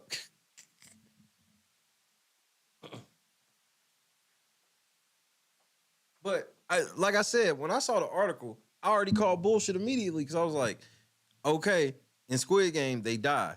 Did anybody die? If the answer's no, shut the fuck up because it's easier than the show, so eat a dick.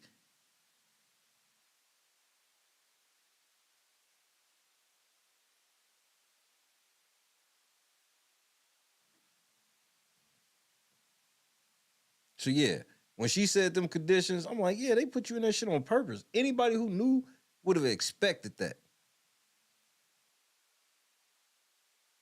As soon as y'all niggas started complaining it was cold, they was like, well, we'll go another hour or two before we get started.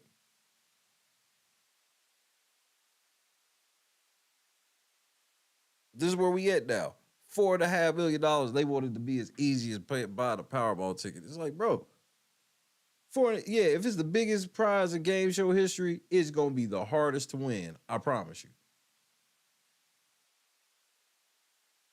Utah, and that was the first phase. I'm like, what do you think the motherfucker who actually wins the money? What do you think they're gonna have to do?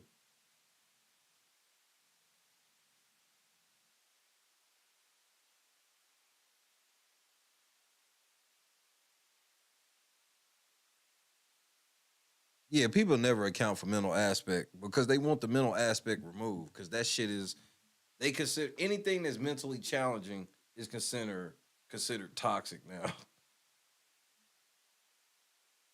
It's toxic to make me think this hard.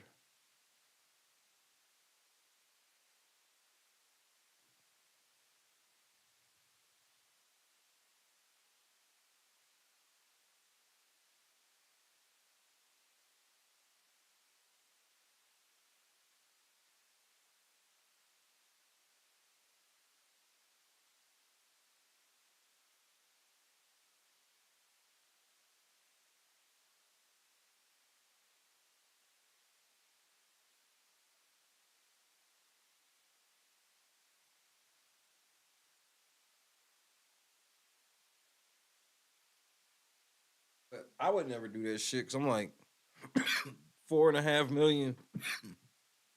I seen what they make motherfuckers do for 700,000. $4.5 million, nigga. Nah. No.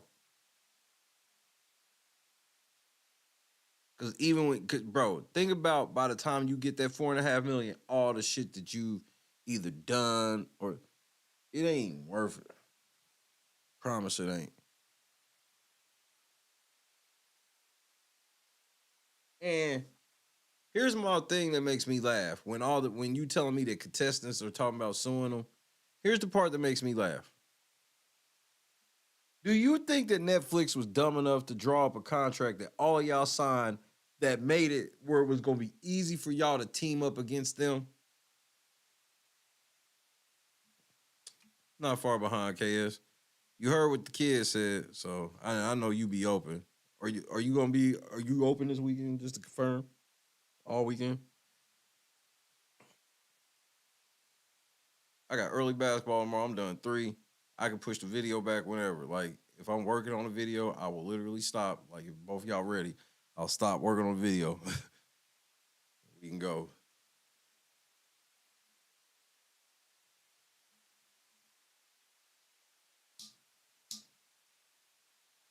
Like, I guarantee them contracts got it so they probably got it so y'all not even allowed to get together.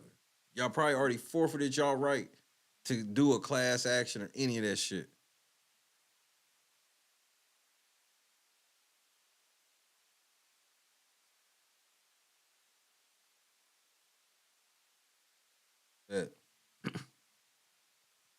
That's why, like, reality game shows like Big Brother are dirty for, like, putting niggas up under contract for 2 years up just for being on the game show one time. It's like,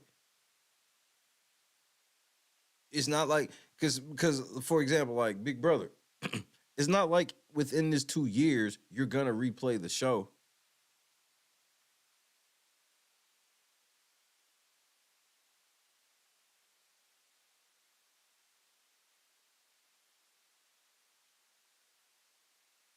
I think it should be a law to make it so at the end of the show, they can offer contracts to people they plan on actually using going forward.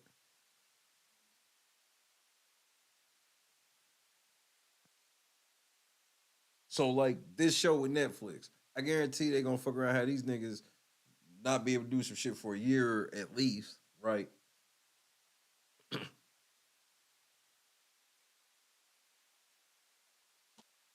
What they should do is, at the end of the game show, hey, this person popular, this person popular, we want to extend an offer to you. We want to sign you to a contract, blah, blah, blah, that includes yada, yada, yada. Nope. You got to gamble. You taking a big ass gamble. Think about it. You get on this Squid Game challenge shit and you got shot up in that first shit. You waited out there for 8 hours. You lasted a second, which is what they want. So now your devastation, they want your devastation to be as real as possible, which it's devastating. You stood out in the cold for 7 hours and then you died immediately. Then you find out you can't do nothing else for it. So basically your career is over because you can't do nothing for another year or two. All for that. Crazy. That's why I don't think they should be allowed to rope you for 2 years and you might just be on the episode for fucking 5 seconds. The show took 16 days to film. Not bad. They make them stay on site like the show? Or are they just coming in every day?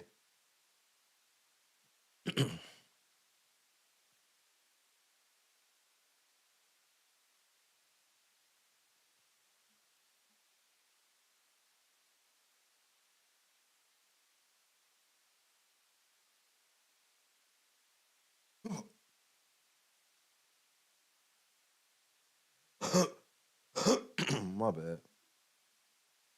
Smoke got caught.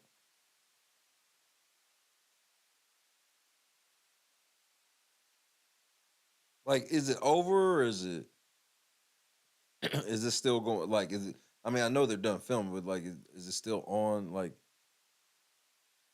how are they releasing the episodes on Netflix? Like, how's the release going? How many are they doing at a time?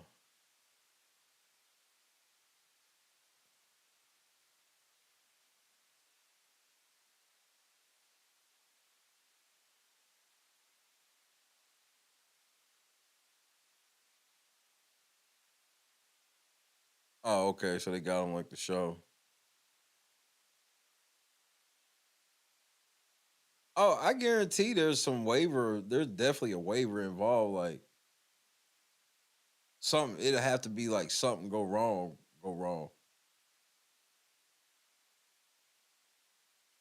Because I guarantee they'll tell you if you feel overexerted in certain shit, quit. And that's the part that motherfuckers don't tell you. See, if you want me to be on your side with this, you got to tell me that y'all stood out there for 7 hours and there was people who wanted to quit that weren't allowed to quit. Now you got a case with me. But if you were allowed to quit and you didn't quit, shut the fuck up.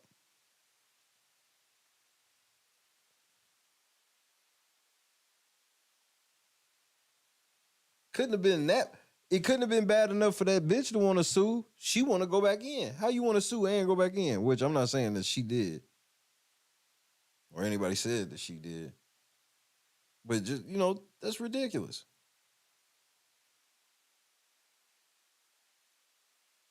Oh, the finale is this week. Crazy.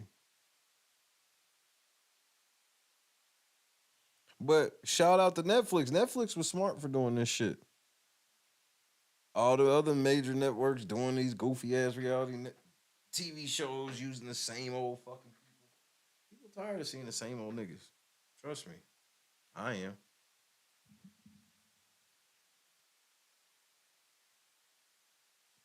Well, shit, don't that vary? How many people will get eliminated? Vary? I don't know. Maybe I'll watch somebody's recap and get a quick rundown of it. I'm not covering that shit. I don't give a fuck about no reality game shows. Real life has been very fun for me to watch the past couple weeks. I've had so much fun covering the shit I've been covering.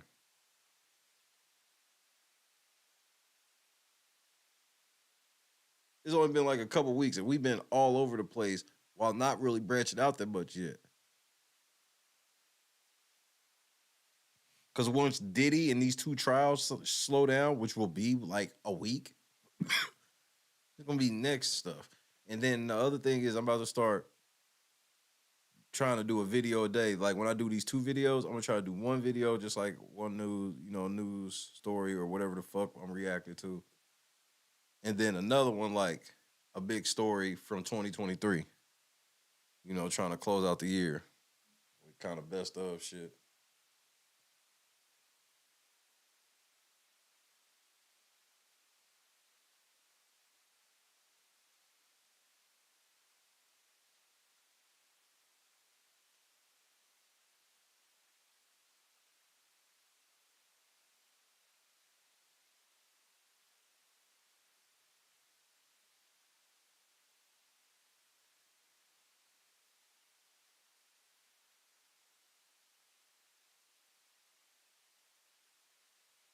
But I guess for now, man, say goodnight to your boy.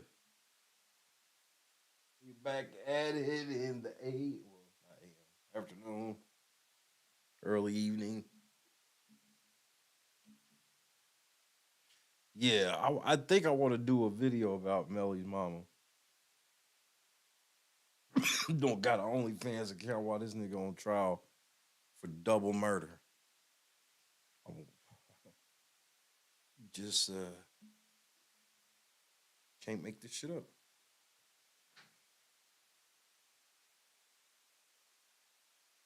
The local ambulance service said there was no call. Bro, they've already been on it like that. Javon, they've been on it like that. Damn.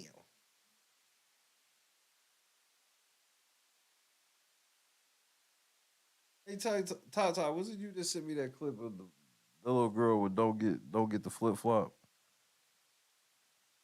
I'm gonna have to play that shit. That shit had me in tears.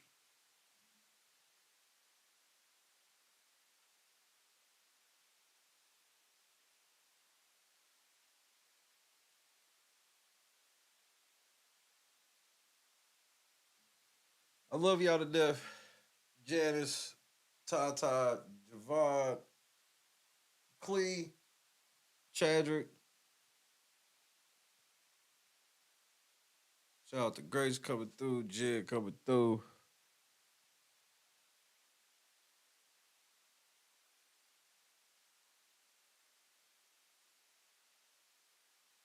Trying to get money put on them books.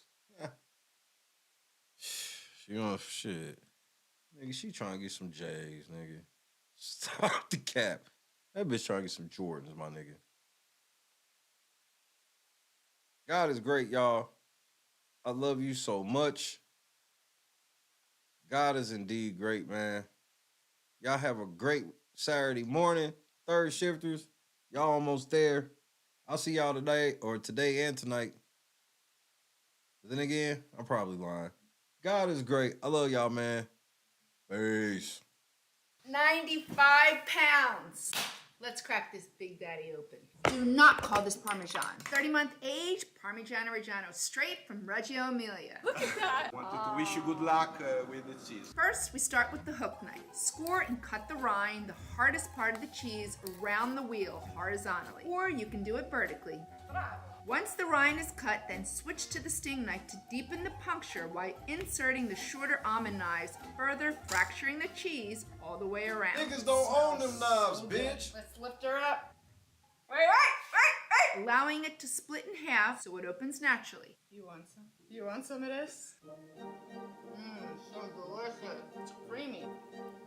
Break it down into wedges, dry evac it. Stay in your refrigerator 6 months. You better not give me no block of cheese. Spread the love with family and friends. They make for great gifts.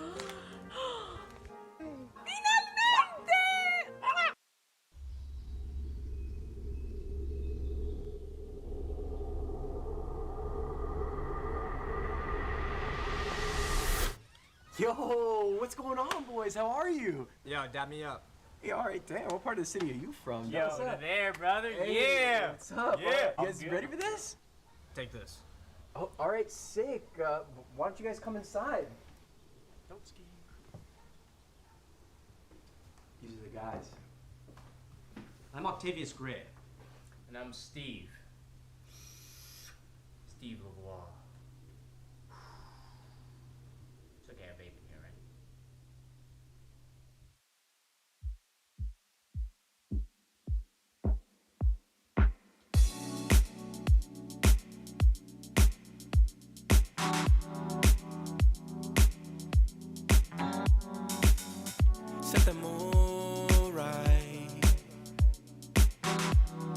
up, baby, I'm looking so fly. Sunset rooftop, yeah, that's nice, right? Hop in the G-Class, I know you need that. Heart racing fast like the speed of light.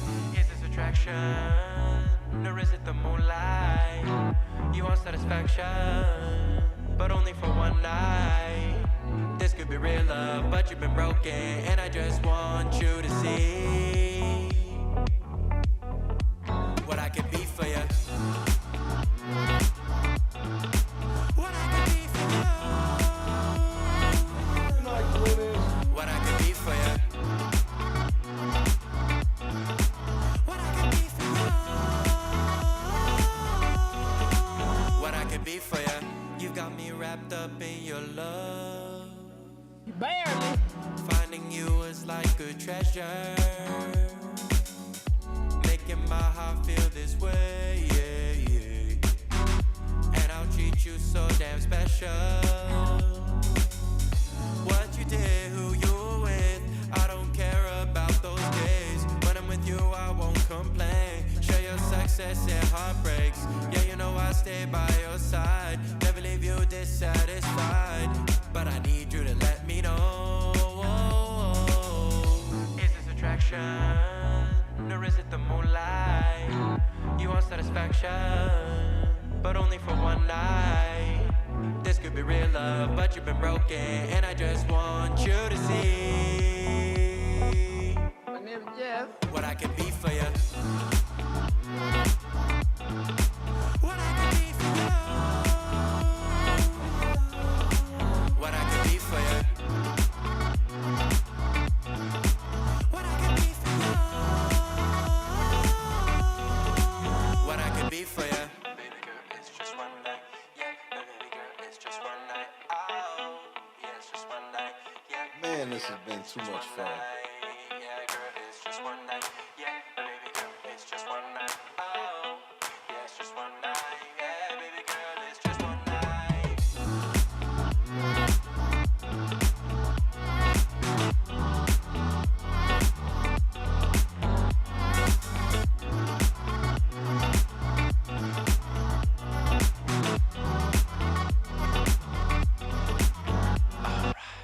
Crushed it.